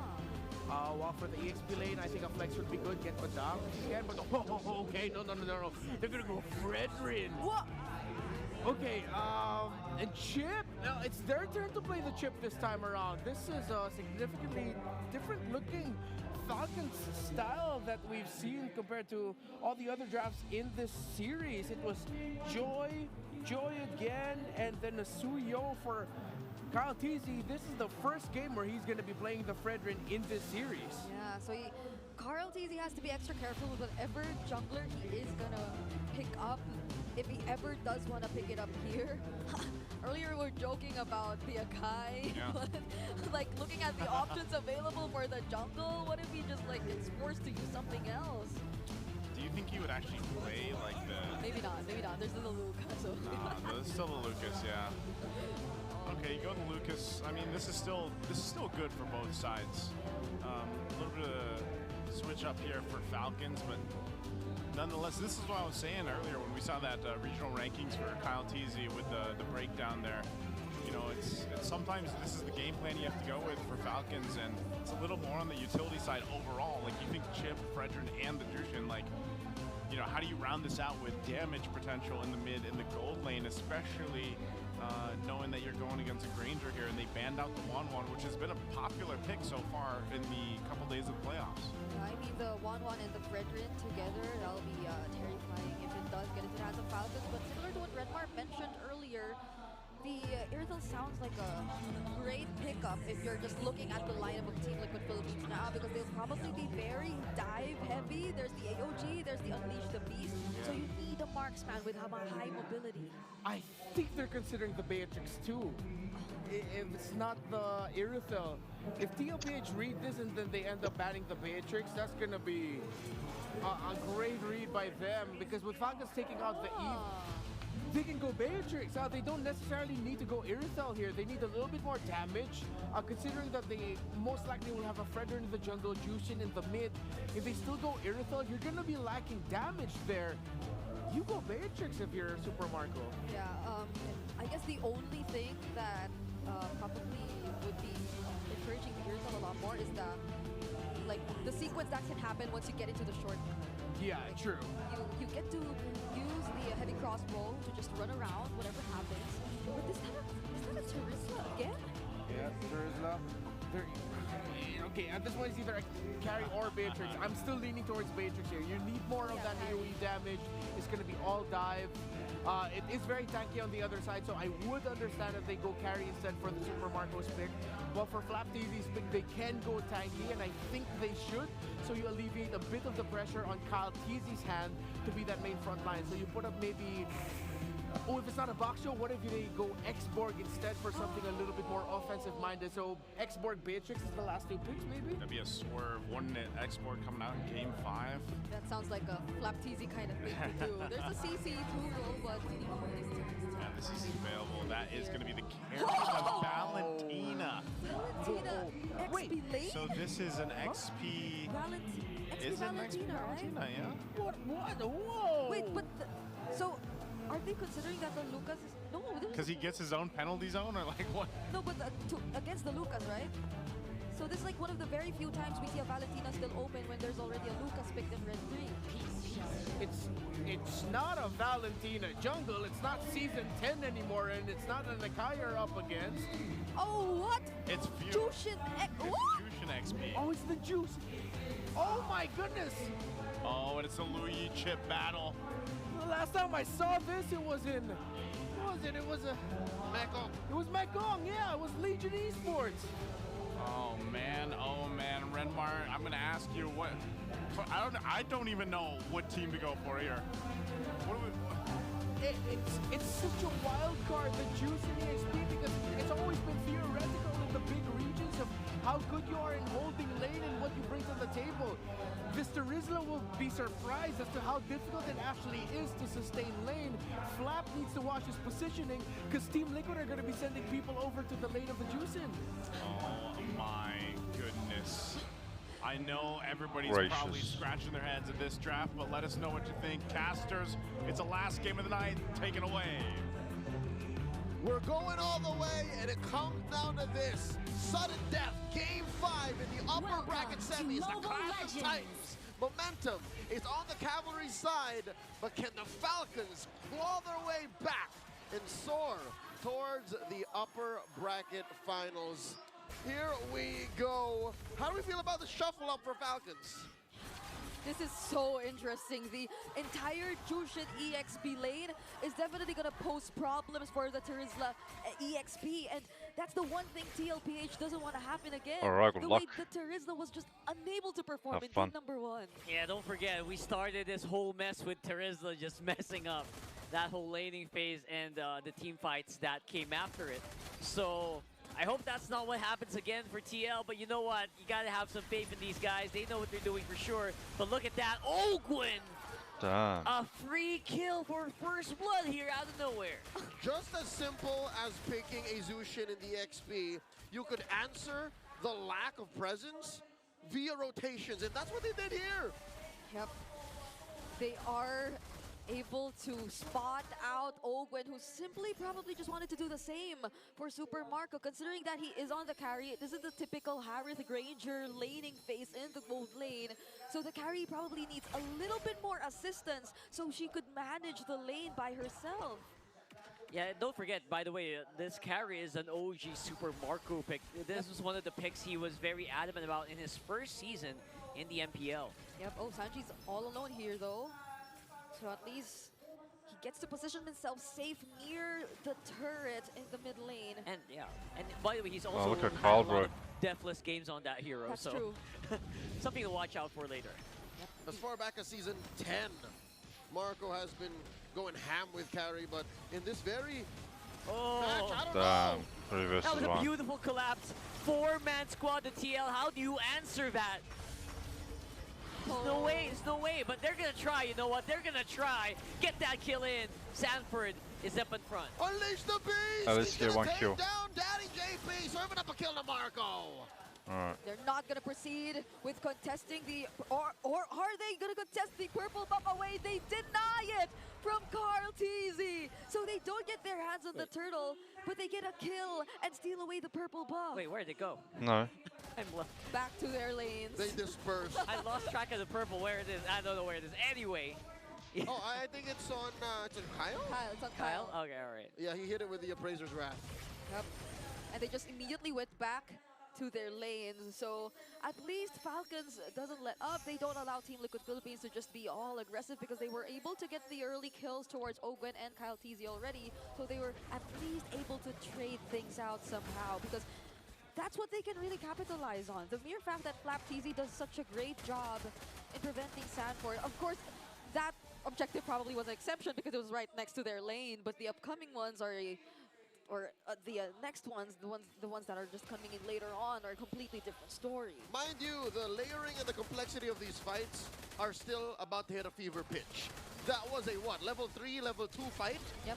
But what if they hit level 4 and they hit these? This is exactly where it's gonna happen though. Yeah, Sanford Sanford, using the kind of penalty killing zone just to try and finally. see if he can move a few more pixels, but not gonna be enough. Falcons are chasing them down. Oh, few of the stolen, Unleash the Beast, pushing away the real thing.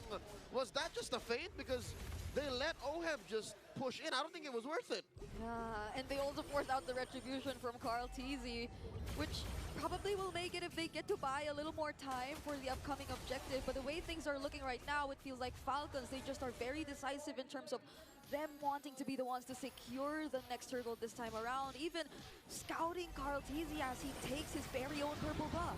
Yeah, definitely looking for that jungler here. But it's going to be JP with the jump. AOG, no one is home. Flap TZ going to be slowing him down as well. I can't believe he's on the Zushin, but very rare occurrence.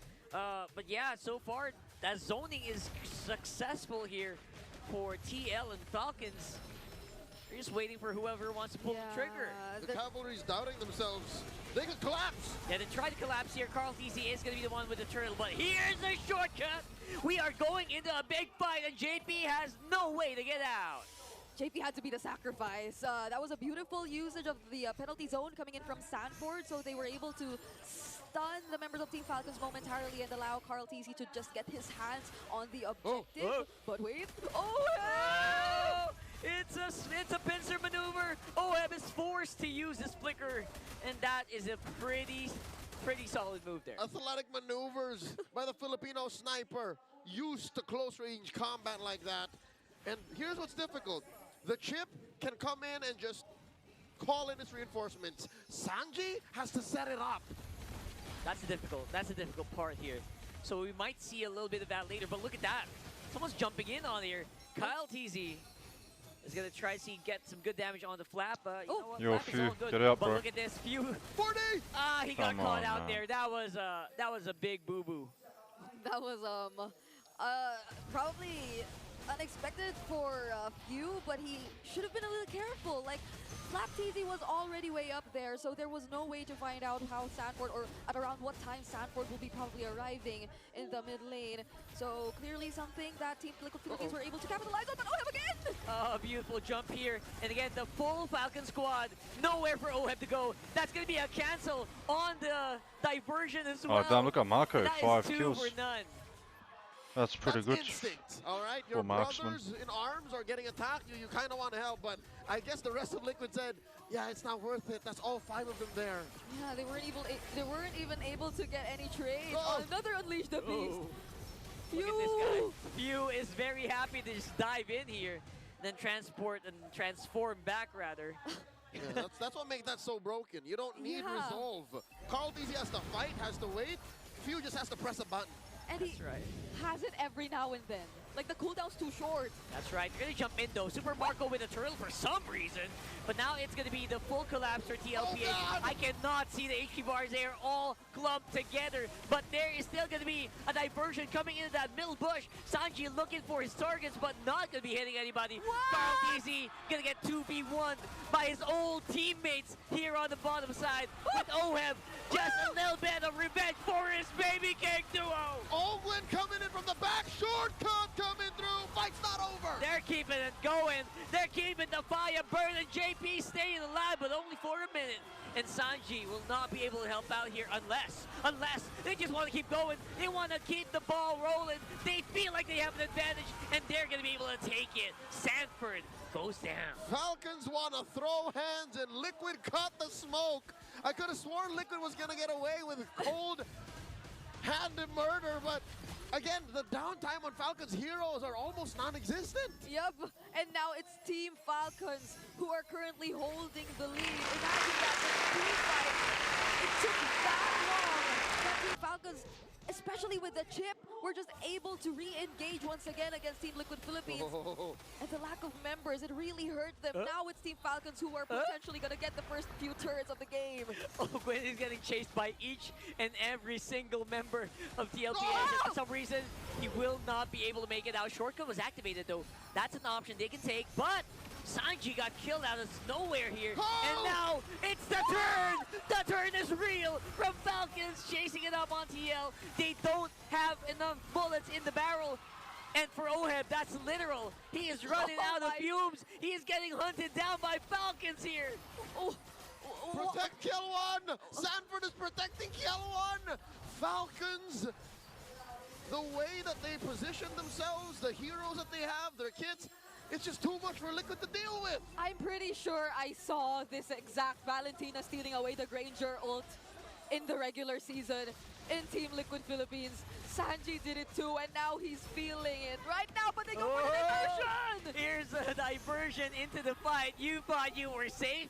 Not really. TL are not taking this lying down. They will try to fight it out. 4 members. Make that 5. Actually present on the Lord. A few 17 seconds on the clock. Man advantage for the cavalry here. JP zoning out too. Super Marco not exactly a good position for him to be, and AOG out! AOG out. That portal is very, very far. Here comes the penalty zone. Finally, a big bunny penalty zone for Sanford. And that's 4 down for Falcons and a Lord of Boom. Liquid Stampede. Look it up in a dictionary. You would see a moving picture of that very play. And that is coordination right there.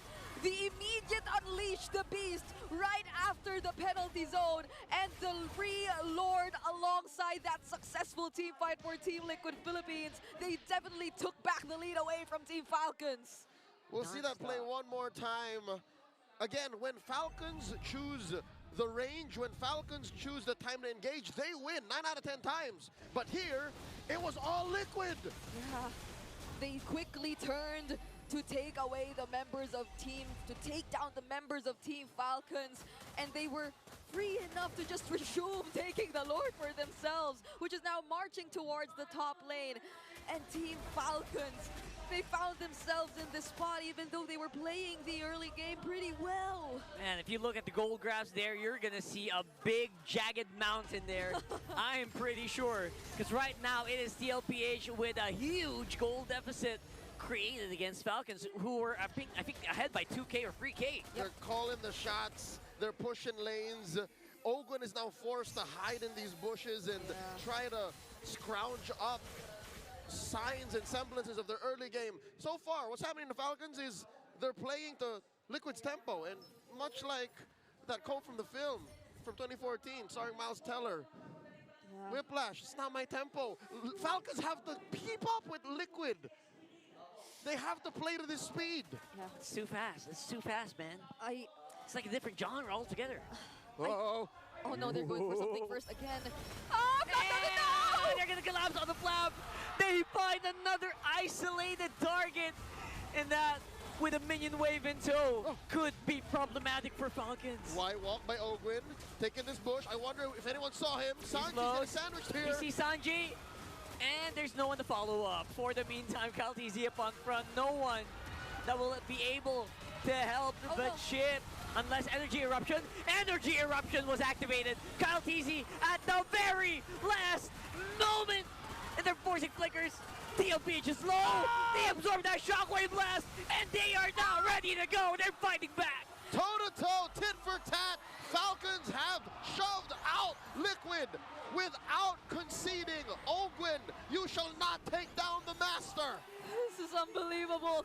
Fortunately for Team Liquid Philippines, the Unleash the Beast, the original Unleash the Beast made it. Like, the cooldown was there, but if it weren't for that, Falcons would have probably pushed it all the way. They could have went for Team Liquid Philippines, and that would have hurt them so much since they're already in the lead. But now they're able to both reset. And this is very important because we have another Lord spawning in the bottom side. All right, Liquid thinking if they should amuse and entertain Falcons. As Falcons asks, shall we dance?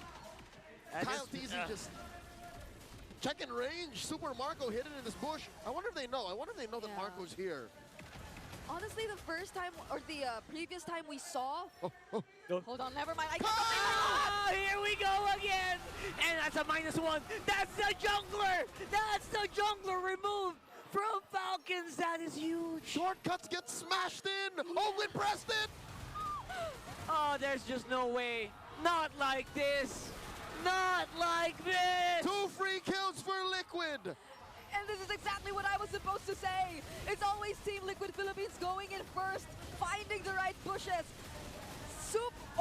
Ogwen is able to hold a couple of bushes too, but he just can't go for anything. He can't start things up. The nature of Falcons' lineup requires for them to take 2 or 3 extra steps. Sure, their downtime is non-existent, but Liquid PH, they're so proactive. Yeah. They're always looking for plays, cross map, just checking bushes, ready to go anytime. Oh my lord, 4K ahead, another diversion. And they have the firepower as well to back it up. And now look at this. They're just marching in on the mid. Ogwen is very far away. There is very little AoE on their lineup. Super Marco is trying his very best. But it's Ogwen coming in from the back. He's looking for Sanji, but he flickers out. Forced to use it, retreating behind his base.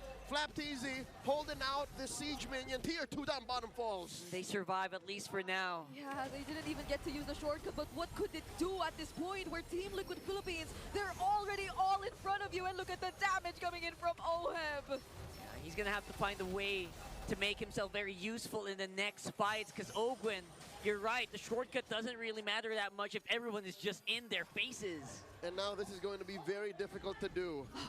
But Liquid makes the call, decides to do the right thing and be disciplined. Be disciplined.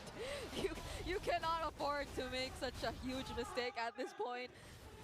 Your upper bracket finals ticket is already within reach. Just to put it into context, winning this series puts you a best-of-5 win away from punching your ticket to MSC at EWC 25.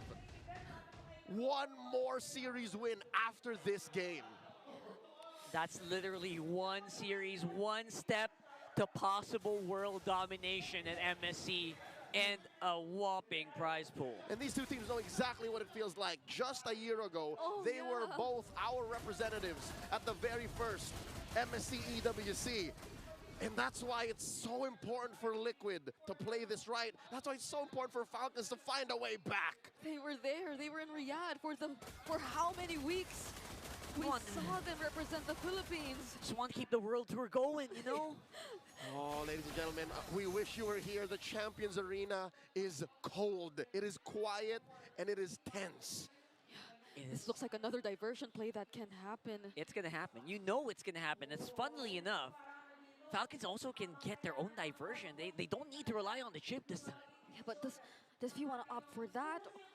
The Unleash the Beast that he's been copying. He needs that damage, I know. 8, 9, not 10 times out of 10, that's the right call. But here's the thing. To even make that decision, Liquid have to show themselves. Few has to be within range. And that might not even be a starter. Oh my God! Speaking of Few, oh my God, he baited the whole squad. Diversion! Here comes the diversion! Coming in from the back! And that's a wombo combo that everyone saw coming. The damage is so immense. Freed members got pushed back, and TLPH are looking very unstoppable here. JP using the AOG. Oh dear God. They're jumping in, they are diving in, they're trying to avoid these projectiles, but Ogwin is gonna fall alongside. Wow. 2 free kills for Liquid, and they decide to go for the throat. Falcons have to defend. This could be it. Will Super Marco, will Few be enough? Kyle Teasy, the crucial energy eruption, he uses it, but it's way too late, and we have a winner! The victor of the Clash of Titans are the Cavalry. Team Liquid Philippines are going to the upper bracket finals. Still no revenge from the Falcons for this entire season. They've been at the mercy of the Cavalry. Oh my gosh. Rockhard, you know exactly the genes, the DNA that run through Few's blood. He was once called a comeback king, but he couldn't pull it off, not here. They do the reverse sweep. They pulled it on him. Liquid pulled it on Falcons. GG, well played. The World Tour may still continue some way, somehow, but they have to crawl through the lower bracket. Tonight, the Cavalry holds their heads high, but the Falcons have to fly back to the nest and regroup. And they're going up against Aurora in the lower bracket tomorrow. Hey, Onyx is going up against Liquid tomorrow. Folks, no teams have been eliminated, just to remind you all. But for now, let's throw it over to the stage and get into the minds and hear from tonight's victors, Team Liquid Philippines. The reverse sweep is complete. Your winners, Team Liquid Philippines! Boys, congratulations. Hindi ko alam, I think a lot of people lost their voices just watching you play. And they came all out to support you today.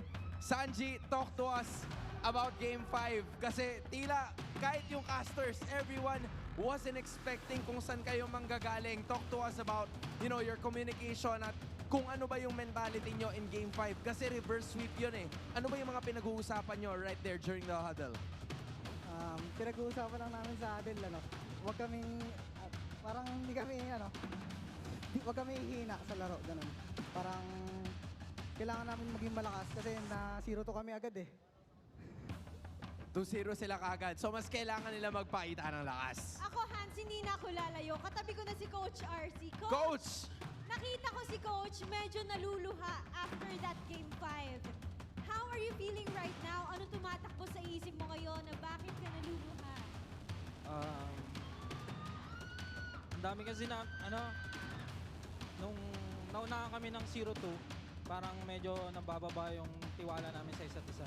Tapos, natuwa lang ako kasi nung Game 5,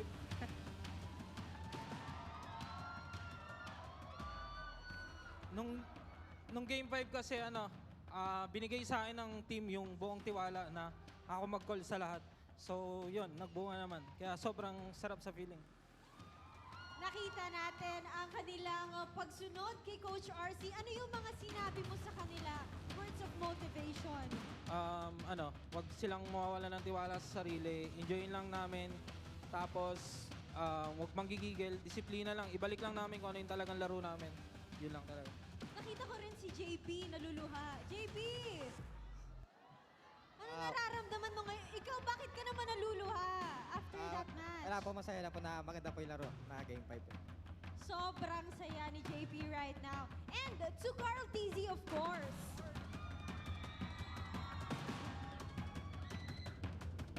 Reverse sweep yung nagawa niyo, Carl, in your long MPL career. For sure. MSC title ang nagiging mailap pa sa'yo.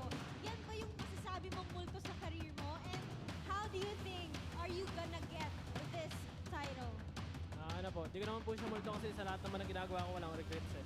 Tapos siguro gusto ko lang din sila bigyan ulit ng panalo kasi tagal na namin din nanalo eh. Carl, nababanggit mo sa amin before na marami pa kayong, during the regular season, na marami pa kayong kailangan i-improve to get to a point where you deserve the MSC. Do you think that with this performance na naipakita nyo sa aming lahat ngayon, you guys deserve a spot not only in that grand final, but also in MSC? Opo, kasi parang sobrang hirap nung nagsimula kami sa 2-0 eh. Tapos reverse sweep. Wait, grabe. Reverse sweep. Wala nung simula, and yet they are your victors. Once again, your winners, Team Liquid Philippines. Gentlemen, you may now take your walk of victory.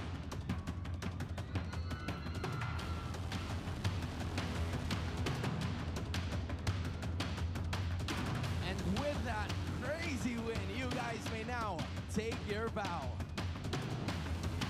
Odin, 20 games in 2 days. I cannot believe that this is the playoffs where we are now. Mukhang nasa grand finals na tayo, pero saludo ko sa lahat ng players, sa lahat ng ating mga casters, sa panelists, and even sa ating superfast na hindi nauubusan ng energy for the playoffs. One thing is for sure, hello world, the Philippines is waving. Balik na natin sa ating panel.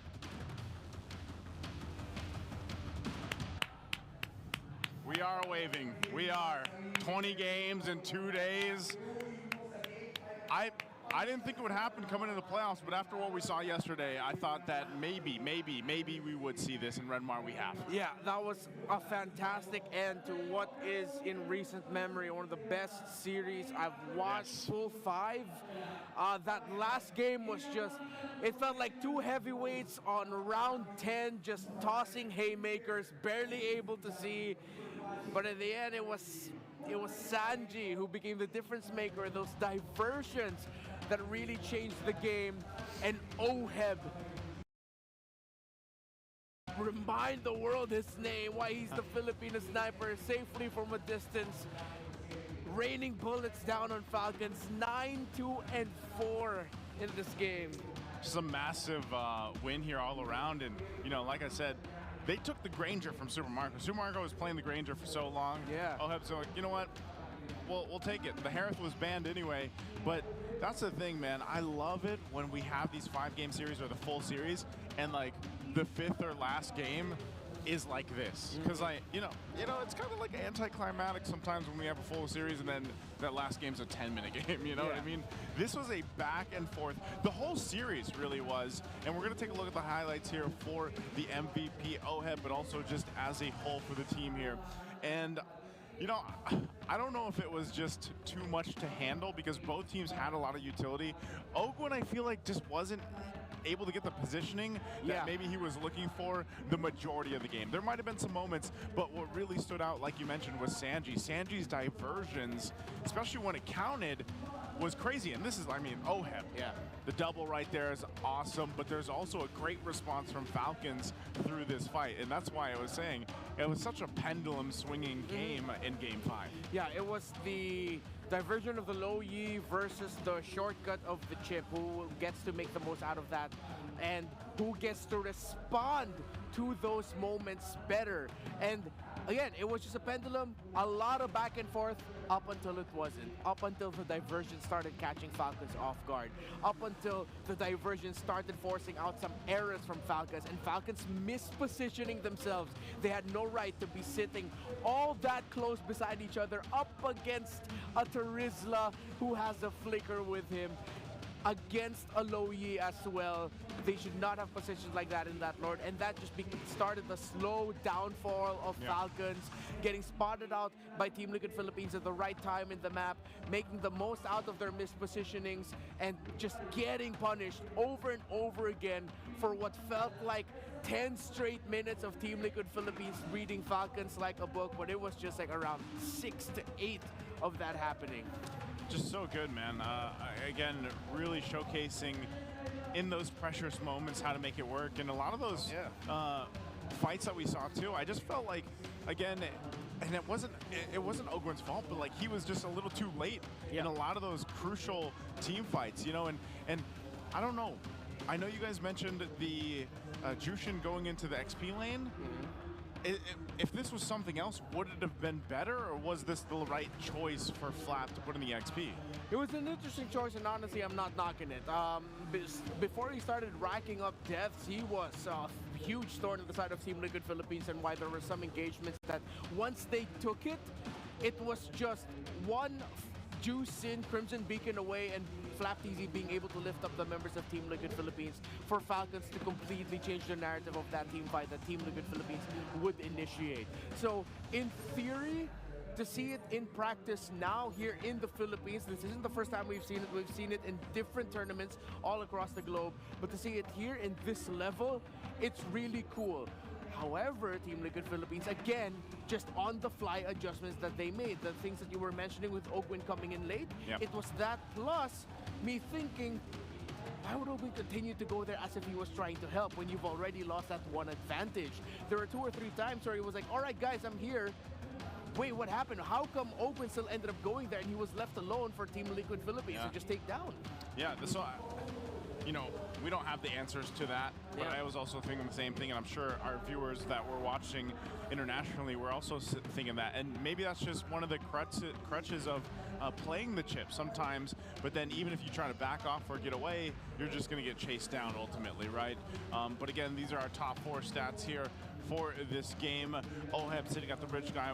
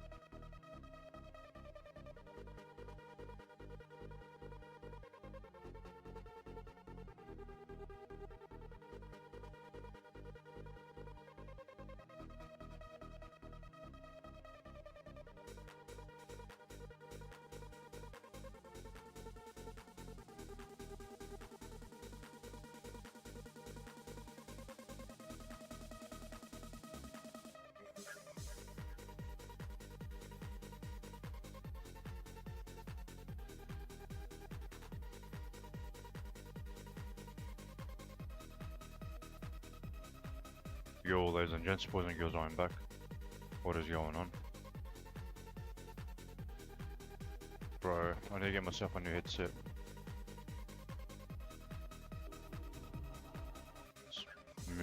Pause the music. Start this.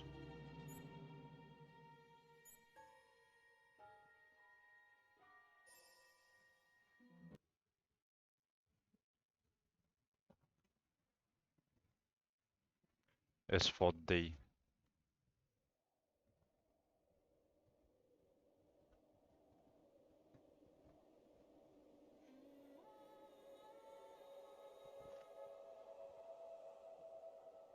Warner Brothers Interactive Entertainment presents.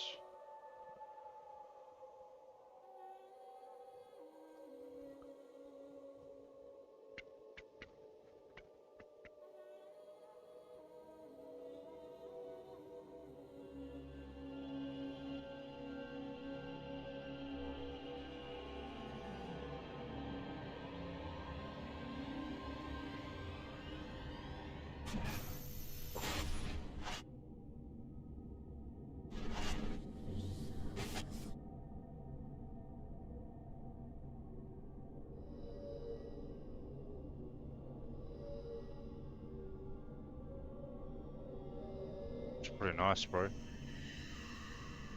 For a game that came out 16 years ago, 2009.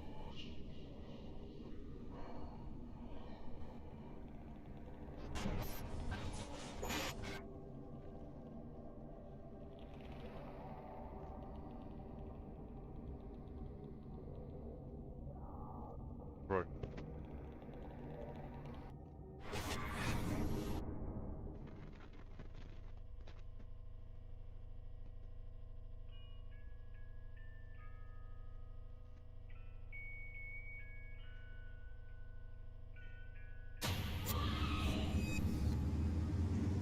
Nice of you to join us, sunshine. That was nice. Sit down, Red. Beckett, I need to check your visor calibration. Good, you're set. What do they want this Aristide chick for anyway? Don't know, don't care. We don't question orders, Red. We execute them. Stokes, give us what you got. Our target is Genevieve Aristide, president of Armacam Technology Corporation. Intel indicates she's holed up at her penthouse.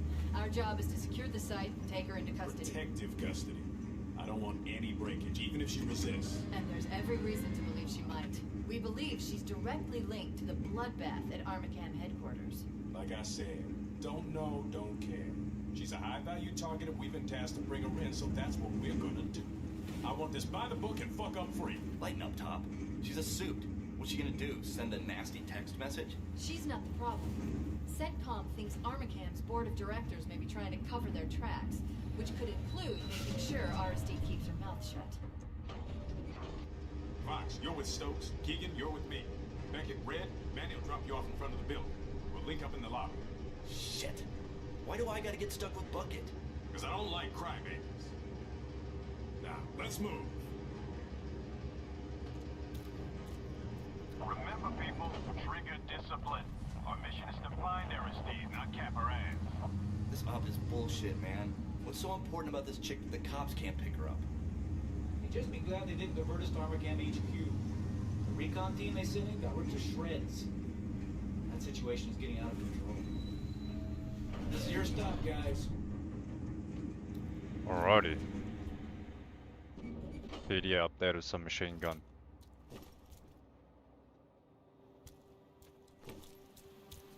Oh, we can't lean? Why can't we lean, bro?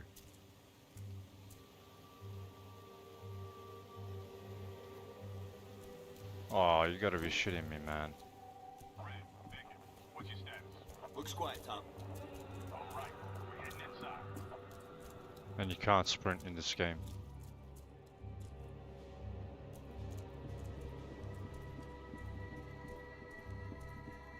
Looks like the main entrance is blocked. Yeah, man. Look at this place. Damn, this is some deluxe shit. Oh my god, you can't break glass now? Maybe we can go through the coffee shop. Hey, Top, somebody wait for the janitor in the men's room. You say talks continue. One confirmed, another problem. Just about blood. Hustle it up, people. Man, I could really go for an extra hot, no whip, white chocolate macchiato. Man, that's a lot of stairs. I think that gate's locked, dude. But you don't really want to climb all those stairs, do you?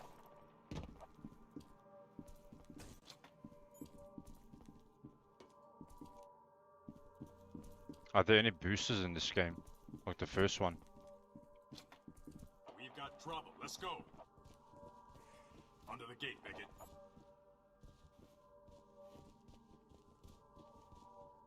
Phone pages. We have yellow pages here. Back room clear. Our intel shows this is a private elevator to Aristide's penthouse, but it's been locked down. I'll need a minute to override the system, unless you'd rather take the stairs. Fuck that. Somebody sure bled out fast. Probably took one to the aorta. This game looks very nice, bro. You think it was the carotid or the subclavian artery?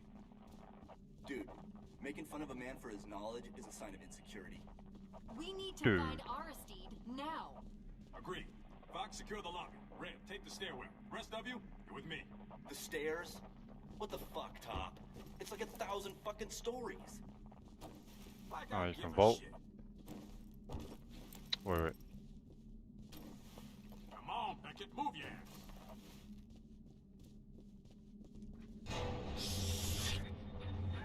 Then what is it?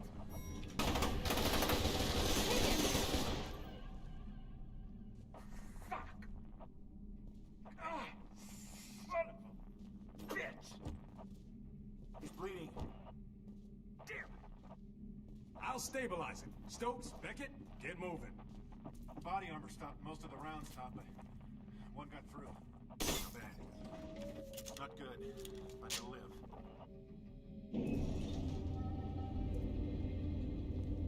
Oh, that looks nice.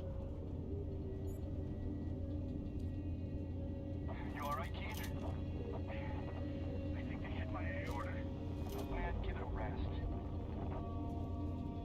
Hell of a view, huh? Yeah. All right, Beckett, it's just the two of us. Stay sharp. I'm counting on you. Remember to check your targets, people. Nobody shoot.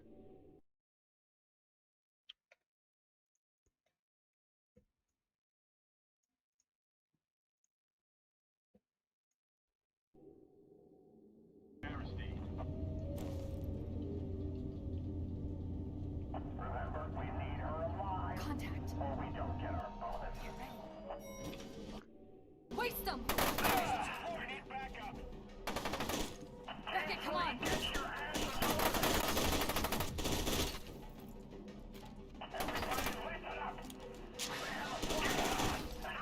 Got it. Move up. Wait, I want to fix options, my keybinds.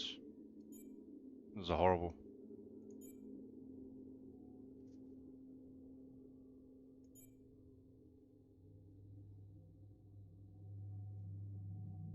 How do you zoom? Where's the zoom?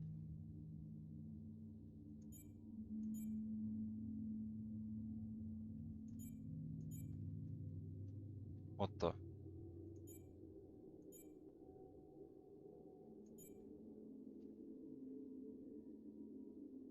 Sprinter's alt.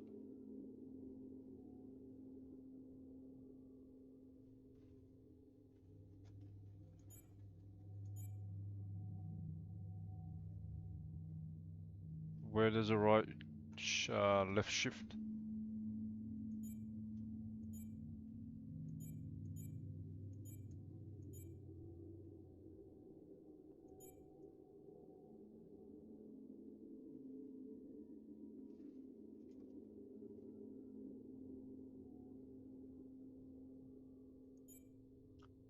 Melee. E. I'll do E.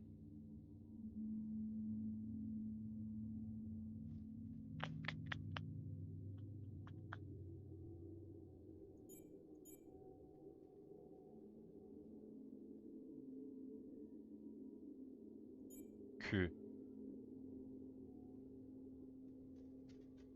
What the?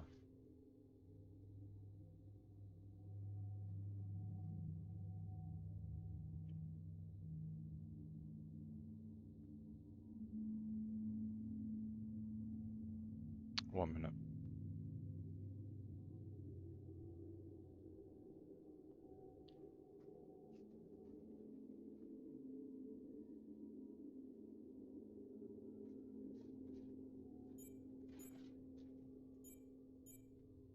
Well, what equals zoom?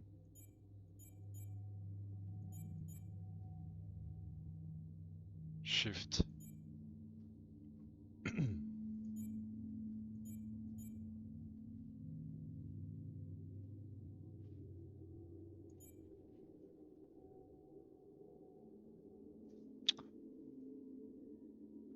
Bro, these selections are fucking stupid.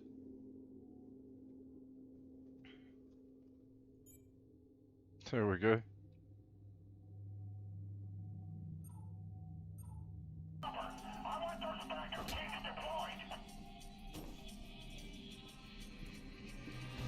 On the basket! Who they shot me like that?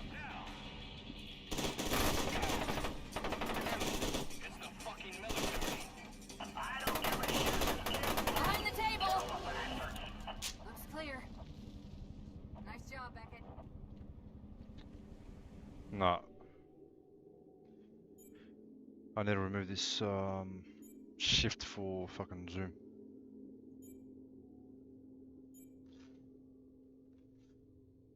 Yes.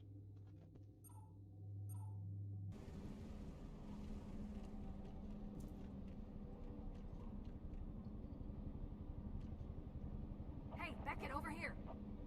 Flip to cover. Okay.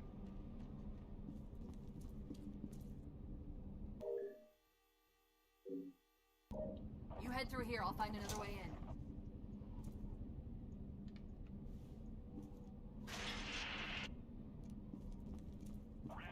Where are you? Still climbing stairs. That's just sad, man.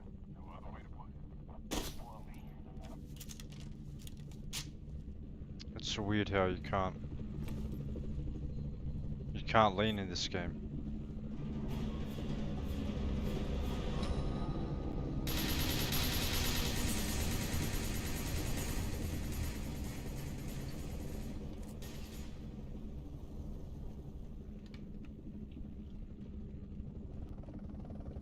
This is Genevieve Aristide. Can you hear me? Please hurry. My building's under attack. I think it's Colonel Vanek's men. He's a bloodthirsty bastard that cleans up messes for the board of directors. I'm dead if they find me. What's my health? 1.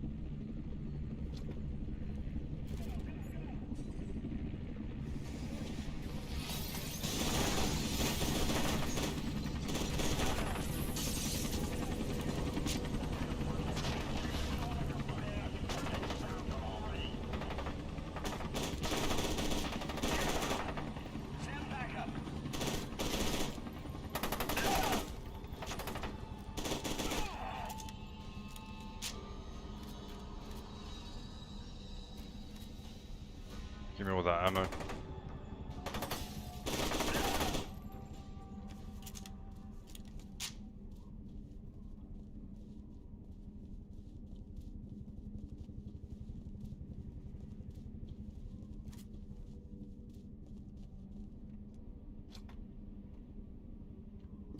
Is there anything here? Nope. Nothing here.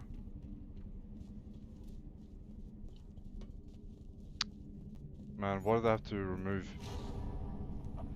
the leaning? I made it up the stairs. All clear. About damn time. Try to catch up to Stokes and Beckett. Will do. I'm on my way up.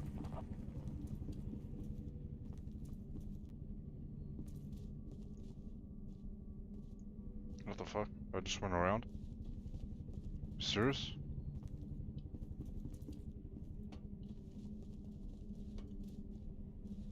Exit, okay.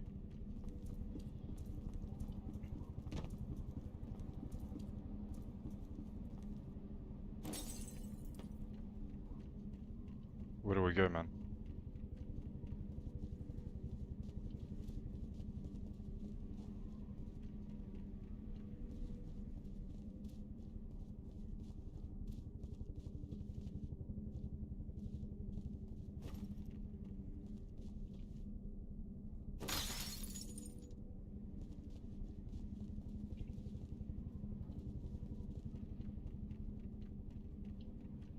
Am I stuck here, man?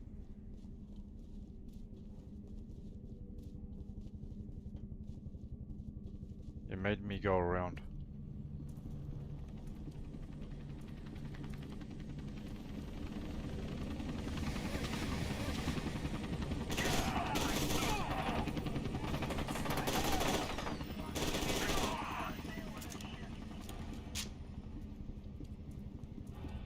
Made short work of them.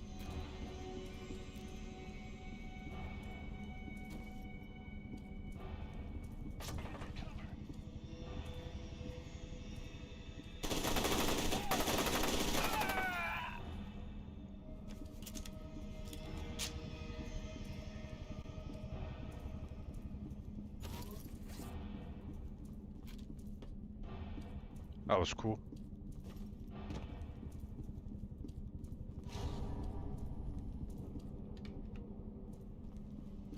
Give me all that.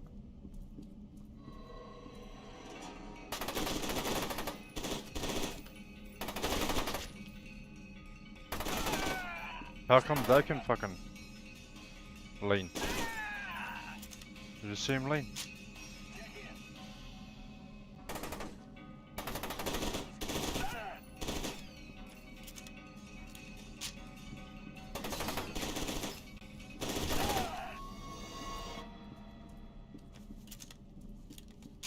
That's not fair, how they can lean.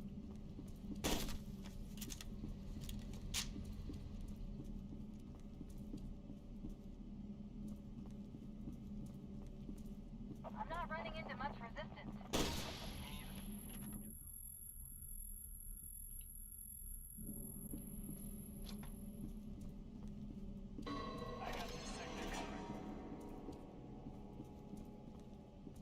Wait.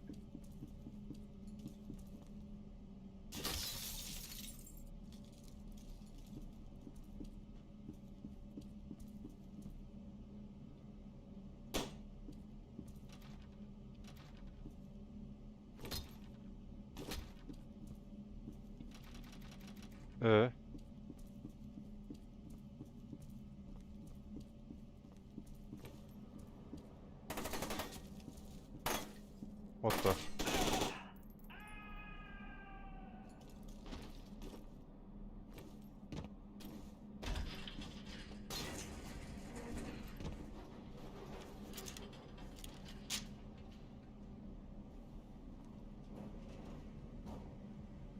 One minute.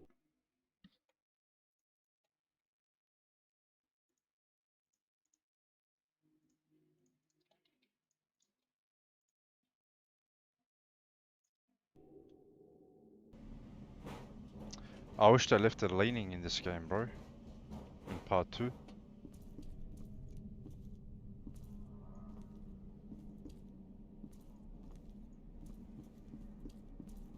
Where did she go? She was here.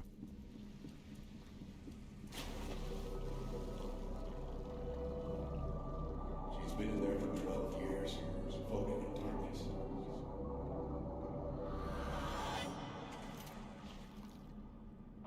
I just picked you up in the security system. Be careful. There's a lot of them. Head for the master bedroom. There's a hidden door.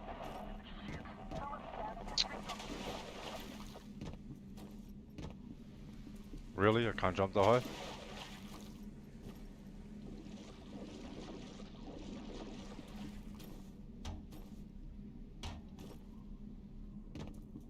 What the f...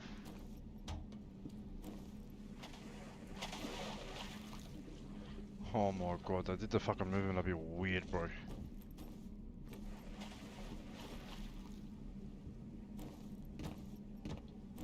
You can't jump over that? Are you fucking kidding me?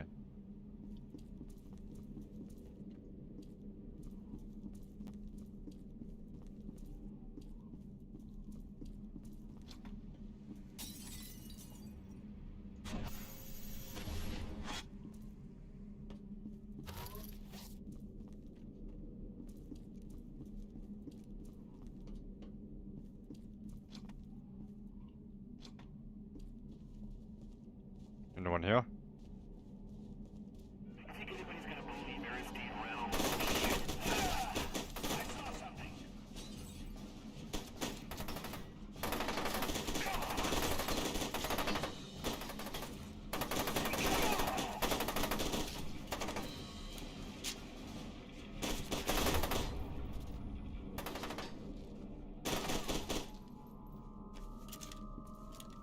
Absolute tryhards. Booster, why? Health is full. All my amp is full.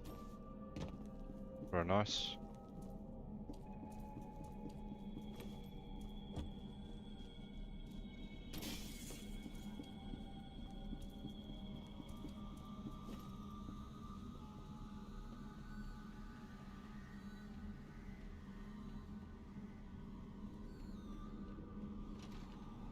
That door's locked.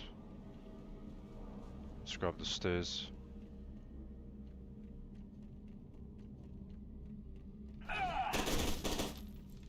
Don't be a hero, bro.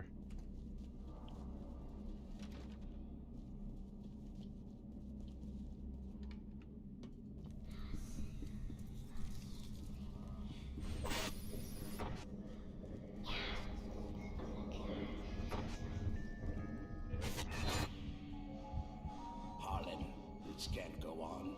She's too dangerous. You're telling me to seal my daughter away.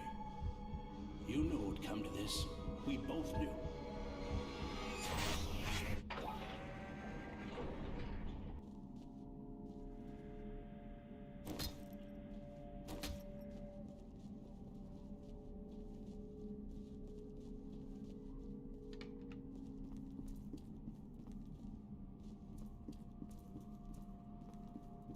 This game looks pretty nice, man.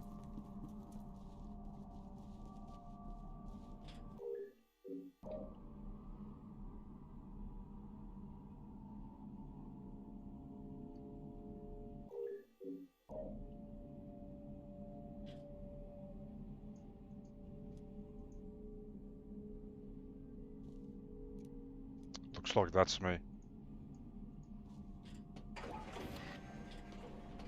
Who are you? Sergeant Beckett, where's the rest of the team? We don't have much time. You and your squad are the only hope of stopping Alma. Alma.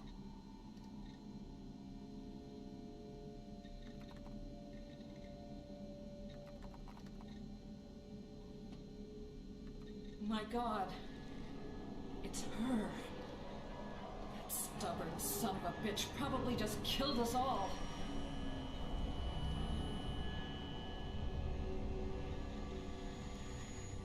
Sergeant Beckett, what's wrong? What is it? Did she just die? Or is this an illusion? Okay, there's no exit.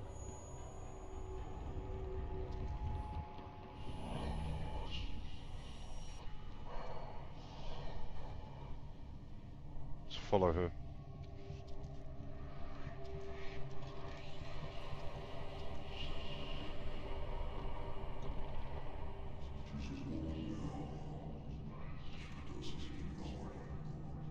Right, where the hell do you want me to go?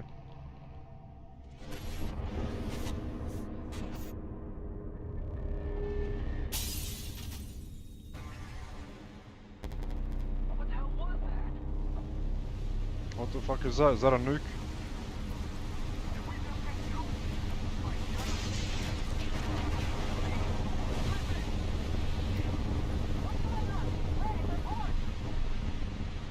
Jeez. Turn it to fucking Fallout 76. Yep. Another mushroom.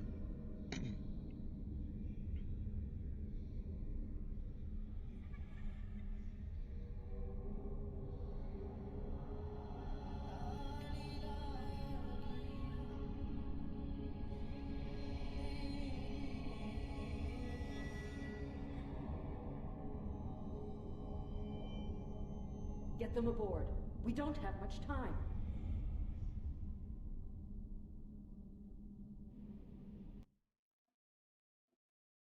playing Sanctuary.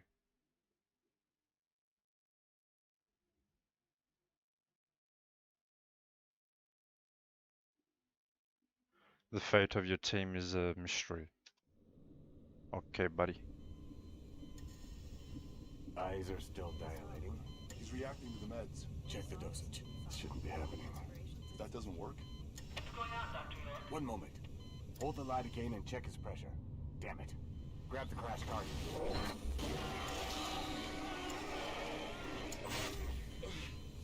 You could be in VFib. Charge to 200. No, make that 300. Dr. York. He's alive, but we're moving too fast. We need Just to... get it done.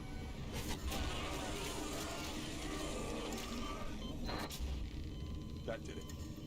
Stand by with that morphine. 4 meds. Where are we at, Dr. York? He's tachycardic. We need to stabilize before progressing. No time. He's unstable. Progressing now would be a mistake. You're putting... Set to 300. You'll feel a little pinch. Now.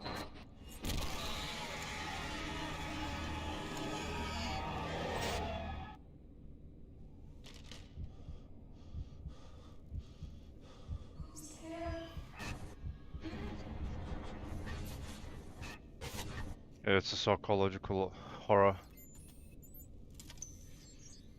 Psycho.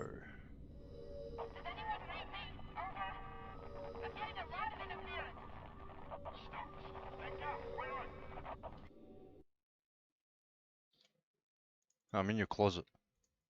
What the heck, bro?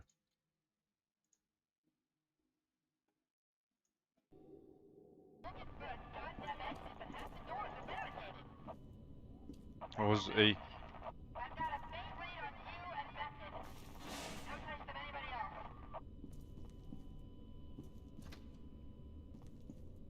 Find a weapon.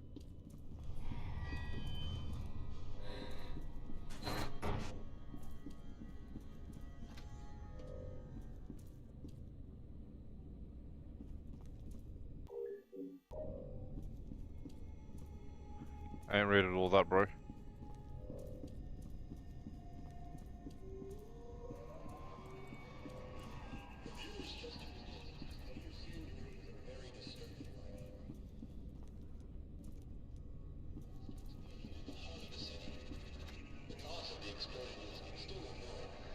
They have a weapon for me.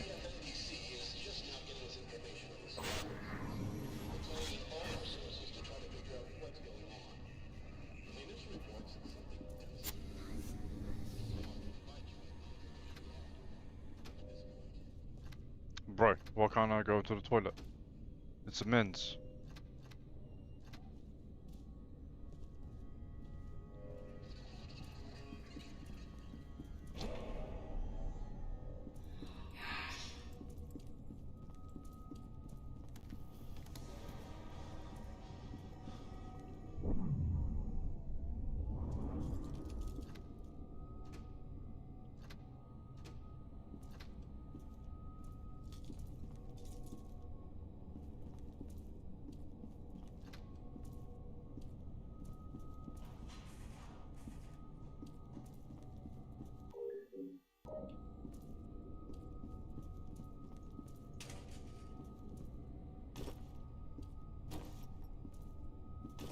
At least I can punch her.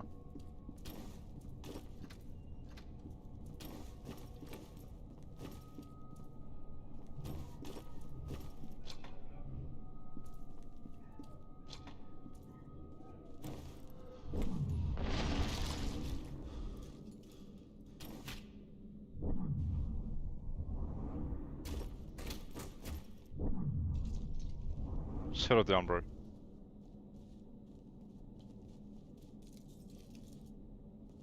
Still building.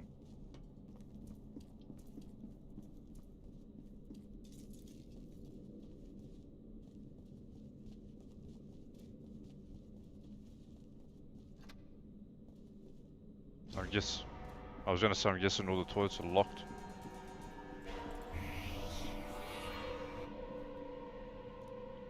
Look at her eyes. The grudge.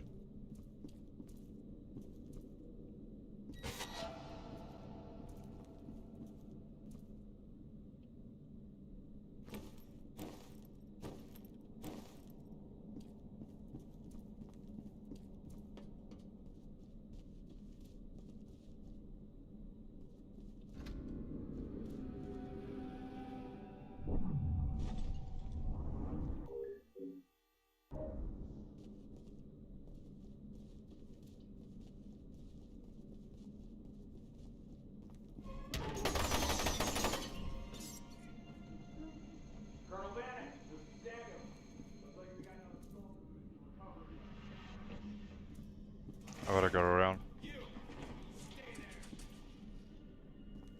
Why?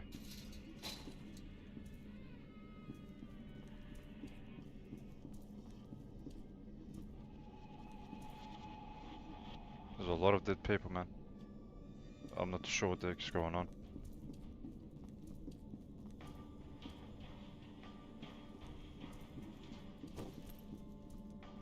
Sergeant Beckett, thank God you're okay. I'm sure you have a lot of questions. I'll explain everything later. Right now, we need to get you to the TAC lab. Hurry, and be careful. Vanek's men are attacking the facility. I can't believe he'd go to this extreme to cover up evidence.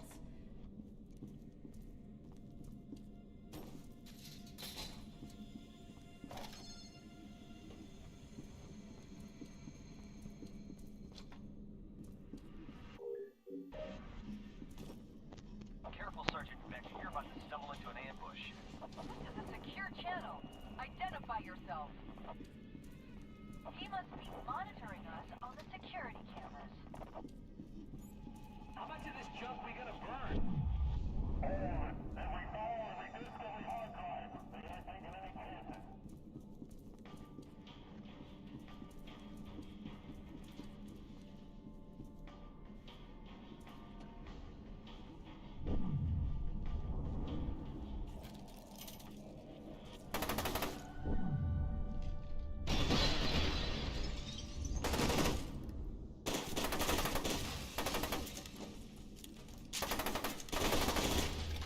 Very well done. I see why they picked you. Who the hell are you? You can call me Snake Fist. Snake Fist? Are you What? fucking kidding me? Snake Fist. Hey, I don't know who else is listening, and I'm not taking any chances. You people need to get out of there.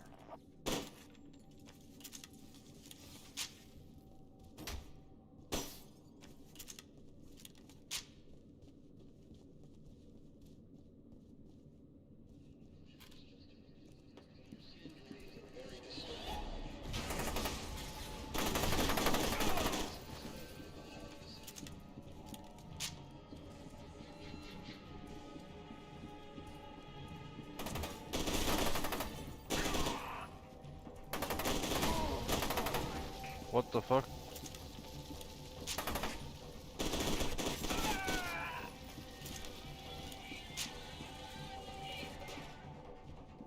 Sounds like one of those Turkish djinn movies, bro. The sound effects they have.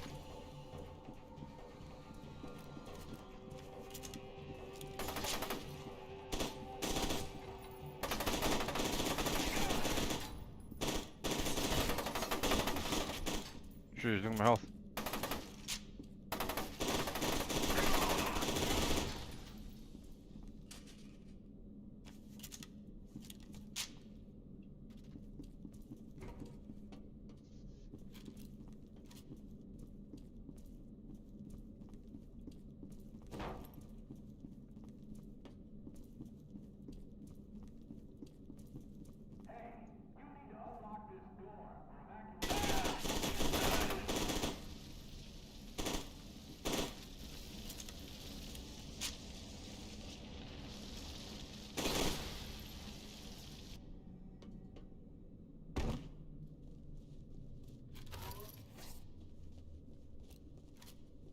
Bro, I got blown to pieces, bro.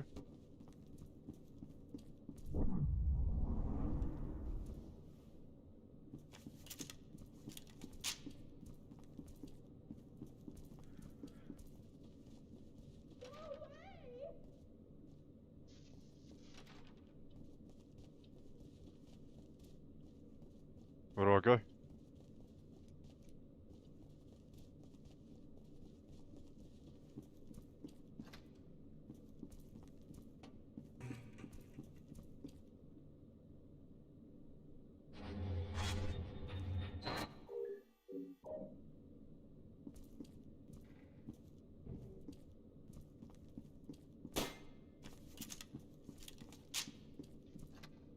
Bro.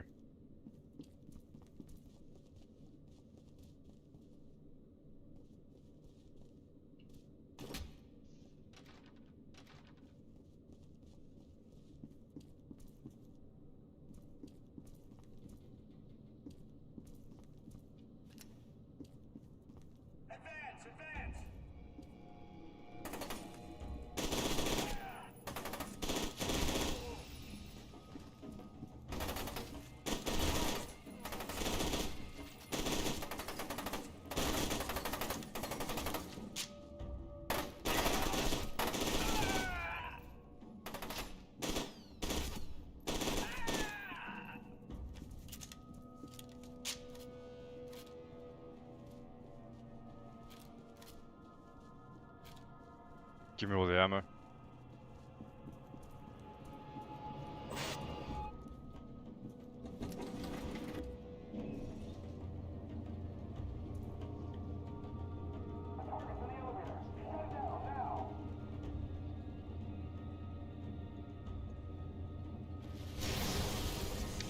Bro, come on, man.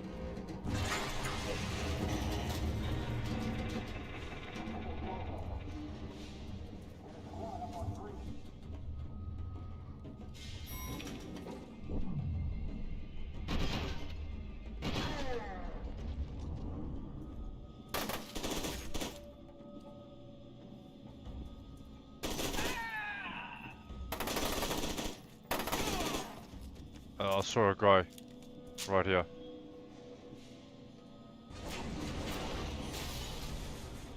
No?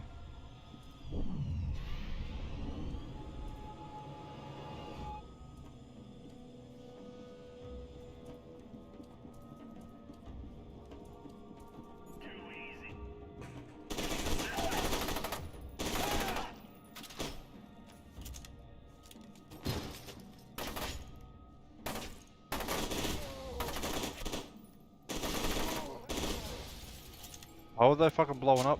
What am I shooting at? That makes them blow up.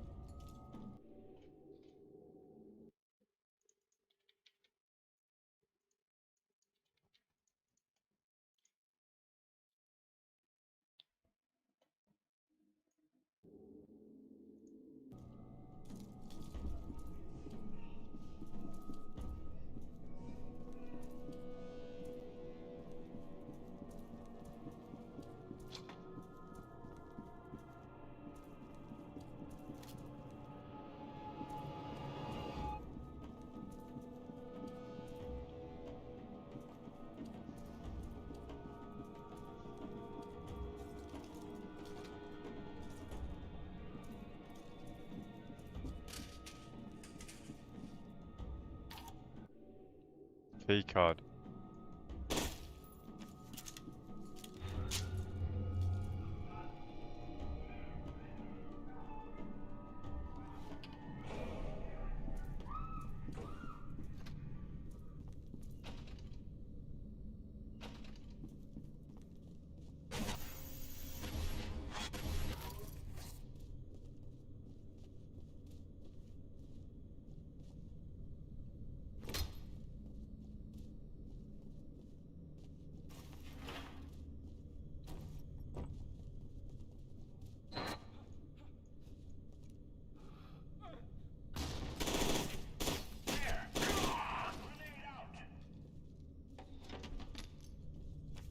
Did I just see a grenade out?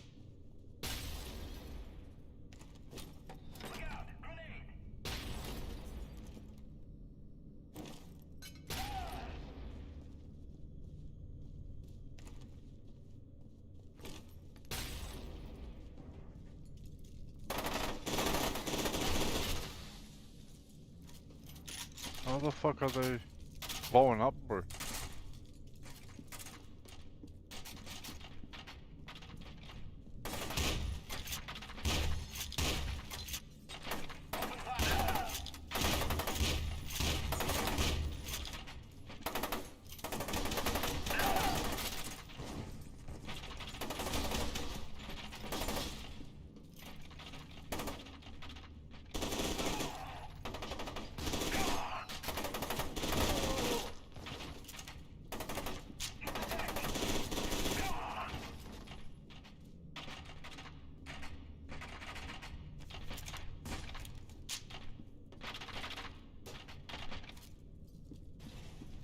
What's making that noise?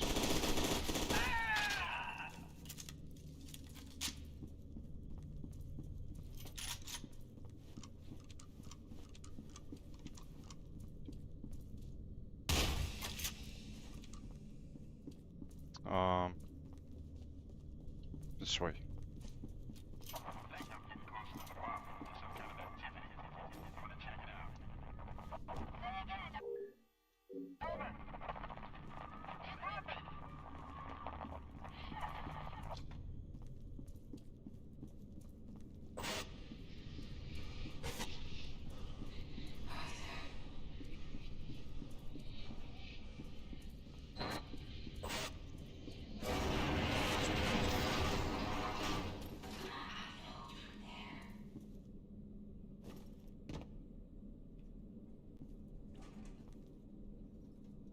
Okay, I'm here.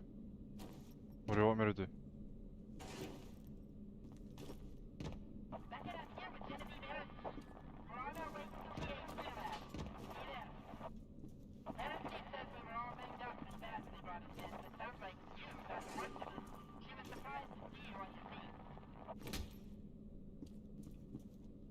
Okay, I'm here. What do you want me to do?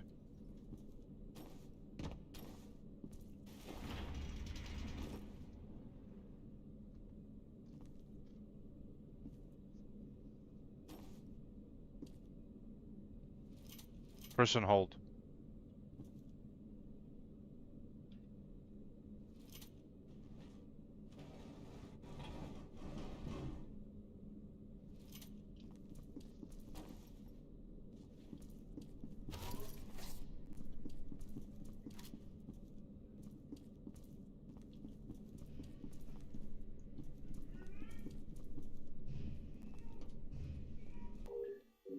Did I just hear her say Nana?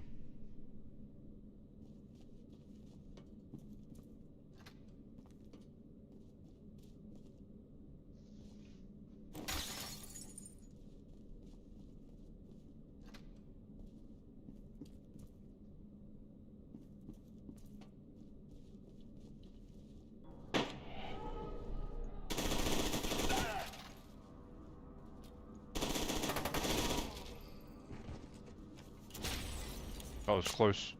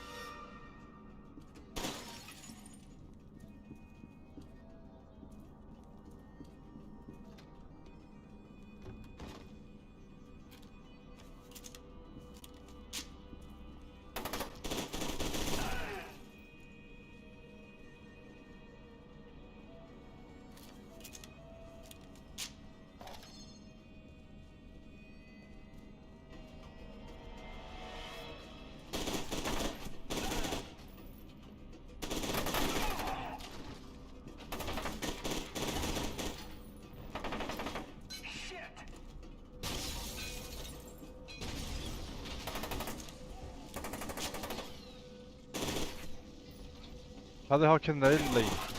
And we can't lean anymore.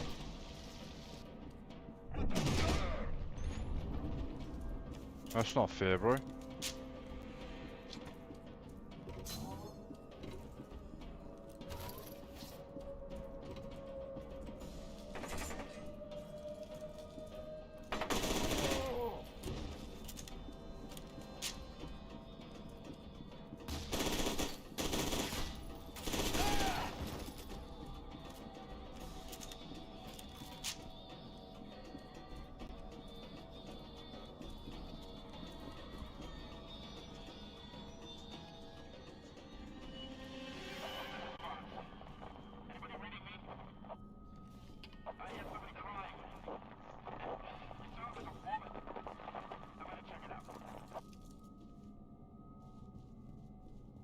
I guess I go that way.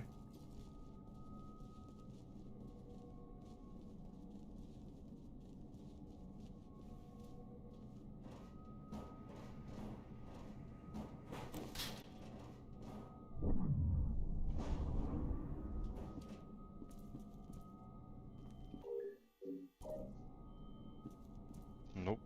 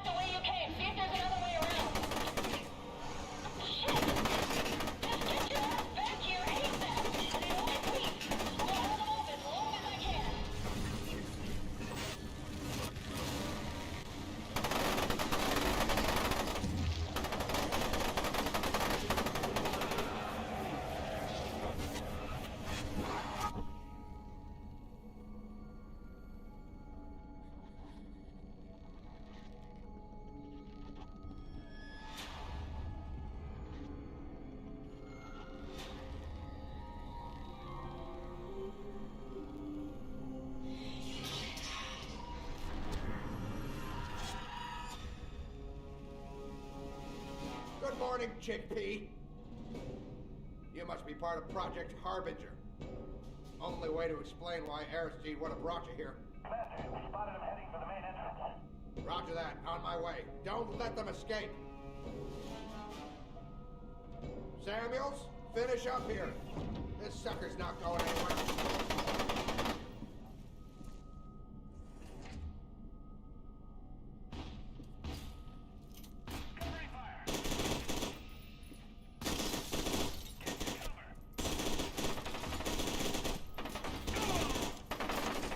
Bro, there's so much health.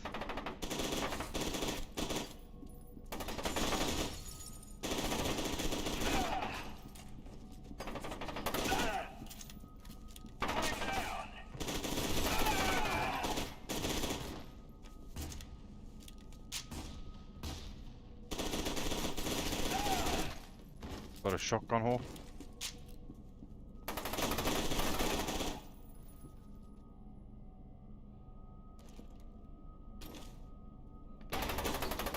Grenade.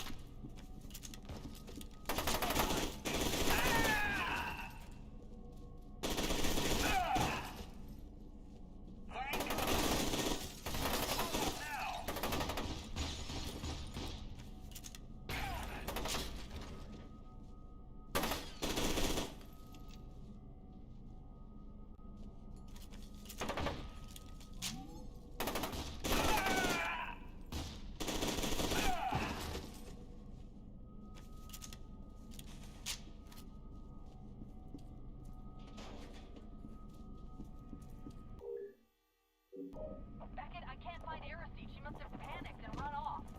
Keep your eyes open for her. Oh shit.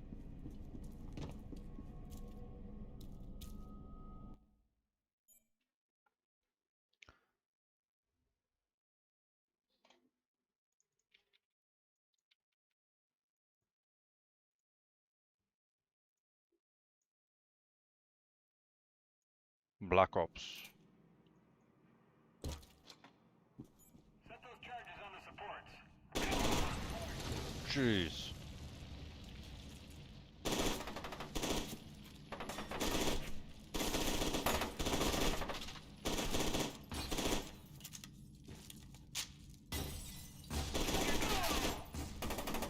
There's one behind me.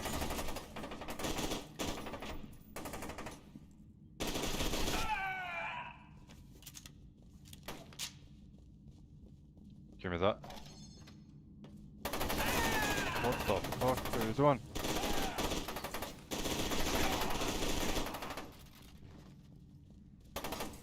Let me heal. So let me heal. I had to reload.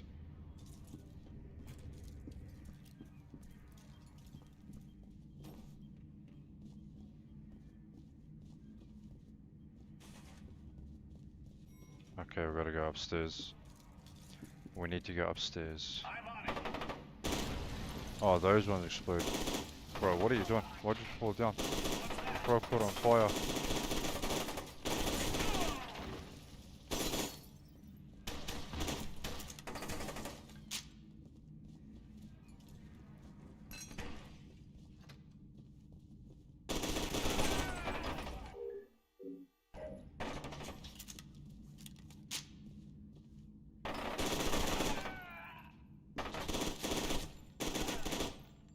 He's still alive? No, he's dead.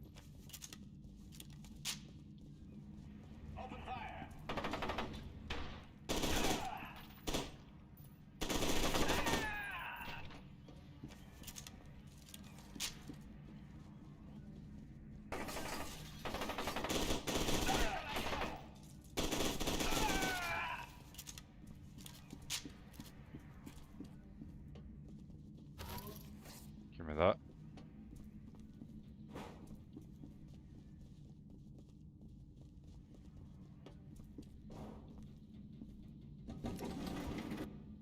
Damn it, what are you still doing in that facility? They're about to blow the whole place to hell. Ah, Snake Fist. I was wondering when we'd hear from you again. Why are you helping us? Because I'm convinced that if Sergeant Beckett dies, everybody dies. It all has to do with Project Harbinger. I'll explain later. Just haul ass.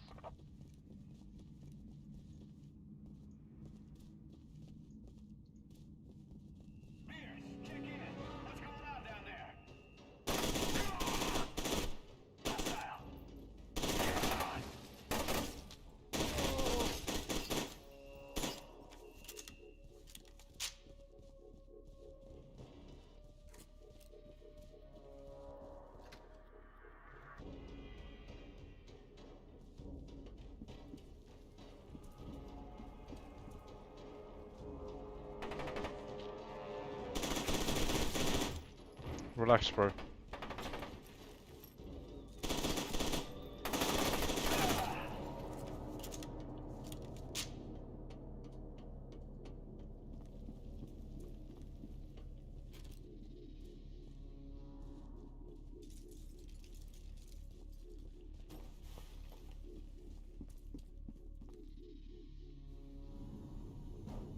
That was cool. Buck here. There's no sign of anyone. I'm heading towards radiology. This place ain't right.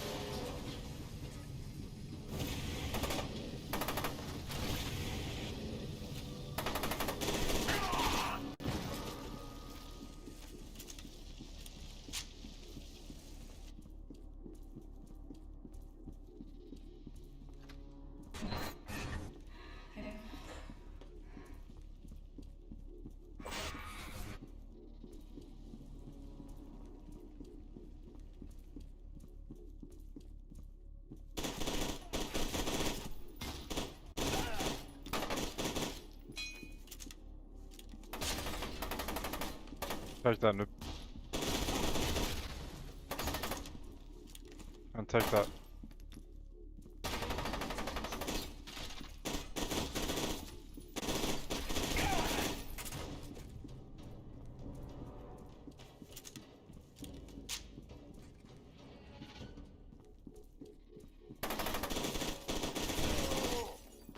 How are these guys blowing up, bro?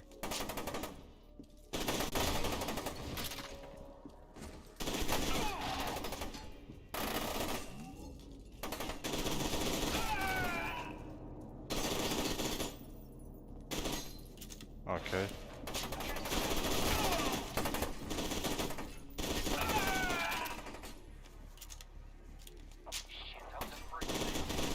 What is it now? Alma, she must be after Sergeant Beckett. His telesthetic profile is off the charts. As I suspected, she can sense him without amplification. Hey, Snake Fist. Who the fuck is Alma anyway? She's the mother of the apocalypse. Snake Fist out. I'm at a loss for words. I need health, bro.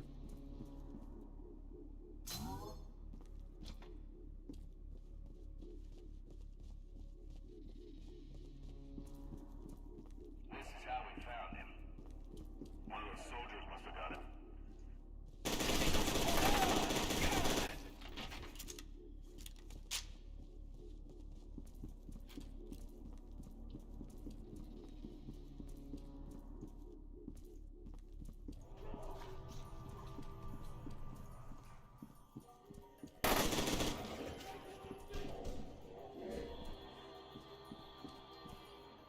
Where the heck did bro go? What the fuck happened to you?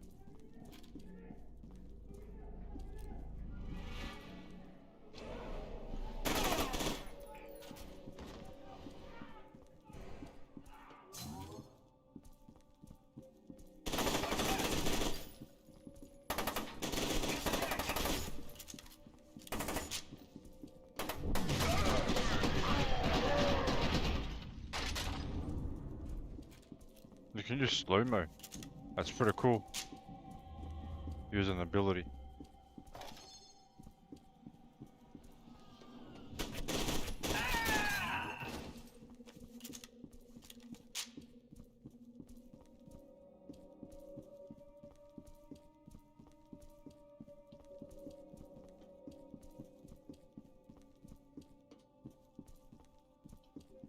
Do I go this way? Or am I going back by accident? I went back by accident.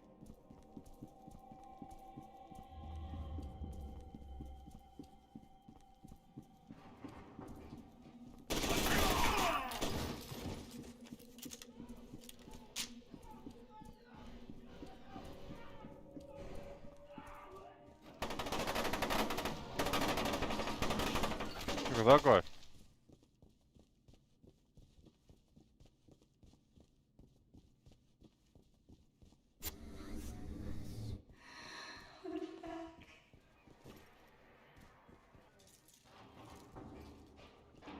Starts to look like a Manhunt. Resident Evil.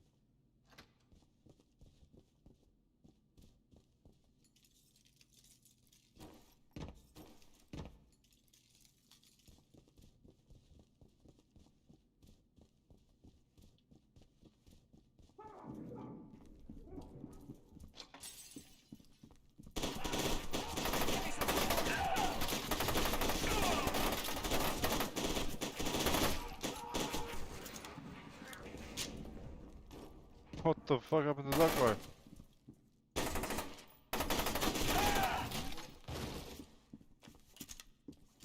Did you see this guy?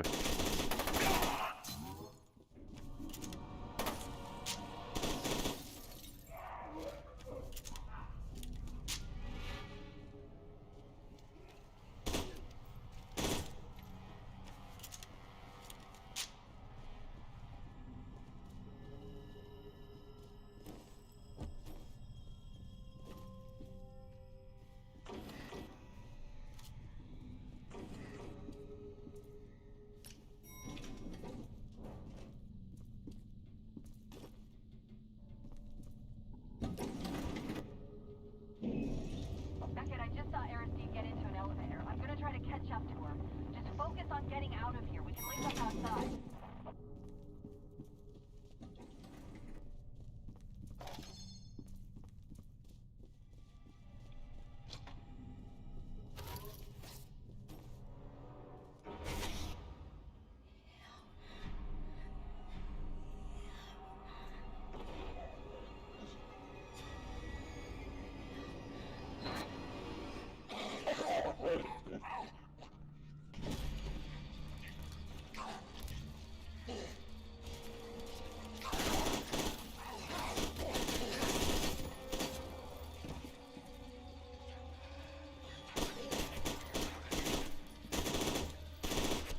Oh shit, there's two of them.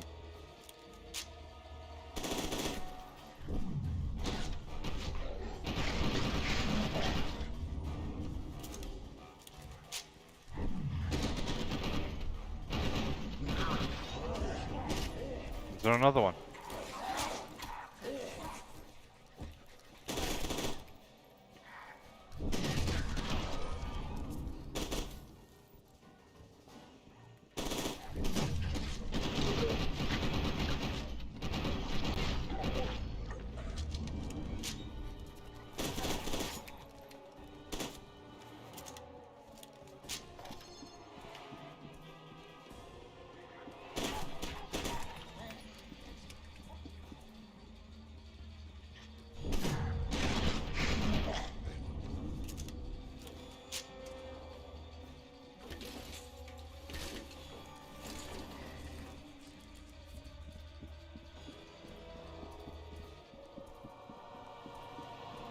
Beckett. We have to help her.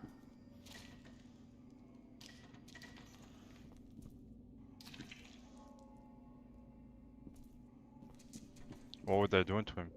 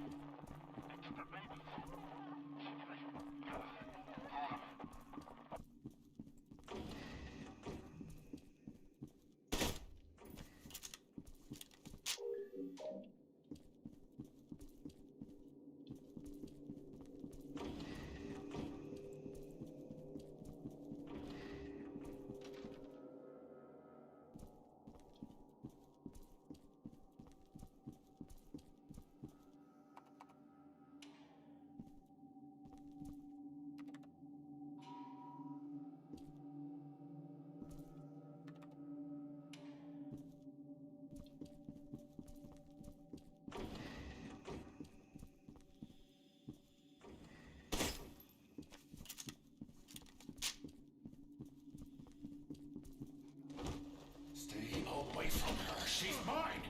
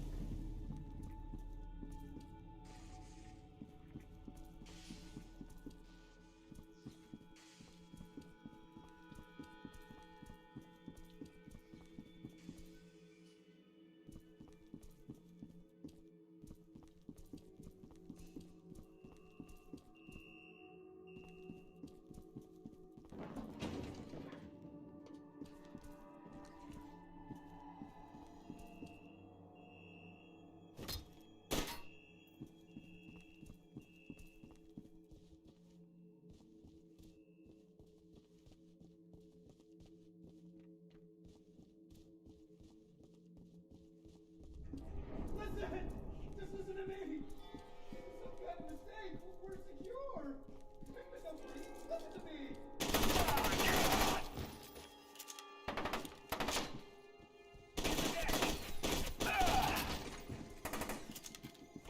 How did the squad die? I saved him.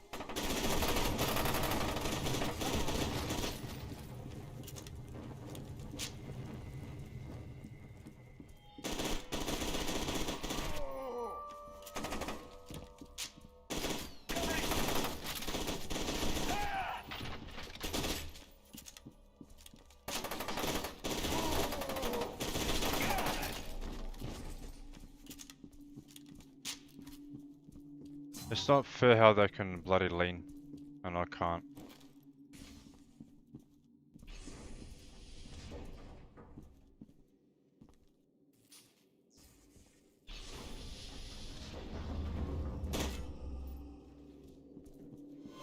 There's 2 of them there.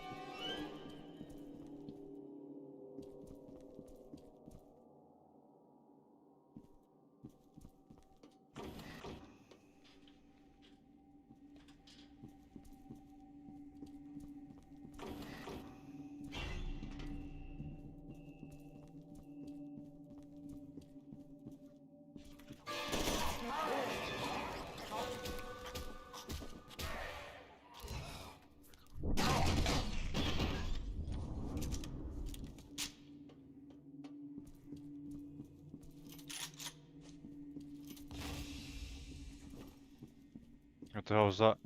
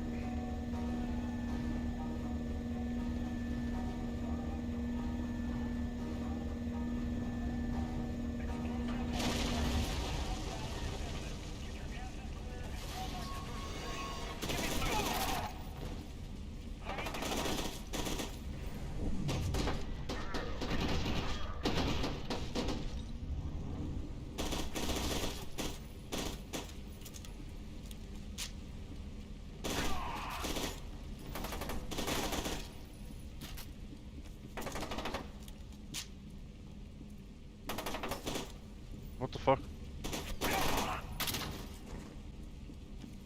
Crazy noob.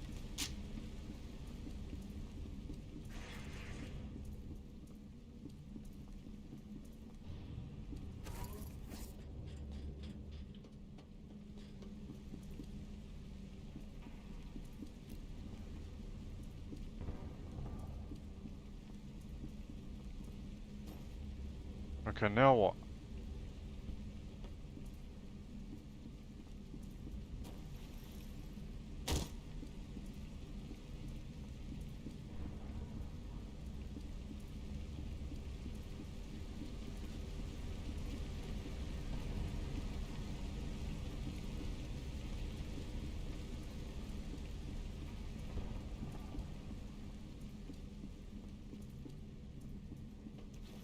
Of course.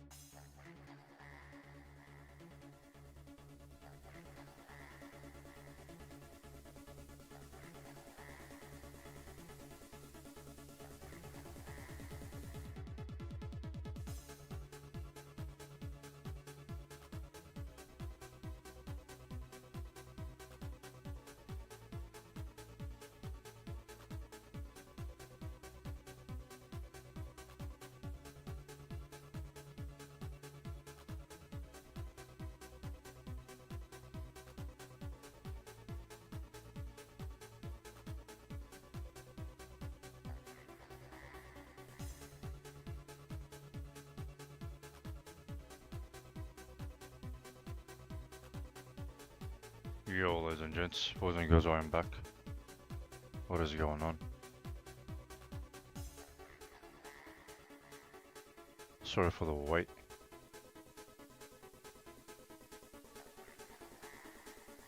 I thought I downloaded F.E.A.R 3 as well. Looks like I didn't.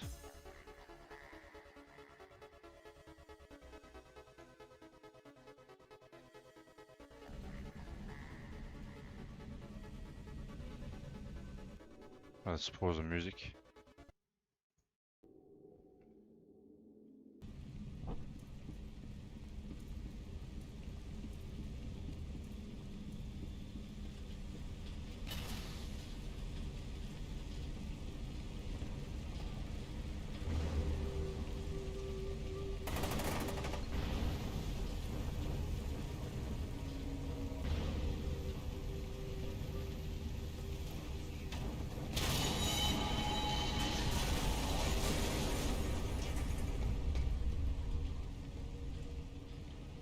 Come here, noob.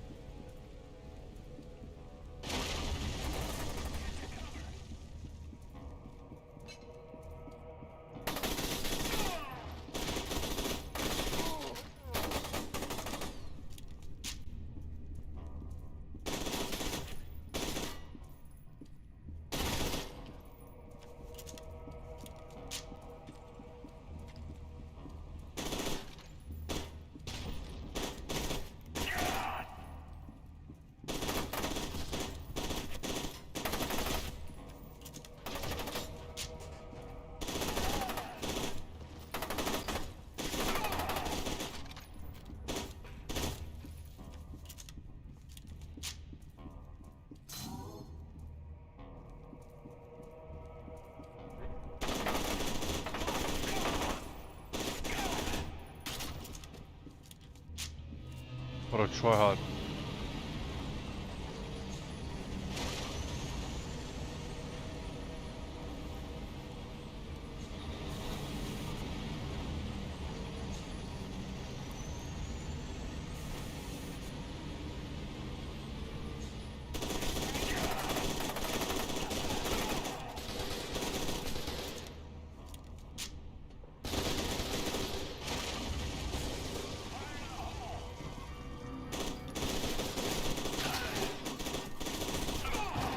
Why are they dealing so much damage to me, man?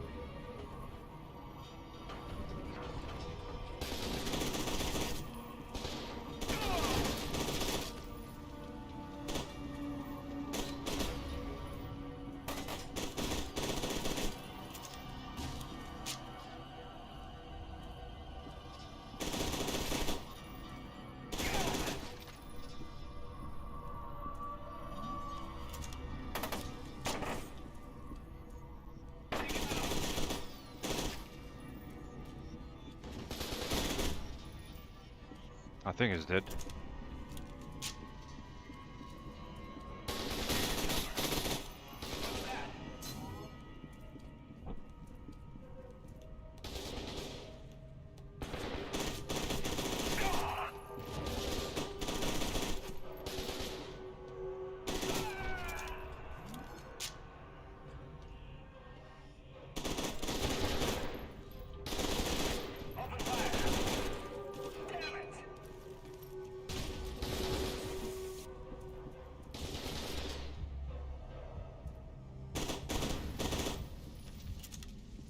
I need health, bro.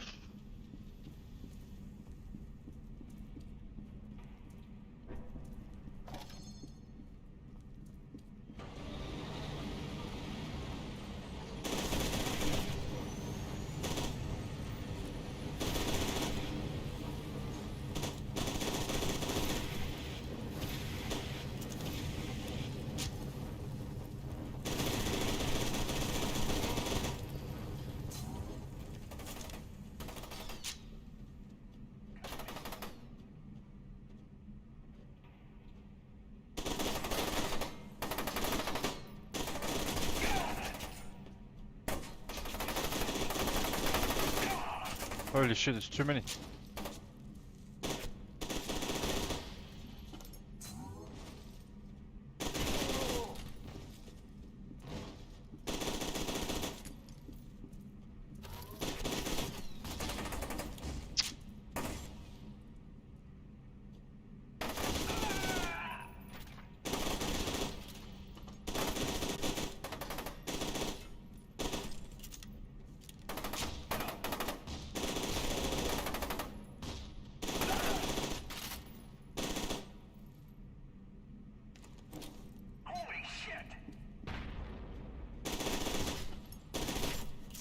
Oh my god. Thought I killed him. Where's this guy?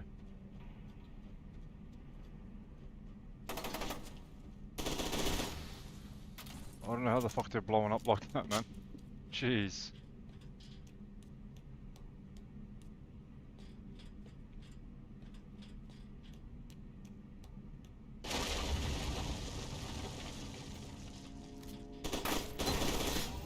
Try hard.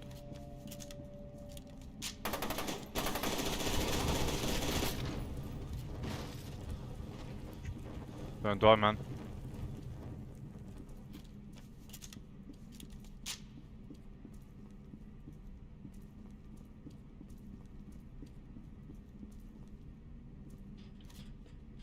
Yes, give me. Thank you. I need armor as well.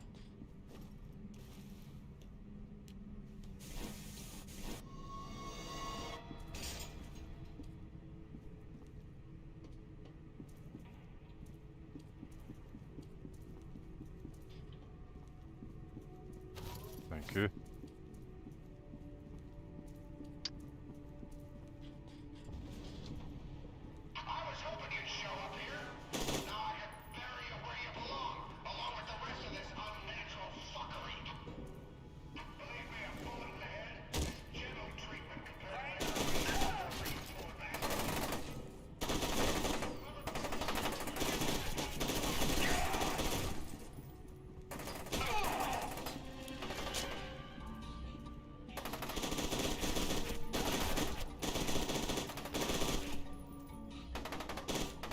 Right, where are you shooting, you noob?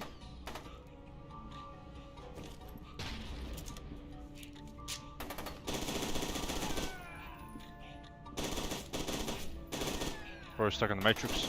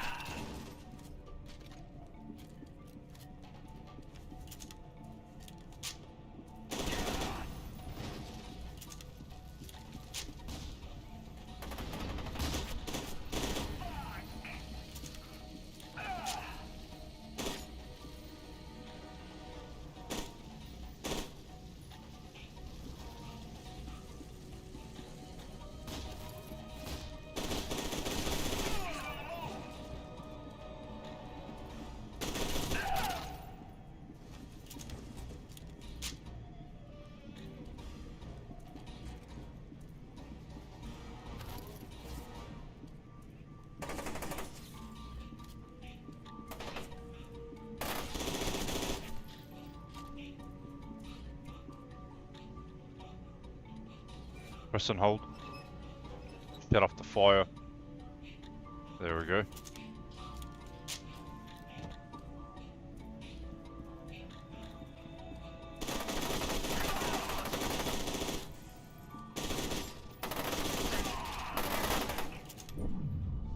I'm reloading.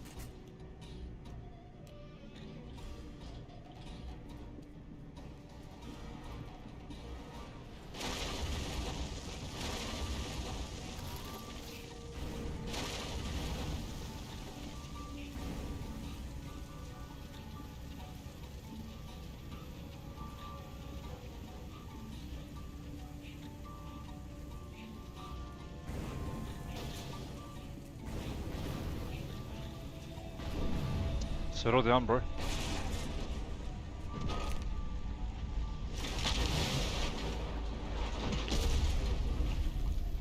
Jeez.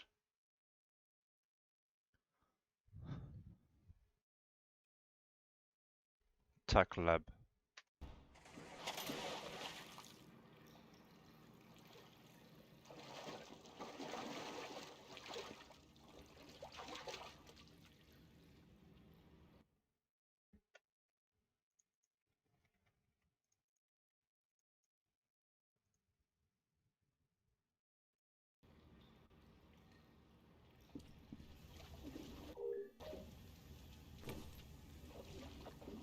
Sergeant Beckett, judging by my readings, Alma is very close to you now. You're probably already experiencing symptoms of her proximity, hallucinations, headaches, that kind of thing. You have to resist her.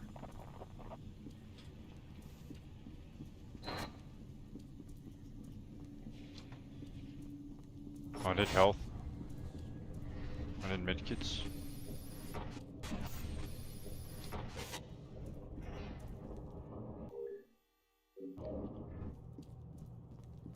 Oh, there's one here. Thank you.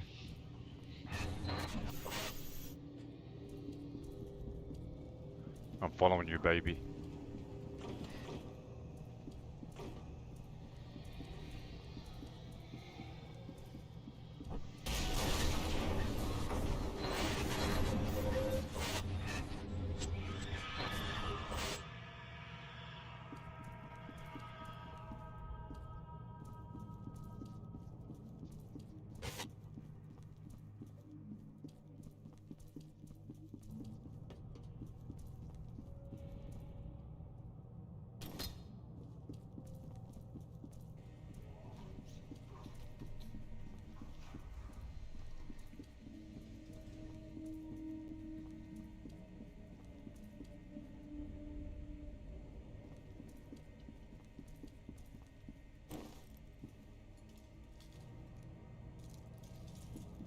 Sergeant Beckett, I've been looking over my data. I suspect what happened is that Alma became aware of you when you entered the TAC, and now she's drawn to you. You can even say she covets you. She's a governor. You're like free pizza at an anime convention. She can smell you. She wants to consume you.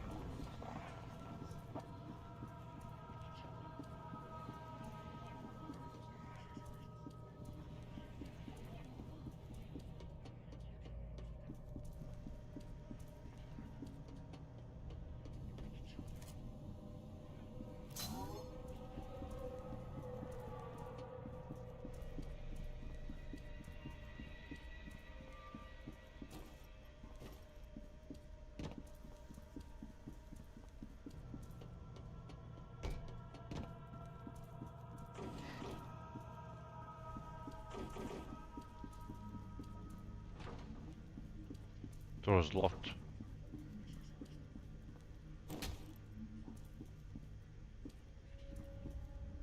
Oh, come on. I went the wrong way.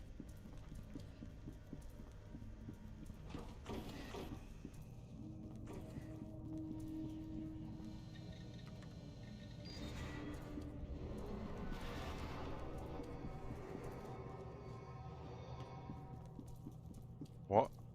No, I can't open this.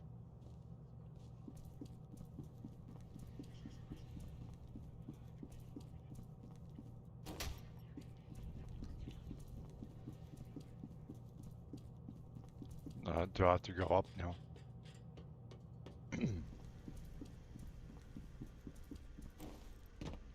I can't jump back over.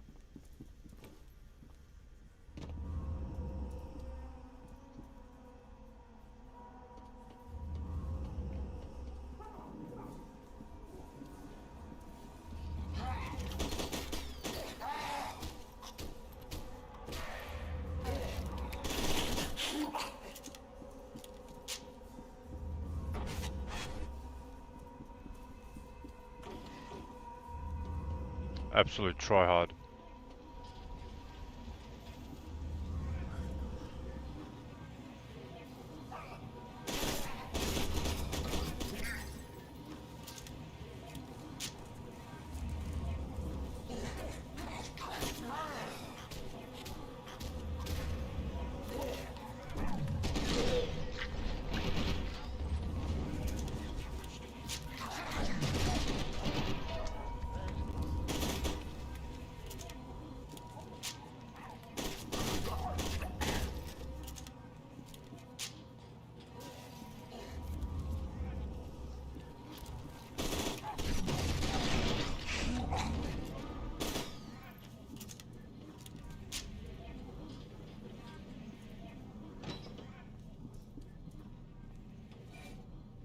Hold E.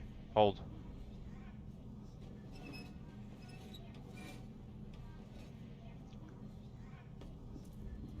Alright.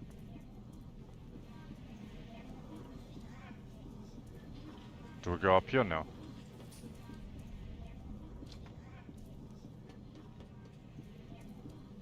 Thank you.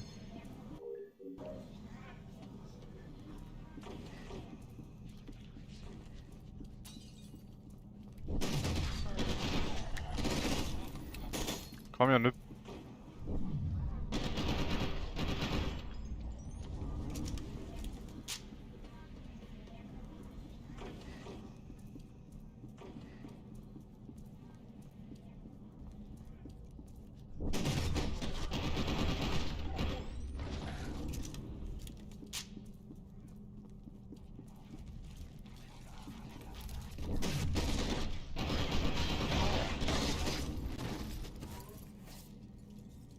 You're still alive. Where are you, noob?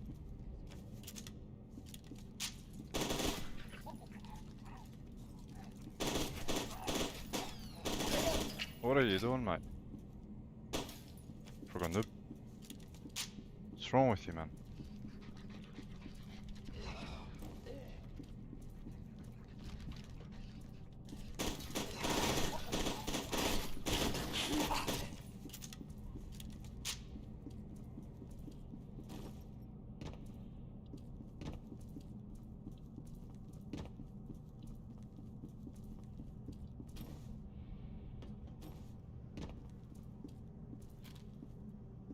Armor is full.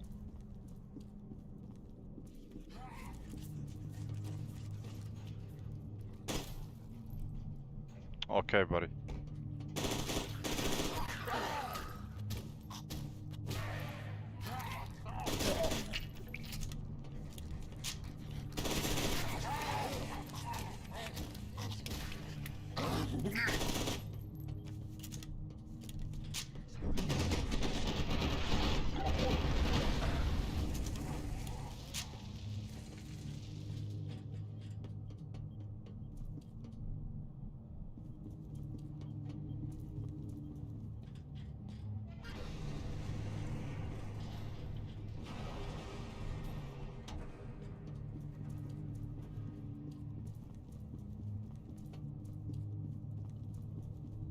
I guess I'll jump down.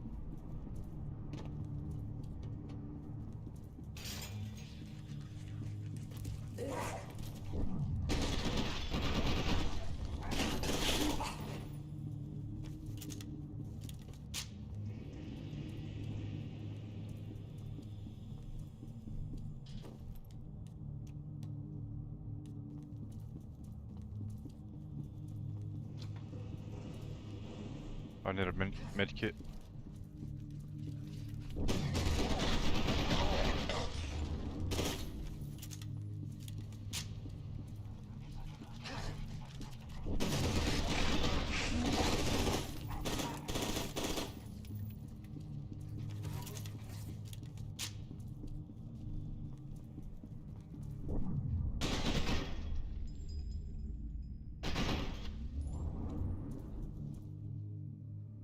Where'd you go?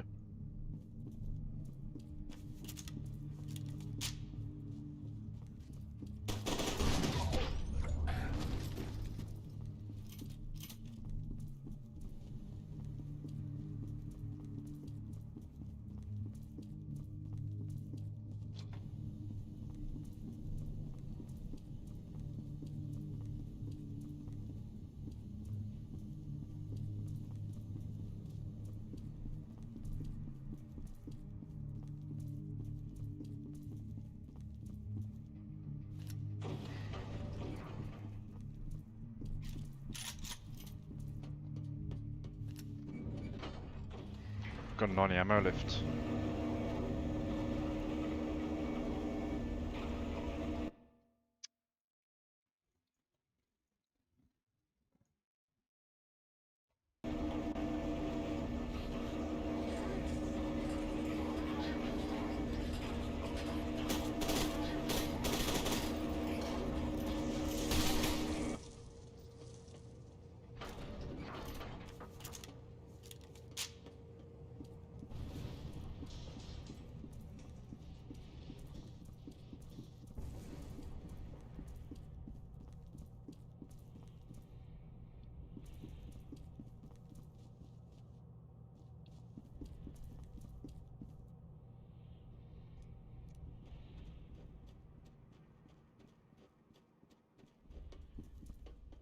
Give me that.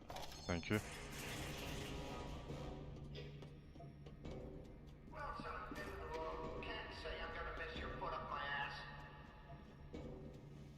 Let me show you something while I've got your attention. A guy named Harlan Wayne had this place built. He's the one that came up with the replica program. Genetically engineered puppet soldiers that respond to telepathic orders from psychic commanders. Fucking crazy. This abomination was supposed to become one of the commanders. Started off as a regular Joe like you or me. The problem is, the process of turning somebody into a viable commander takes a bit of a toll. With the right amount of psychic amplification, this thing can control the replica, but he's so far gone, nobody can control him. Not very useful in a military situation, but adequate for my present needs. How about a demonstration?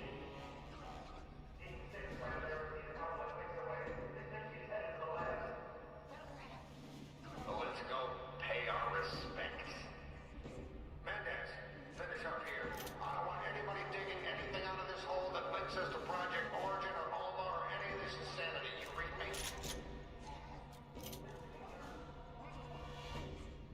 Bye now. See you in hell.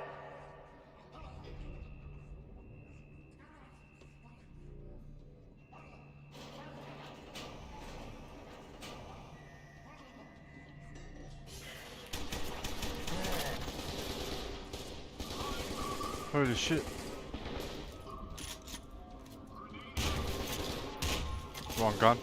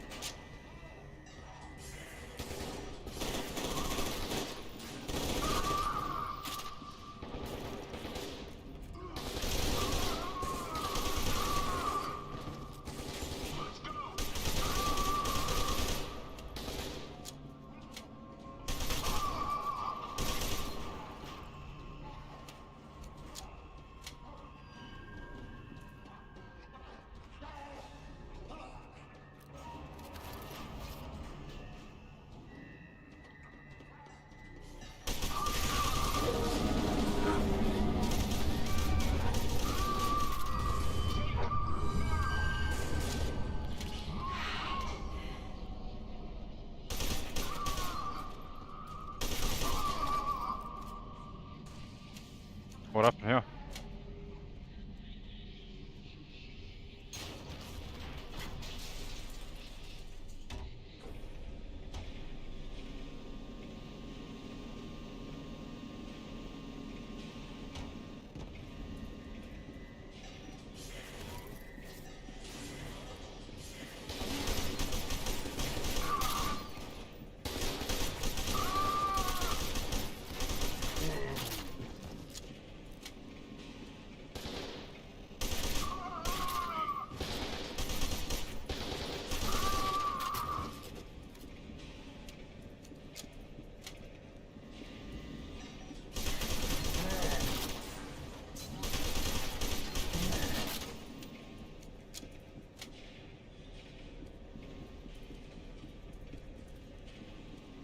Alright, where do we go now?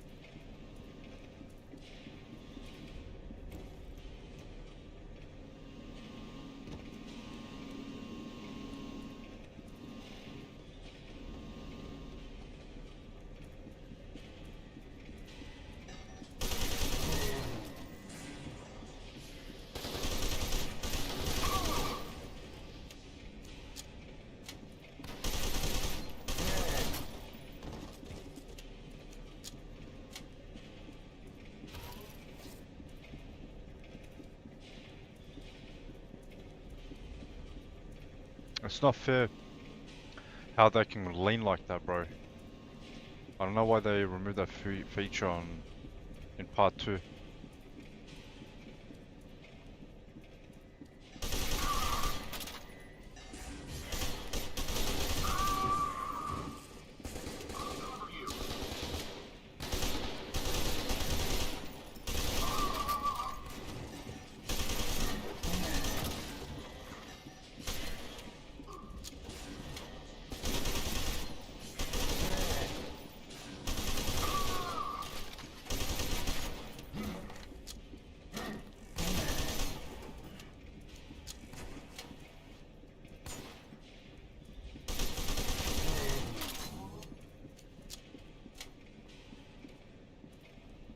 I gotta go around. Is there another person here?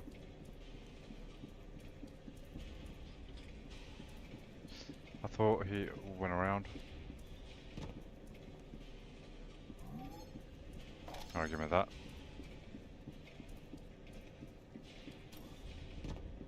Jump.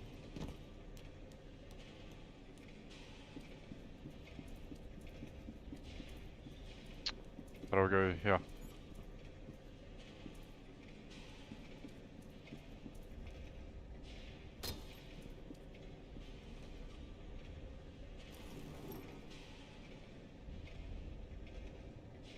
Nice.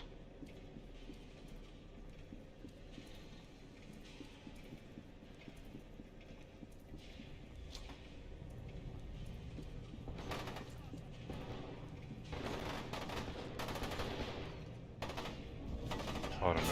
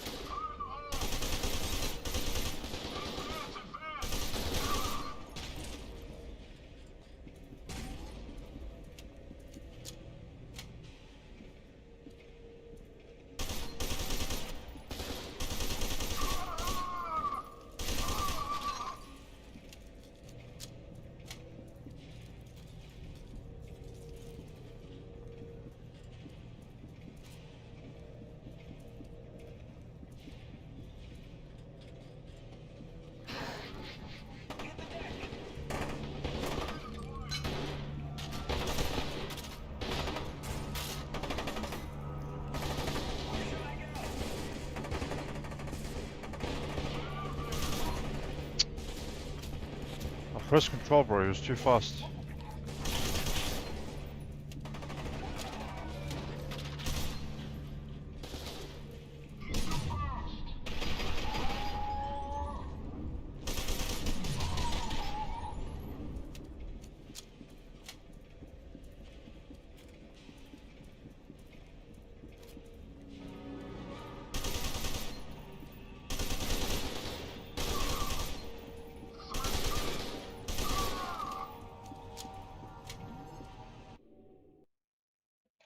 Jeez.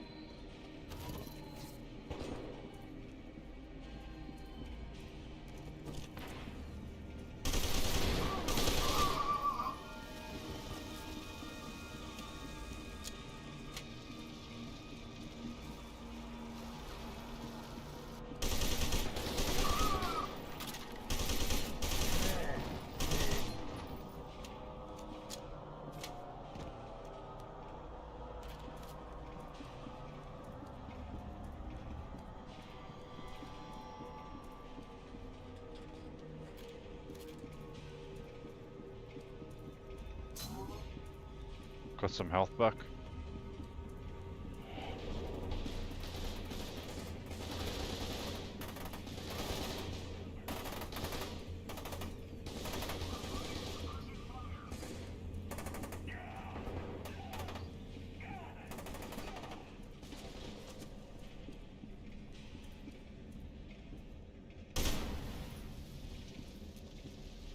is on fire.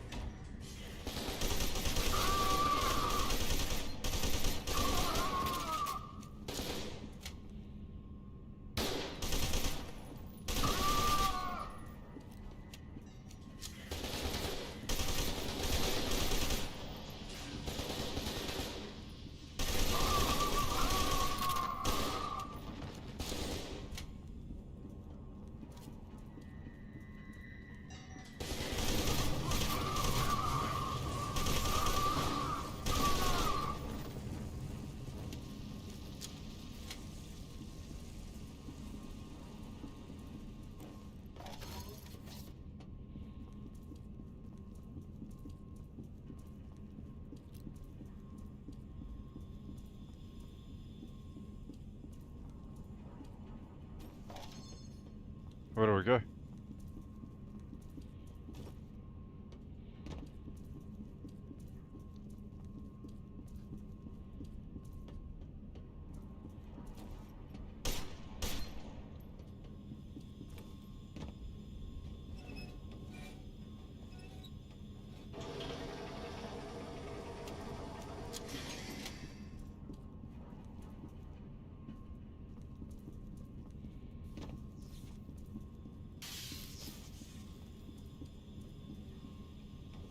Turn the valve.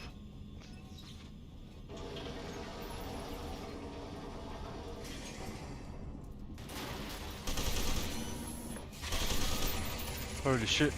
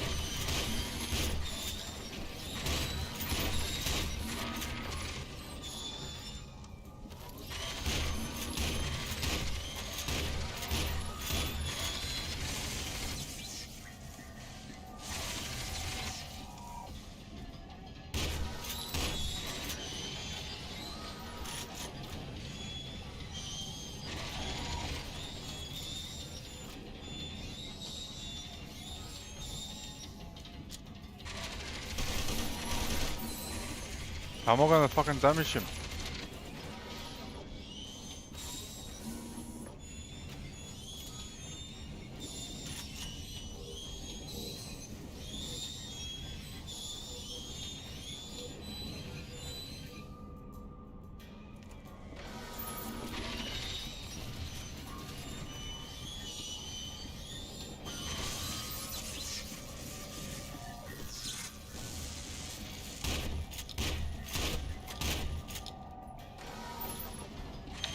Oh my god.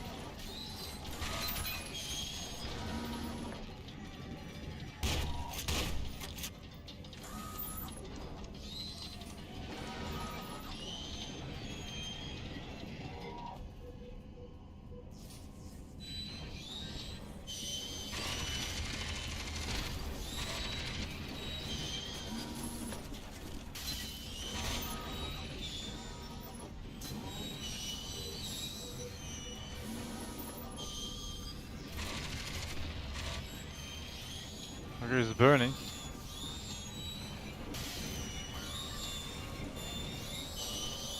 Where the fuck are you throwing it, bro?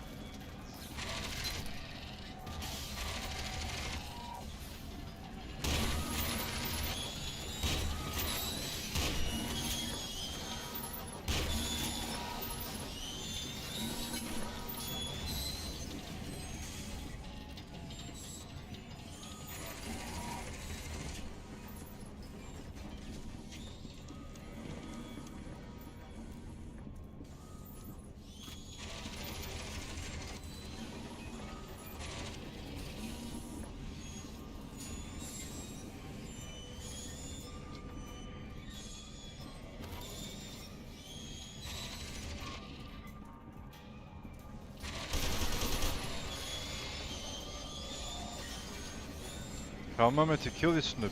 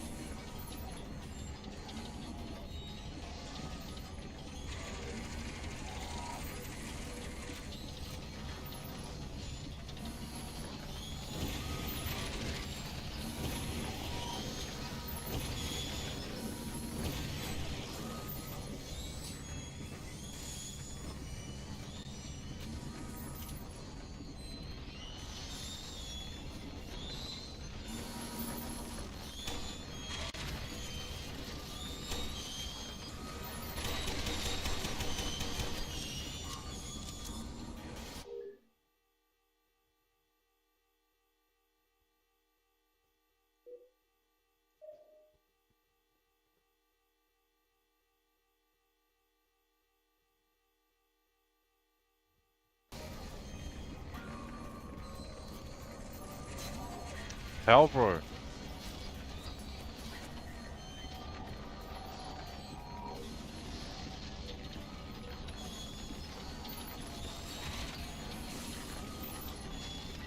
Oh my god, what a fucking throw, bro. Other times you fucking throw it over his head.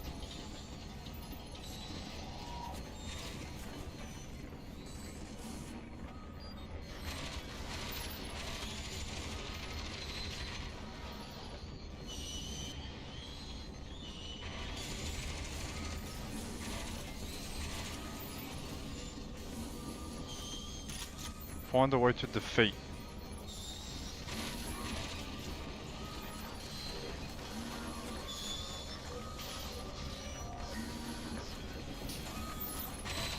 See what I mean?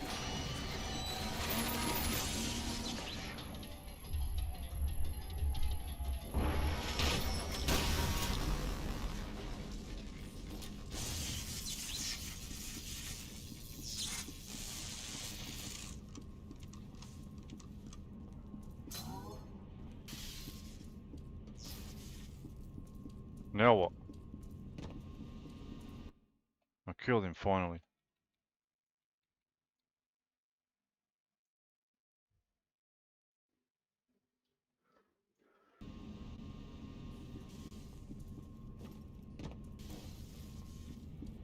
Okay, that's green.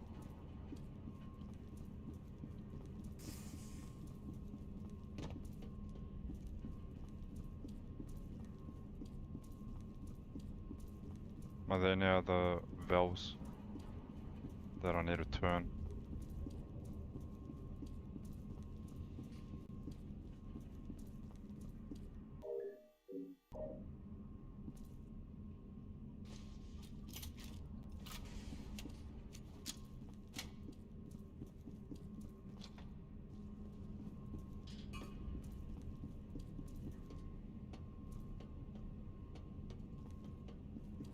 Do I go down here now? Nope. That's where I came from, noob.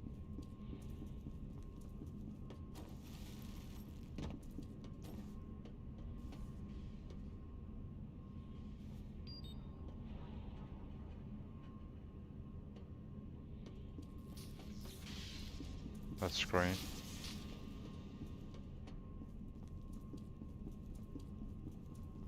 Where do I go, man? This one. Nope.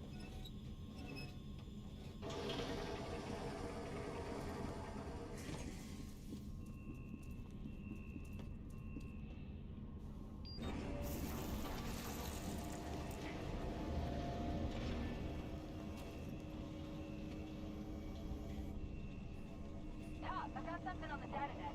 I think it's Beckett. Oh, thank God you're alive. Told you not to worry, Stokes. He's tough like me. Beckett, Keegan and Manny are en route. We're gonna try to link up at the stadium, but the streets are a mess, so we may have to improvise.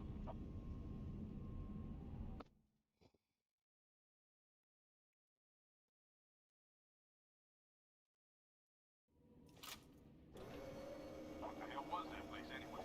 What a damn hospital, that's for sure. You got me, Top. I'm just glad to be out of there. That facility was built as part of Project Harbinger to turn candidates like you into replica commanders. Although it hasn't worked out too well, as Sergeant Beckett can attest. You still eavesdropping on us? Zip it and listen, honeycakes. Genevieve Aristide thinks Alma, but her plan is going to backfire. Alma is too powerful to be contained. She probably always was. So what are we supposed to do? Destroy her! How? Worry about that later. Right now, we need to focus on reaching the rally point.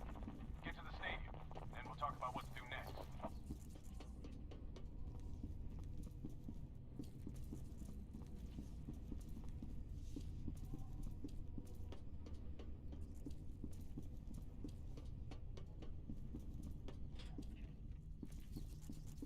I came from here, where the fuck do I go?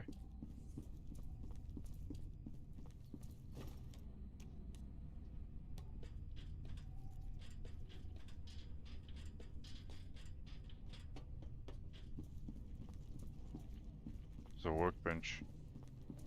Like it's 7 days to die.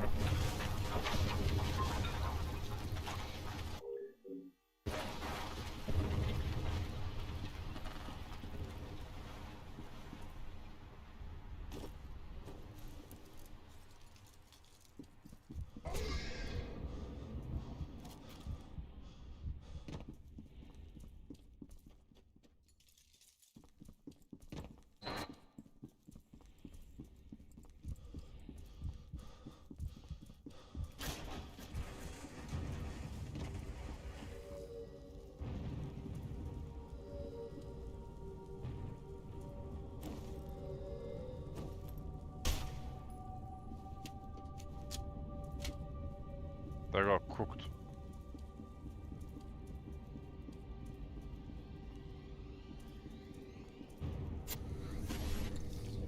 Holy shit! What just happened? I just picked up a massive energy spike emanating from the Harbinger facility. It's Alma's telestatic signature. Probably a reaction to Sergeant Beckett getting away from her. She must be dead. The bad news is she probably woke up most of the replica forces within 10 square miles.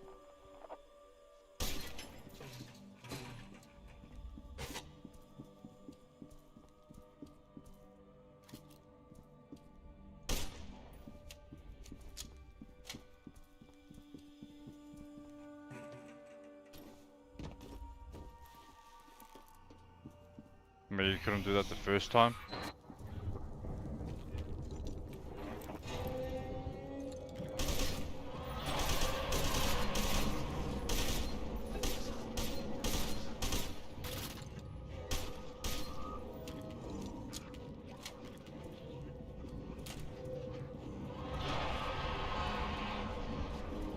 There's different creatures now.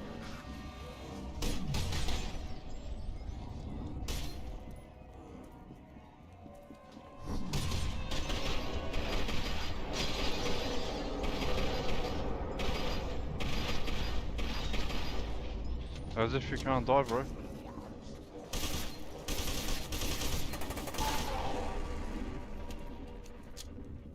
Fucking noob doesn't want to die.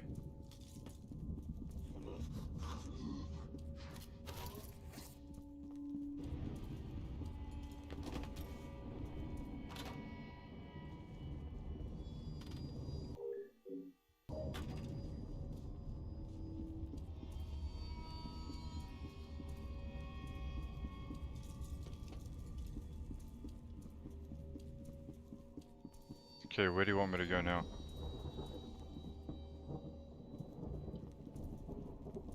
Take a seat here.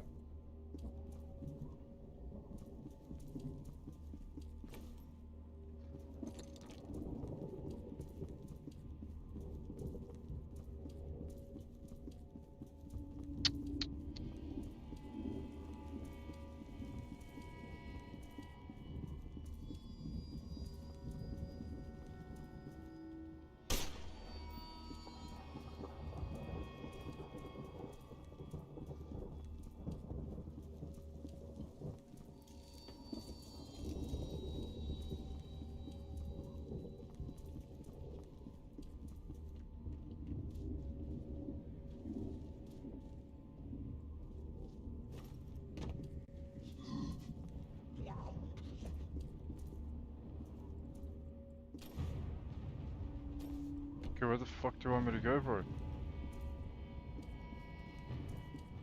Oh my god, you gotta be shitting me, man.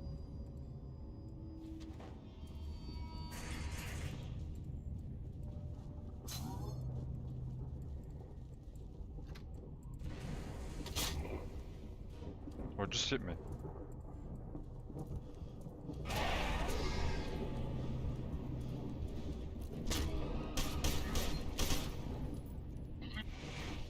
How can they hurt me, bro? It's not fair.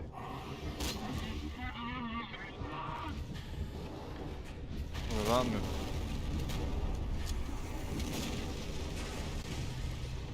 Guys, I got a problem here. A big one.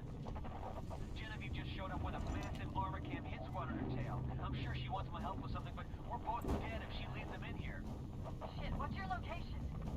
Come to Wade Elementary on Sycamore and Highland. Oh, that stupid bitch. God damn it. Alright, let's hustle. We've got to get to them before armor cam does.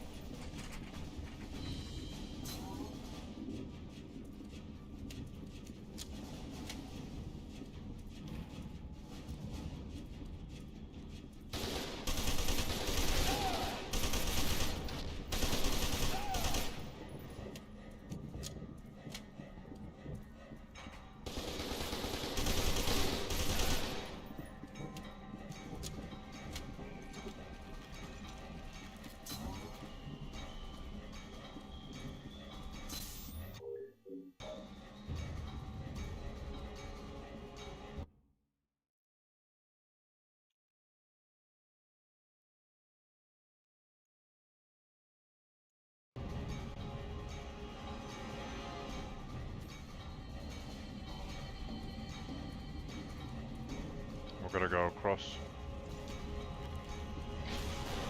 Holy moly, what happened there?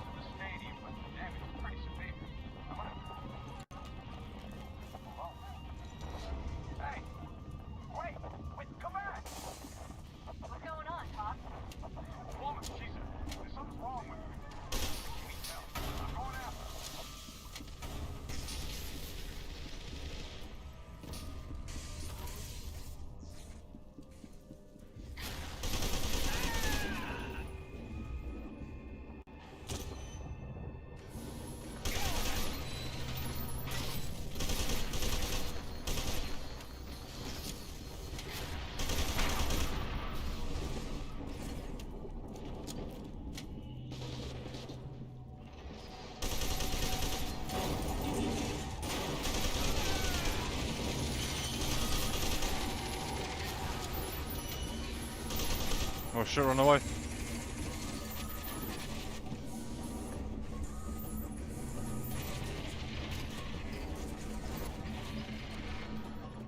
Fucking my eye is itchy now, wait. Let me scratch my eye, man. Jeez.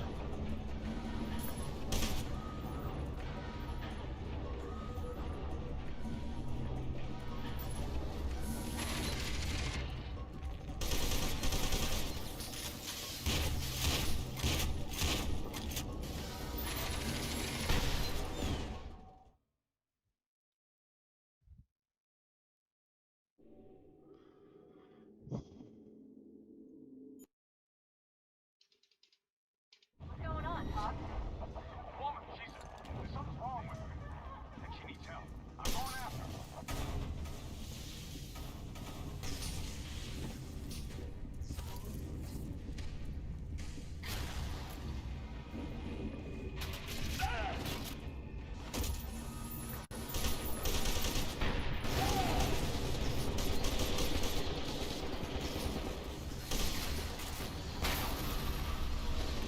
What a waste.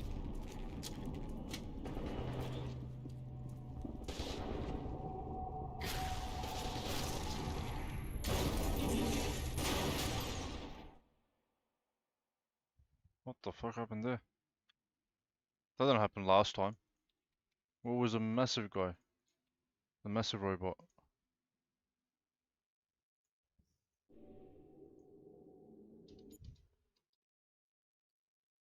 What's going on, Hawk? Woman, there's something wrong with her. And she needs help. I'm going after her.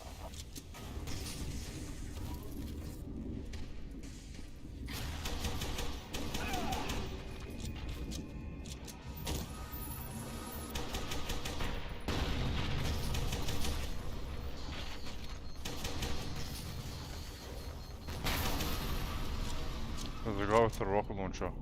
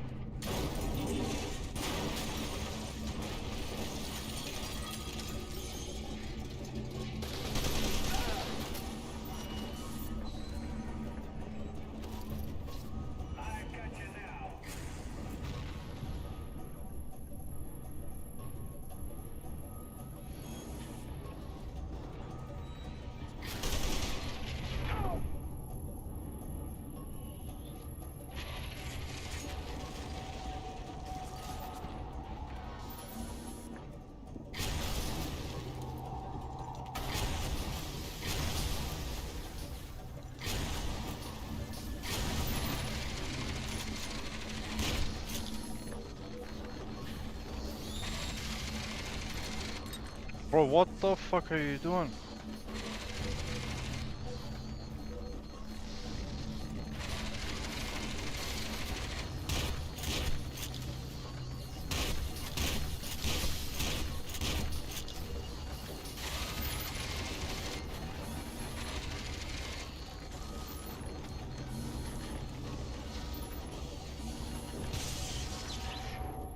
Oh, fuck that one up. I accidentally used two.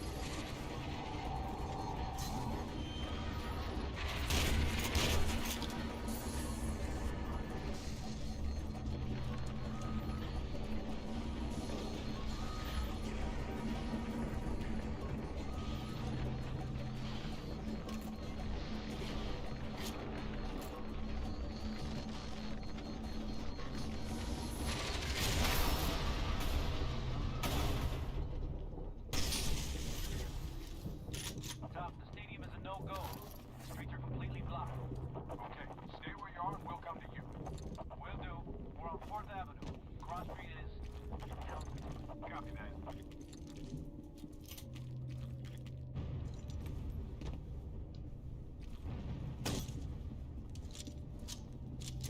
Imagine there was full damage and I died.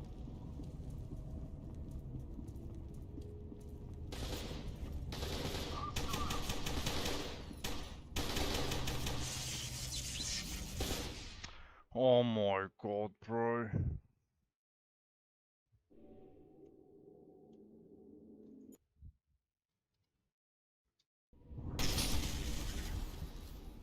Top, the stadium is a no-go. The streets are completely blocked. Okay, stay where you are and we'll come to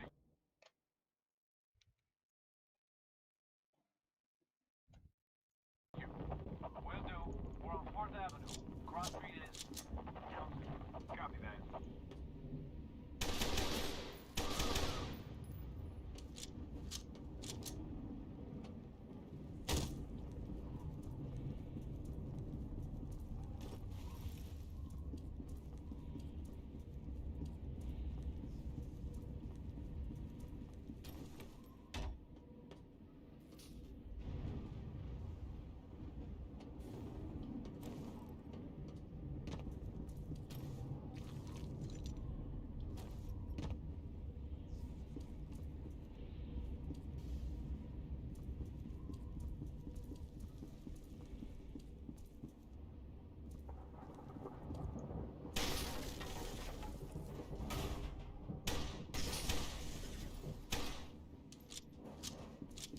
Okay, we got it.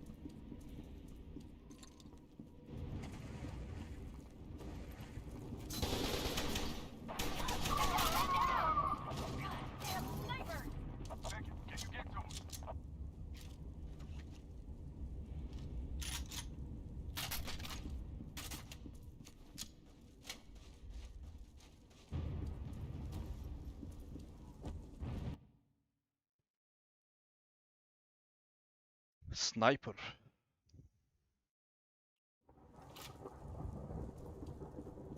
Backup transports are en route. ETA 5 minutes. Stay your ground until reinforcements arrive.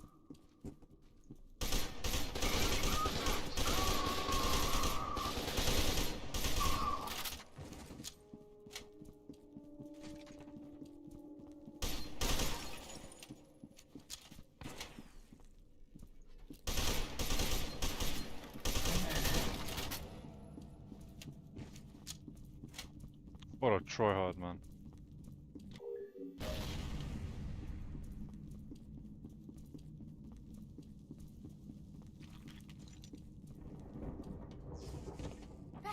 Thank God!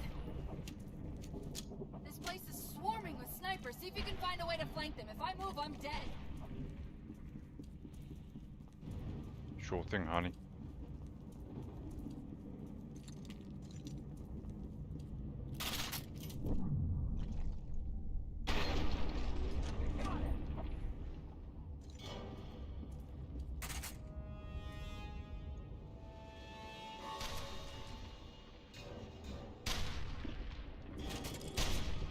I'm gonna make a run for it. Cover me.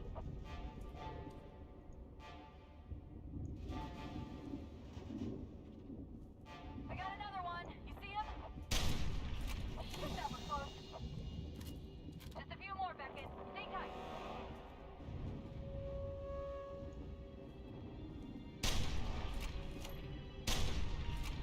Nice shot, Beckett. Keep it up.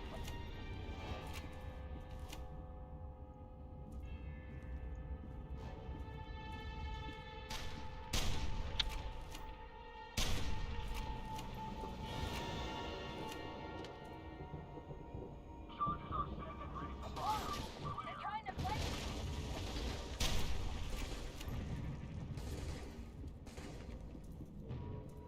I want to change my weapon now.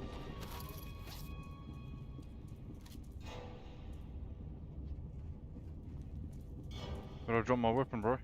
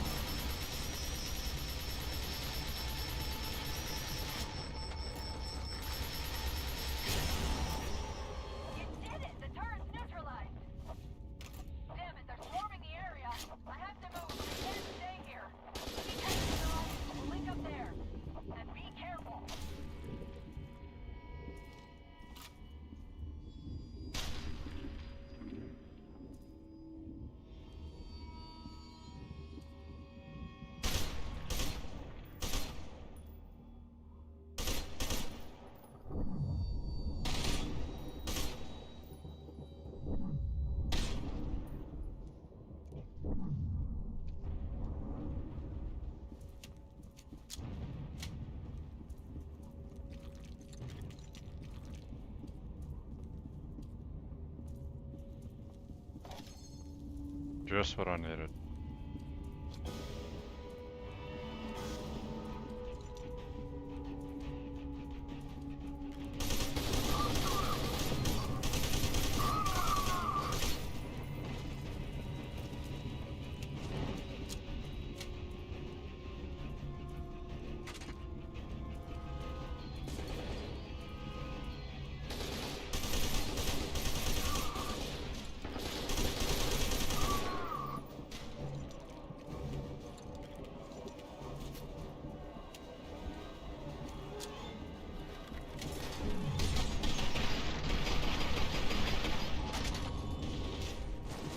What the fuck happened there, bro?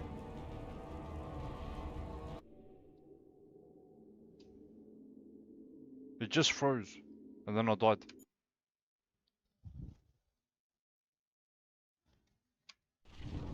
You did it! The turret's neutralized! Damn it, they're swarming the area. I have to move. I can't stay here. Keep heading for the rendezvous. We'll link up there. And be careful.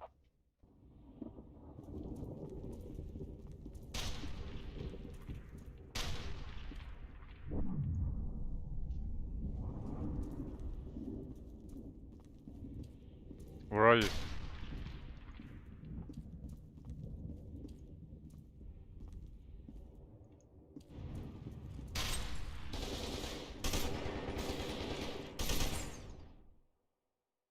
I need to get myself a sniper. That didn't work out.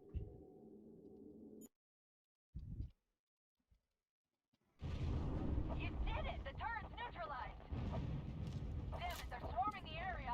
I have to move. I can't stay here. Keep heading for the rendezvous. We'll link up there. And be careful. Yeah, what the heck's the sniper?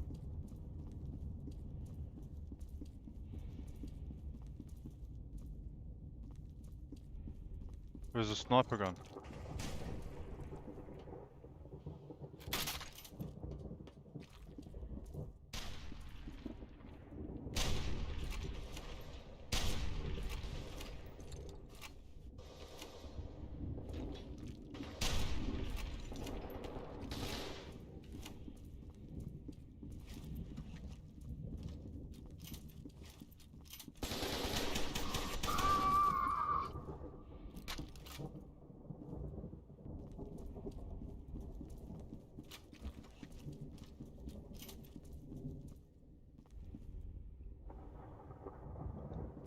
Are you serious? It doesn't go.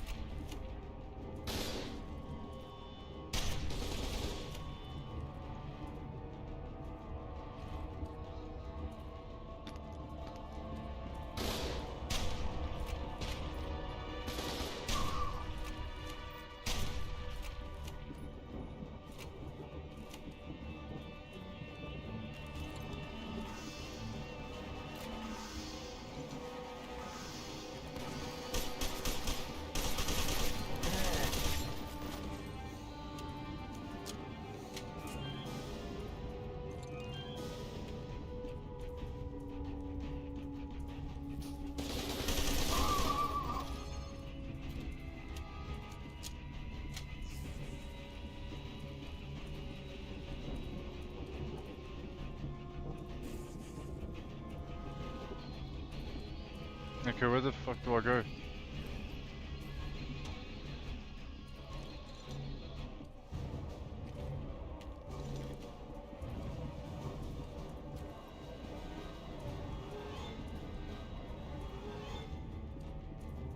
Do I go back up again?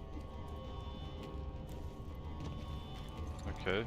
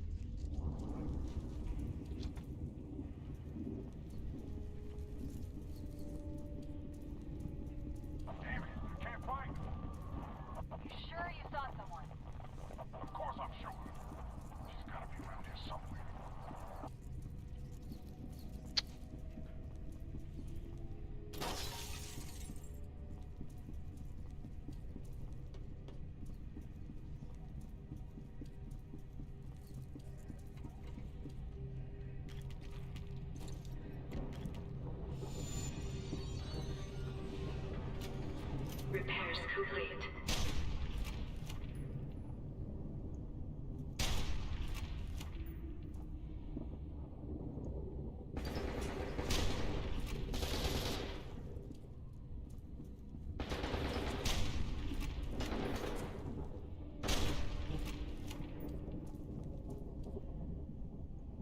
We should be able to lean, man.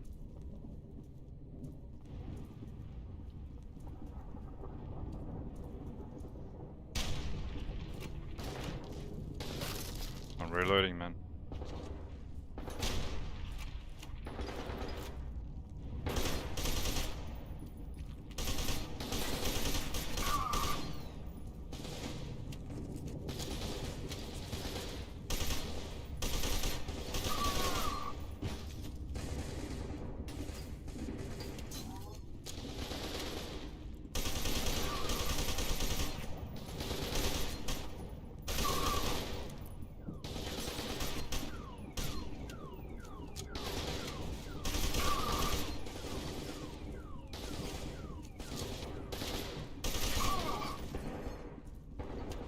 I had to heal.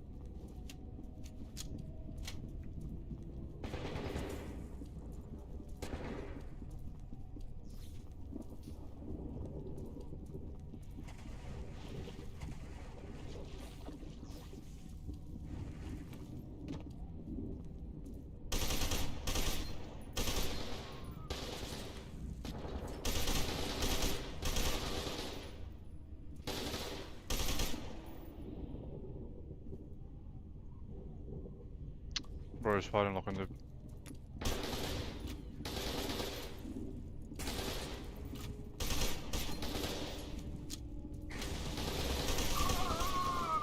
I need fucking ammo, bro. I didn't want this.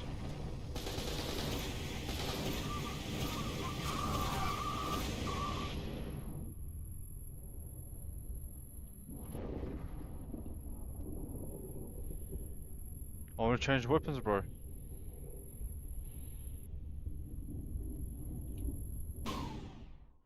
Amına kodum orospu çocuğu lan.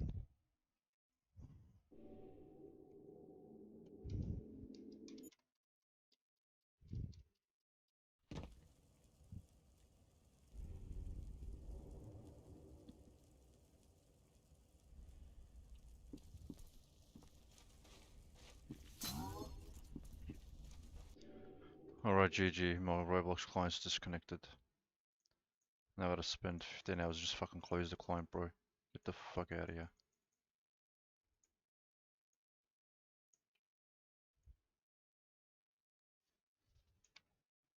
How was that 20 minutes, man?